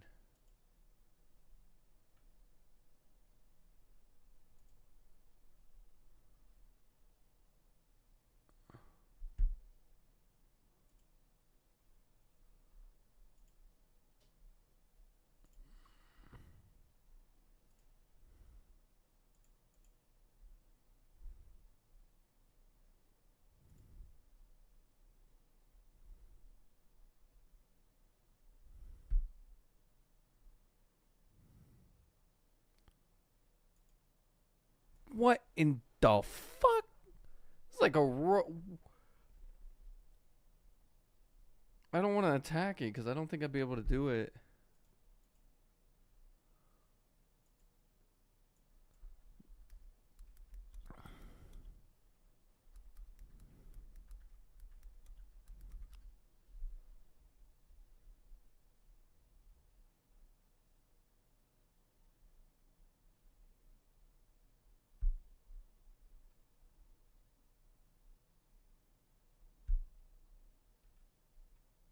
I found something that was kind of like it. By placing the queen with 5 units on the bottom, making a siege charge. After the queen has taken out the bomb tower, we're gonna clear out the right side. We're gonna do it with the barbarian king and 5 witches. When it's clear, we can place the golem as a tag. So we're gonna start. Anyway, that was basically what he showed. Oh, I guess I could have just showed it right here. I could have just showed it on the video. I don't know why I didn't just show it. About a pace will allow you to plan ahead for the unexpected, which you are now expecting. I guess it was the same thing, but that one looked better. Not. And hey, if you're doing any kind of attack in the game and you're trying to be as efficient as possible with your time, just close the game. You've probably heard this old age trick, but yeah, closing the game will basically fast forward that attack. And no, it will not end the attack. Everything will play out as if you had just waited. Just make sure that you've deployed and activated everything that you I have to go to the bathroom so bad. as the game won't do that for you. I just want to find a base before I go.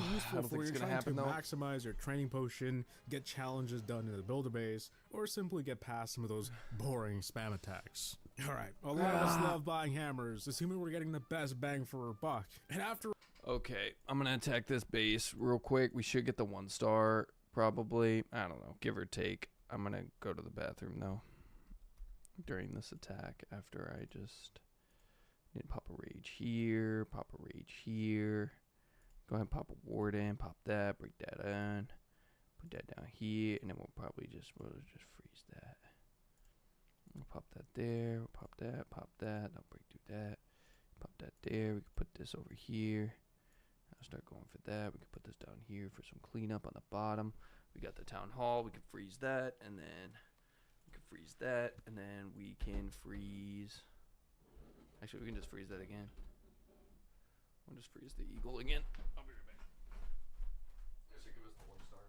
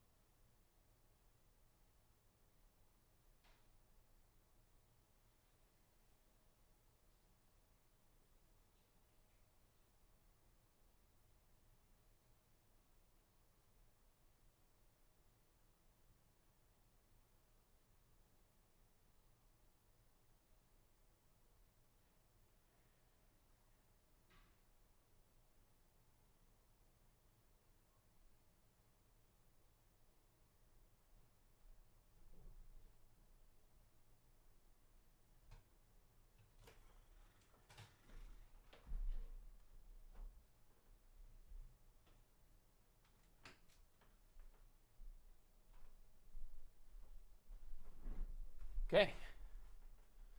7 trophies. We need 11 more, or technically 10 more, I guess. I don't know. Overall, it's pretty satisfying to use one, but depending on what upgrades you're doing, you might want to opt in for builder potions instead. For the 120 Lord, medals, if you love me, you give me a good base, which will take off 40 hours worth of upgrade time. And if you were going to get the hero hammer, the potion would cut off over 2 days. Now this is only for one upgrade. Now imagine you have all 6 builders going. The value here is insane. You could finish multiple upgrades instead of just one. However, going back to what I said earlier, the value is greater the less time your upgrade takes. At the lower town halls, you may want to stick to builder potions if your upgrades take less than about 9 days. But at the upper town halls, where upgrades are 2 weeks long sometimes, the hammer provides the most value. Basically, the most important thing here is how long are the upgrades.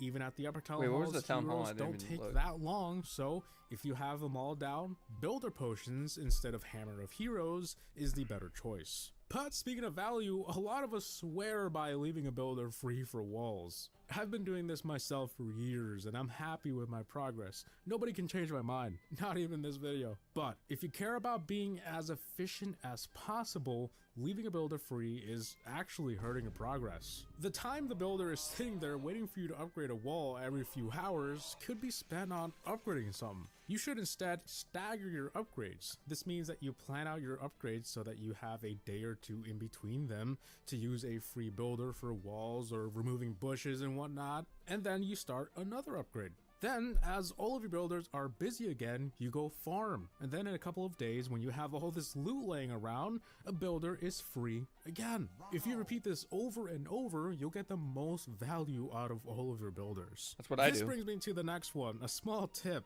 Unless you want that perfect screenshot of being 100% maxed, I know a lot of us love that, I do as well, it isn't worth to do if you don't care about that. While you are 100% maxed, all of your builders are, once again, sitting there doing absolutely nothing. Staggering your upgrades means you'll want to upgrade your Town Hall before you are 100% maxed, because while your Town Hall is upgrading, you can finish those last couple of upgrades. But let's dive into a completely different topic here. You know how you can name your armies? Most of us wouldn't think twice about this feature. There's nothing wow about it, right? But one good way to use it is to write the clan castle troops, siege machines, or spells needed for that army. This way you'll never forget what that army needs, because sometimes the clan castle content is crucial for that army. You may need to get creative though, the character limit is quite small, but something is better than nothing, right? But hey, this is a good segue into clanless players. How do you get troops? Well, one way is to go to request and donate clans that will fill your clan castle almost immediately. But another cool way is to make a second account. Hear me out. This will take a bit of patience initially, but don't worry, you're not trying to max out. You simply rush to the town hall you want, only upgrade army buildings like camps, barracks, and your troops obviously, and voila! You have an unlimited supply of clan castle troops. But you know what isn't unlimited? Loot. Unfortunate, right? And if you have no builders free, players are gonna go absolute ham on your base. RIP. But have you ever thought of going to Legends League? Hey, nobody can steal your loot up there, so it's the perfect place to hold on to loot that you cannot spend. But speaking of Legends League, if you're trying to maximize your ore gains, you might find fake legends interesting.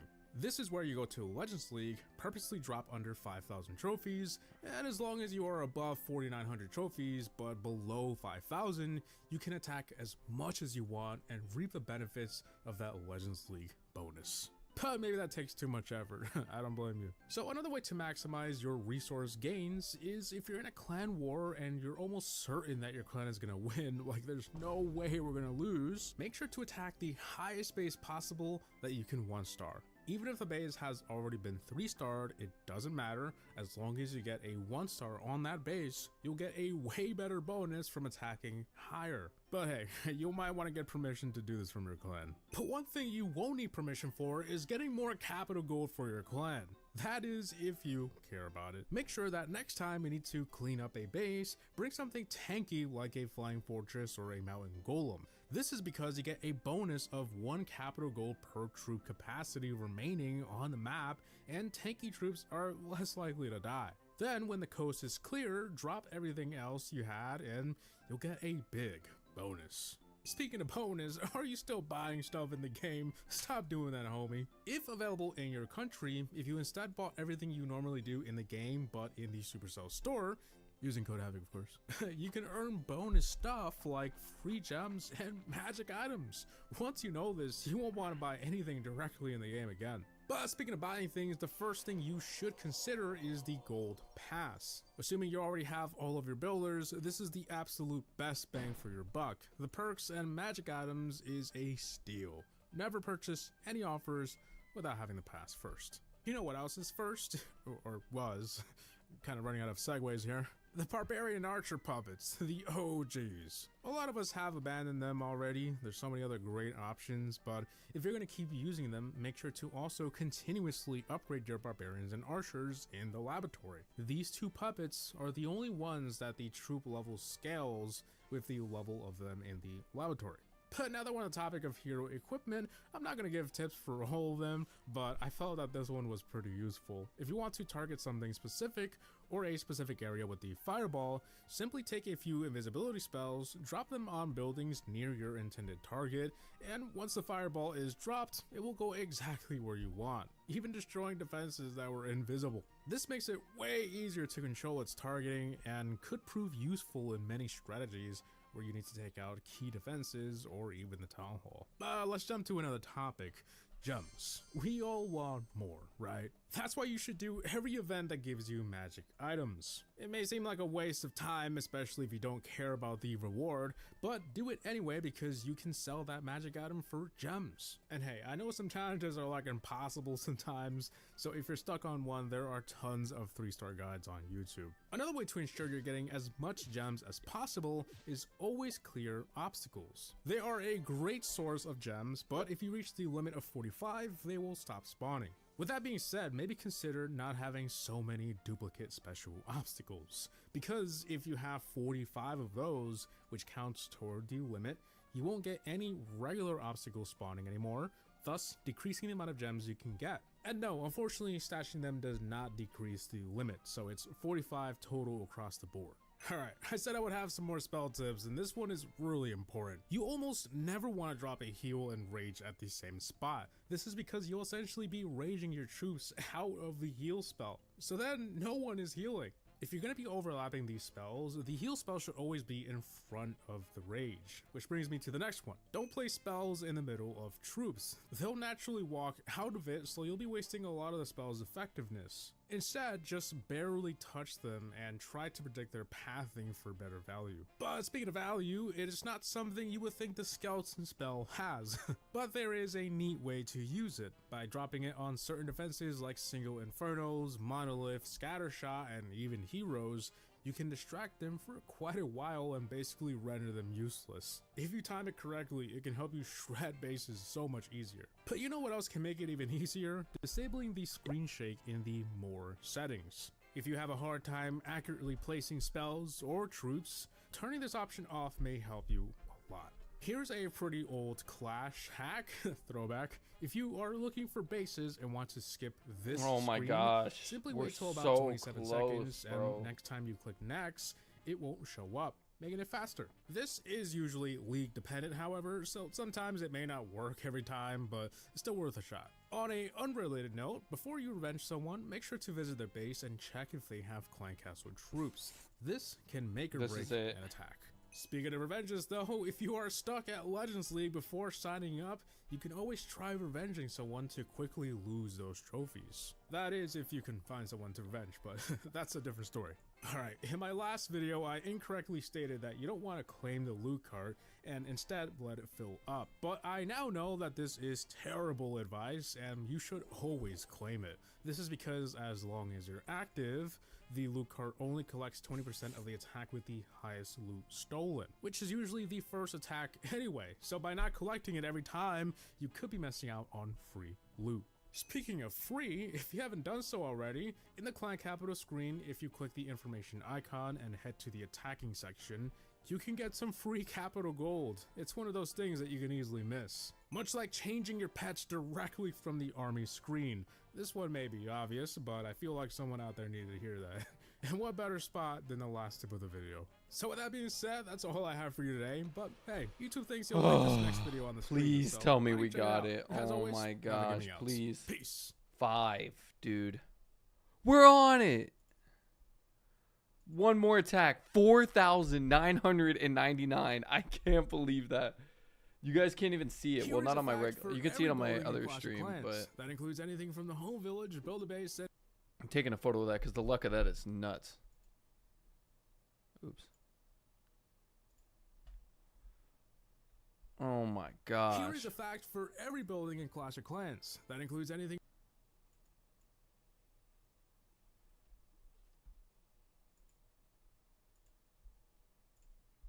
Let's do it. All we gotta do is get a 1-star, bro.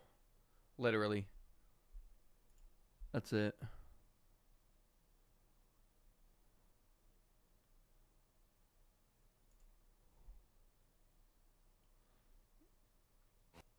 Here is a fact for every building in Clash of Clans. That includes anything from the home village, build a base, and even clan capital. Though I did leave out some that felt almost the same. For example, there's a surprising amount of cannons and barracks in the game, so I just picked the most interesting one, unless it was a fact that I just had to mention. But with that being said, let's get right into it. Let's do this. There is an unused level for the spell tower in the game files that uses the skeleton spell. However, this was most likely scrapped very early on based on the Tunnel 15 theme. The spear thrower used to make the same sound as archer towers when firing prior to May 2022.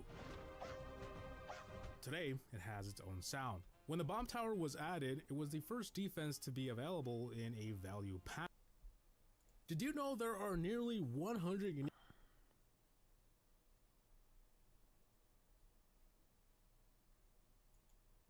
Dude, the air sweeper, Most bro, things in Clash of please. Clans It get a new doesn't level match with every town hall. anymore. That's just how it works, and it makes sense for things to keep getting stronger. However, that's not always the case. Here is everything in Clash of Clans that has gone the longest without a new level, and I'll give a quick explanation on why that is. Matter of fact, I'm gonna just give it to you straight right now. It's because they don't need it. There, I saved you over 10 minutes. If it ain't broke, don't fix it. But of course, some of these have more complicated explanations than that, so let's dive into it. Let's do this. Let's start with the Headhunter getting its last level in June 2020, which was actually when it was added to the game. Yes, the Headhunter never got any new levels. They forgot. Nah. It launched with 3 and that was it. It's also one of the earliest troops that you can max for this reason. So why no level 4? Well, it's already pretty good at what it does. At max level, it can easily take down a hero in a matter of seconds, thanks to its okay damage and percentage-based slowdown. And the fact that it has low HP makes it balanced. It's supposed to be a high-risk, high-reward kind of troop, and that it is. It's a glass cannon, man. Every level has added not only more DPS and HP, but also increased the slowdown effect on heroes. 65% has often been regarded as the sweet spot. Any more than that, and it would probably be a bit too OP. It will probably eventually happen anyway, especially how heroes have gotten stronger, but for the past several years, it just hasn't seemed necessary. Next up is the Lava Hound with its last level added in June 2020. It's pretty simple. Lalo has dominated the skies for years, and the reason it's never needed a new level is because mostly of the Grand Warden. Not entirely, but just mostly. In most strategies, the Eternal Tome is used to make Lava Hounds invincible. This is it. So even though the This is it for Legends League. Finally, we did it. It still does just as good Oh my a job God. playing strategy. But even when We not did under it! Tome, all it needs to do is distract air defenses for a few seconds, which it can already do just fine. However, many can agree that Lalo is starting to struggle at Town Hall 17 these days. And to make matters worse, it has been announced that the Eternal Tome is undergoing some changes. Let's just say that this can potentially put an end to these beefy hounds. It is very likely that the Lava Hound is on track for 5,000 level trophies under these exactly, bro. circumstances, but this is Oh just my speculation. gosh. Moving on, we There's have probably the hundreds Battle of people Blimp here, with its though. last level in June 2020 as well. Something about this update. For the most part, Oh this my is very similar to gosh, the bro. Lava Hounds, I am as a majority so of the time when happy. sending in a blimp, it is under Dude. the protection of the Grand Warden's Eternal That's Tome. Its awesome, stats bro. are largely irrelevant, but much like the Lava Hound with the Eternal Tome 5,000 changes trophies happening exact, sometime in bro. Like, you could 2025, not ask this for, like, a better large first gap, time since ever its going last into level may soon change. to Next this. up is the So now it Earthquake wants me to spell, sign receiving up, its last but level in June 2019. all we have to do Its now last level, level is 5, was added during a small rework quit the where game. its radius would increase at every level. Quit the compared to game before and where then it didn't. wait So to get a brand rated. new level was the perfect And then, addition in for theory, this rework. if we Instead get of just increasing rated, the damage we'll only, still be in it gave Legends it League, purpose. and we But get to speaking of attack damage, infinitely, it but we now just have to did drop trophies a little bit, or 28%, like once. which is way more than enough. Especially when paired with lightning spells to destroy key defenses, this combination is already strong enough. A new Earthquake level could prove to be Getting OP, rated as is it could be probably- the difference between needing to they'll probably carry have an in the next, additional like, 5 lightning minutes. or not. So instead, for the past several years, it's been the same. Literally, since that new level in 2019, nothing has changed about it. As is the case with the Rage spell receiving its last level in June 2019. Not only does it have one of the largest times since its last level, but it also had the largest gap between its last 2 levels. I did it. I made it to Legends League. 5,000 trophies on the dot, dude. And now I'm Did you give dropping me out of troop? it. What? No, I had to get off real quick so I can get rated. Because there's like this Legends League farm that you can do, but you have to get to Legends League, and then you have to like get rated, and then you'll stay in Make sure you Legends League. donate first. But yeah.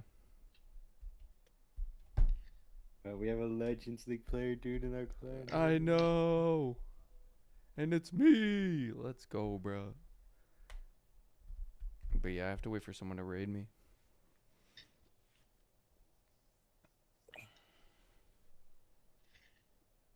Or I can revenge myself, or revenge my base, I guess, if I can find someone.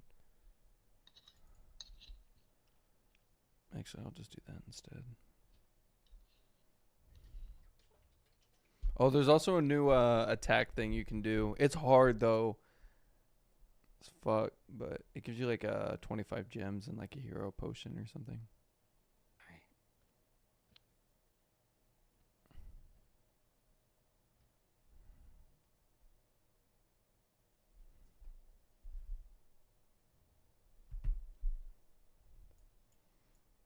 Dude, my fucking bed broke yesterday, bro. So I had to like I had to drill all these holes in it, bro, and like, or drill the shit back in. But then that didn't work. I mean, it kind of worked. Hopefully, I got on it today and it didn't break. So I'm hoping it's fixed. Otherwise, I have to get a new box, like, or bed mount or some shit.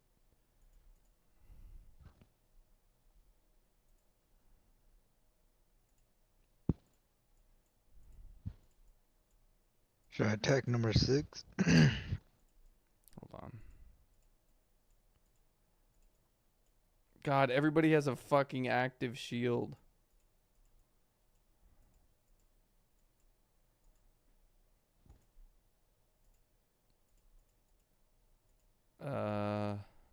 Yeah, if you think you can 3-star it. I didn't 3-star it with Codatastic, but you're higher, so I don't know. I barely 3-starred, bro. I got a 93%. Or barely missed the 3-star. But if you can 3-star that one and then the one under it, then like, I don't know, Derpy can probably clean up the other two. Oh wait, you already attacked. Never mind.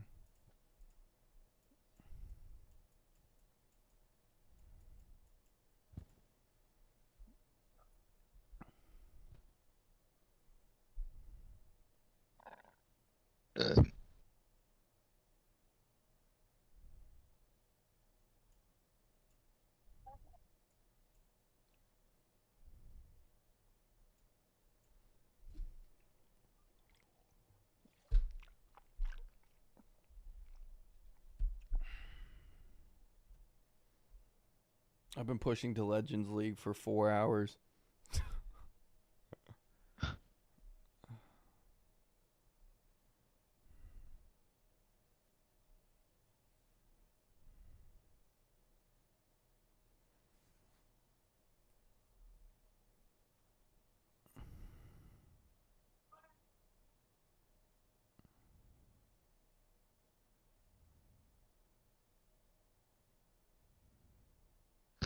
I should have attacked on the other side.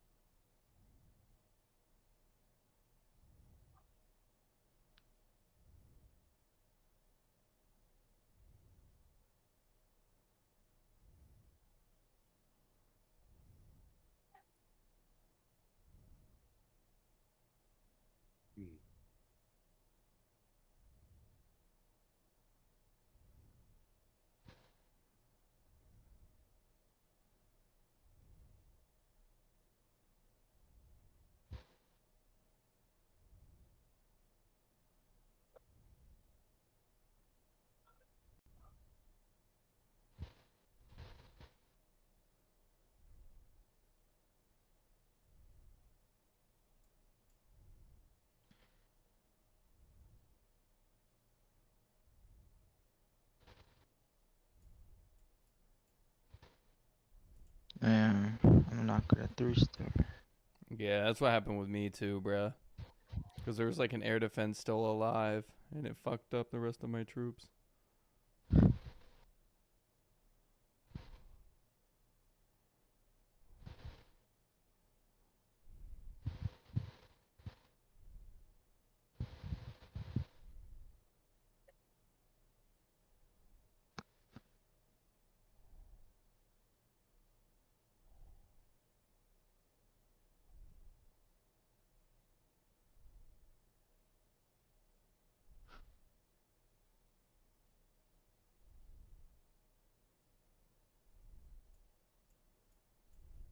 Damn.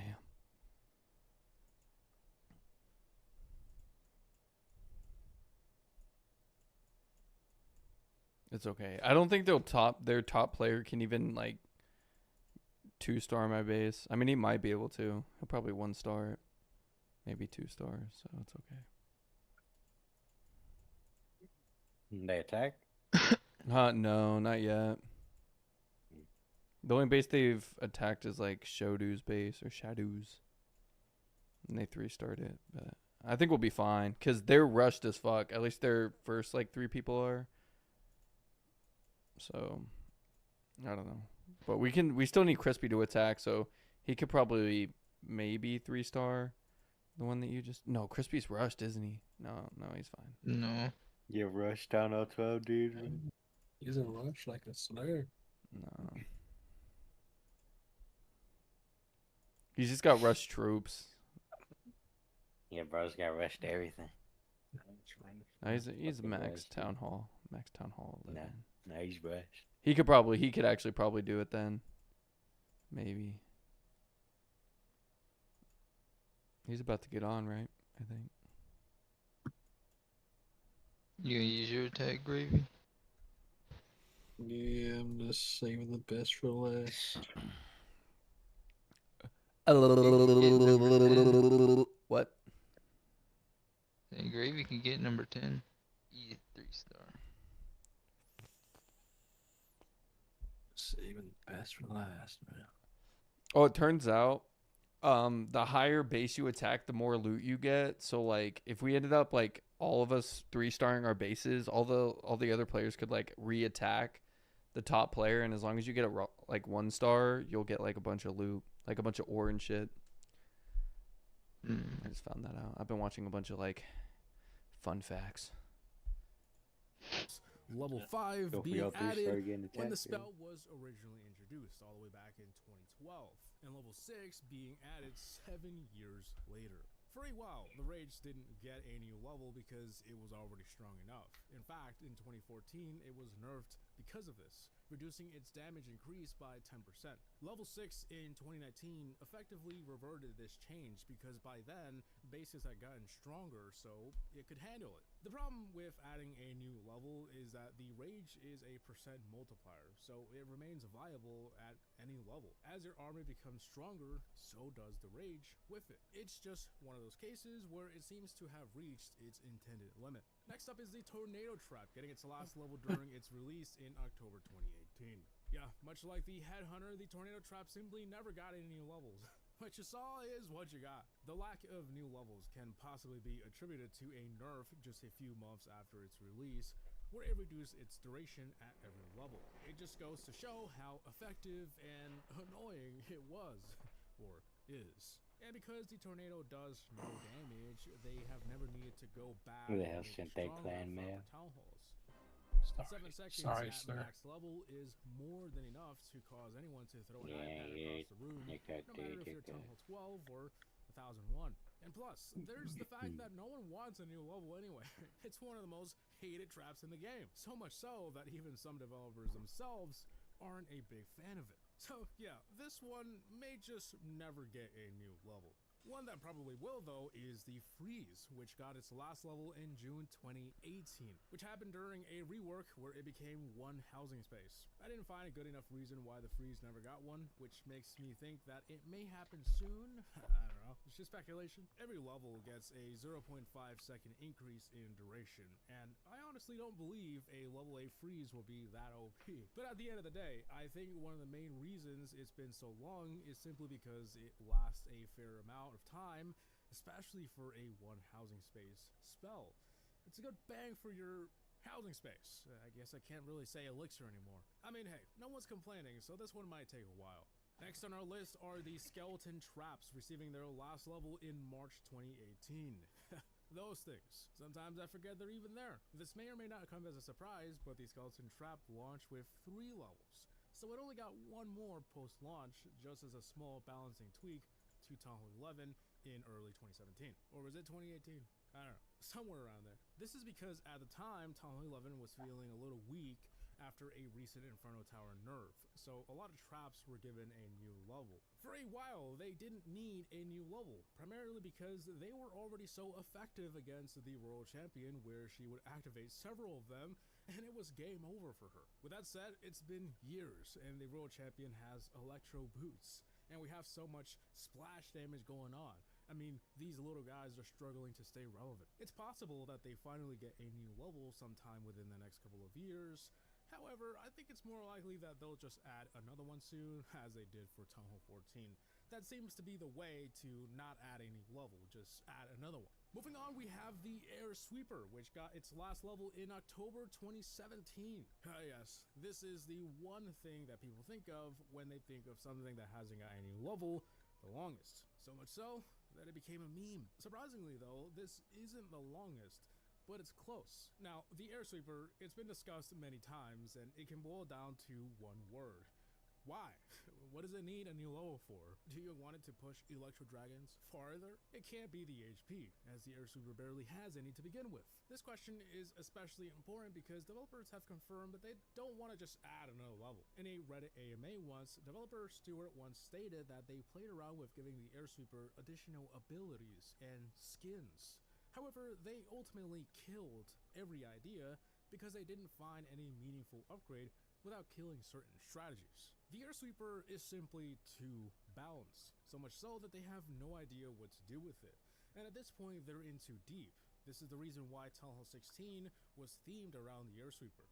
Nah, I'm just kidding. It's oh, finally my village is being raided. Oh my god. At some point, like adding skins or abilities, but for now, it remains the building with the longest time since its last level. And finally, the single thing with the longest time since its last level is the Springtrap, receiving its last level in May 2016. In just a few months when I'm uploading this video, that will be 10 years. It's quite impressive. Oh, dude, a fucking he's using that Electro Drag strap, bro. But no, it's because it can't. Adding a new level would mean he didn't even attack the top of the base. Oh, he's going for the loot, bro. The Springtrap was to fling away small troops, and as they started to add new levels to it, it began to stretch its original purpose. What does it mean by small troops? Every level has consistently got 2 more spring capacity. But the problem is that if level 6 were to have a capacity of 20, that would mean it could spring away way more troops, like 4 giants. God, for the love of Super God, Giants, just get the 1 and star. new troops like Rue Riders, Super Valkyries, and the Apprentice Warden. At a certain point, they had to draw the line between how much it can spring up. And from a balancing perspective, 18 seemed like the limit. For that reason, other than its original 5 levels added, it never got more. Instead, they just kept adding more at certain Town Hall levels. It's very unlikely that it will get a new level, but if it did, it would be very interesting.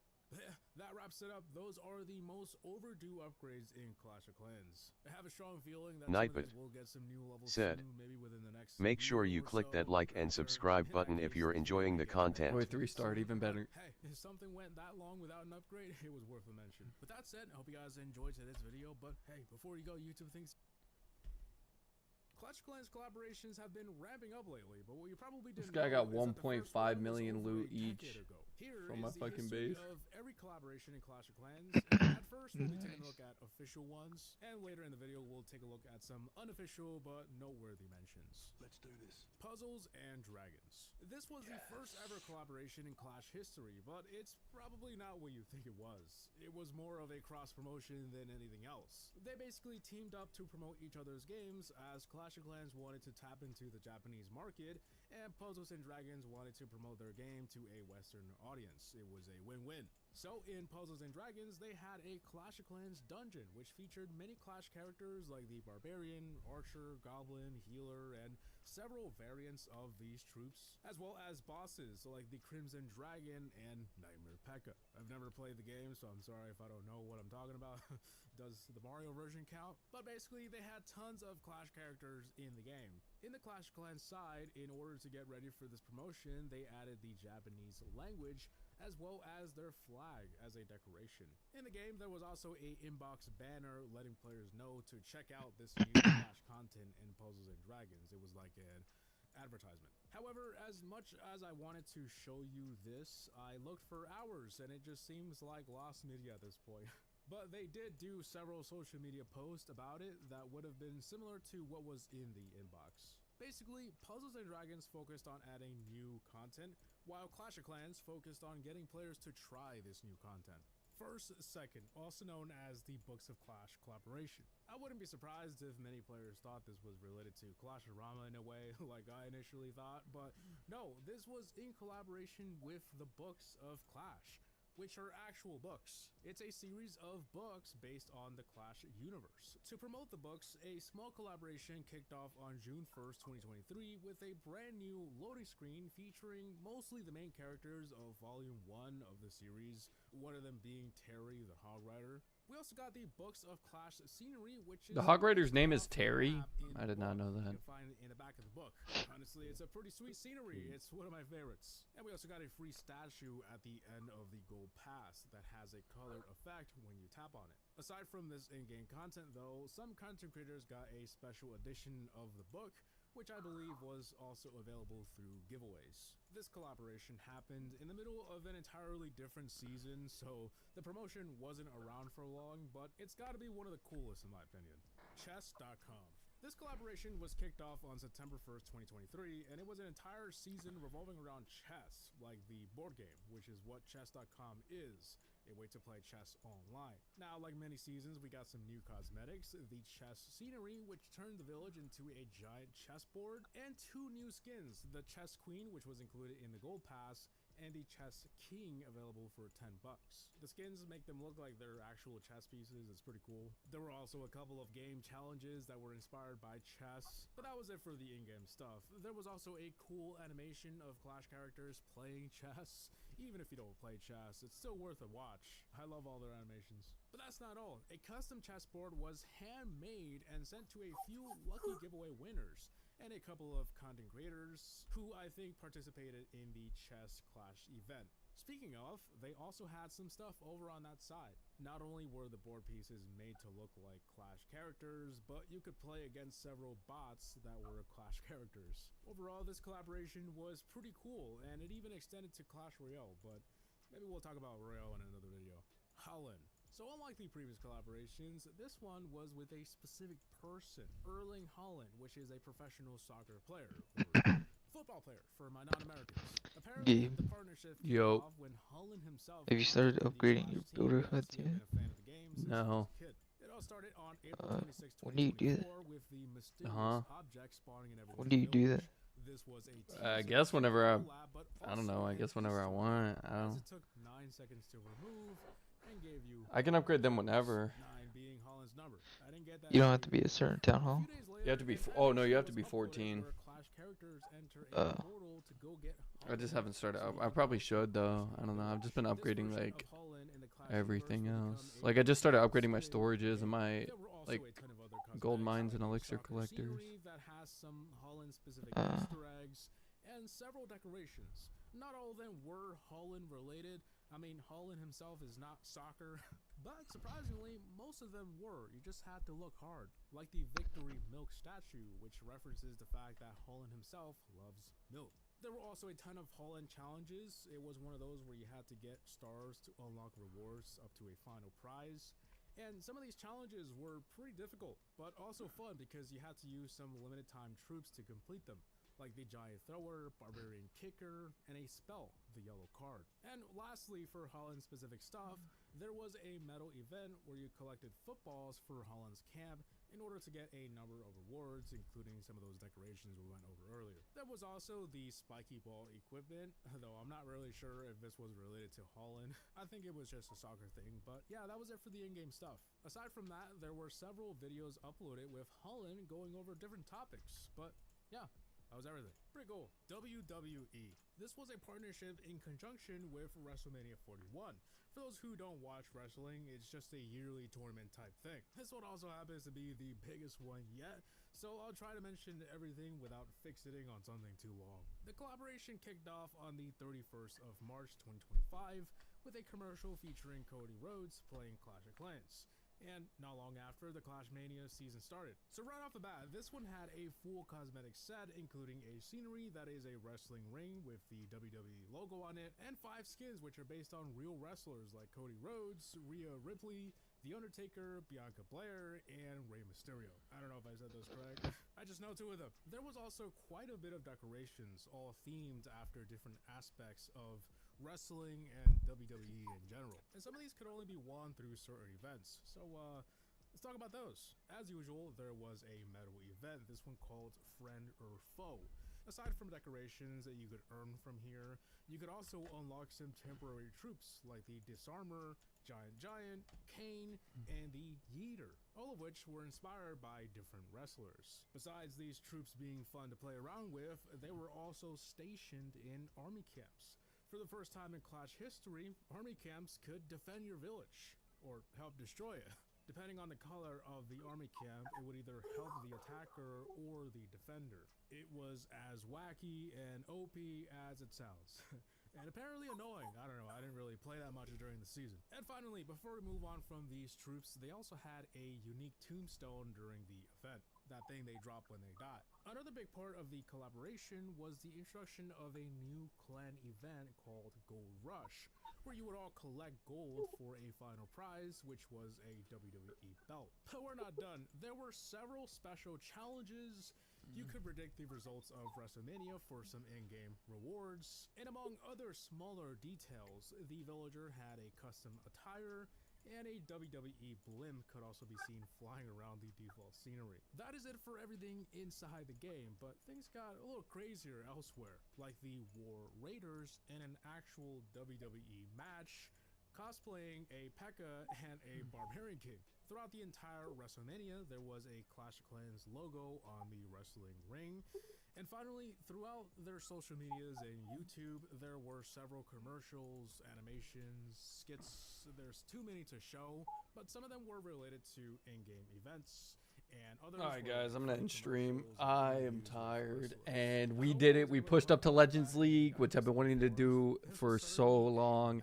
And now that we were able to attack infinitely, this just made this so much more enjoyable. The game is so much better now that you can attack. I'll still be playing every day. Kind of just, you know, making sure my loot's always full, upgrading walls when I can, you know. We're going to see how much progress we can make. By the end of the year, I bet we'll be max Town Hall 15, maybe. I don't know. We'll see. But, yeah, I'll see you guys tomorrow. Peace.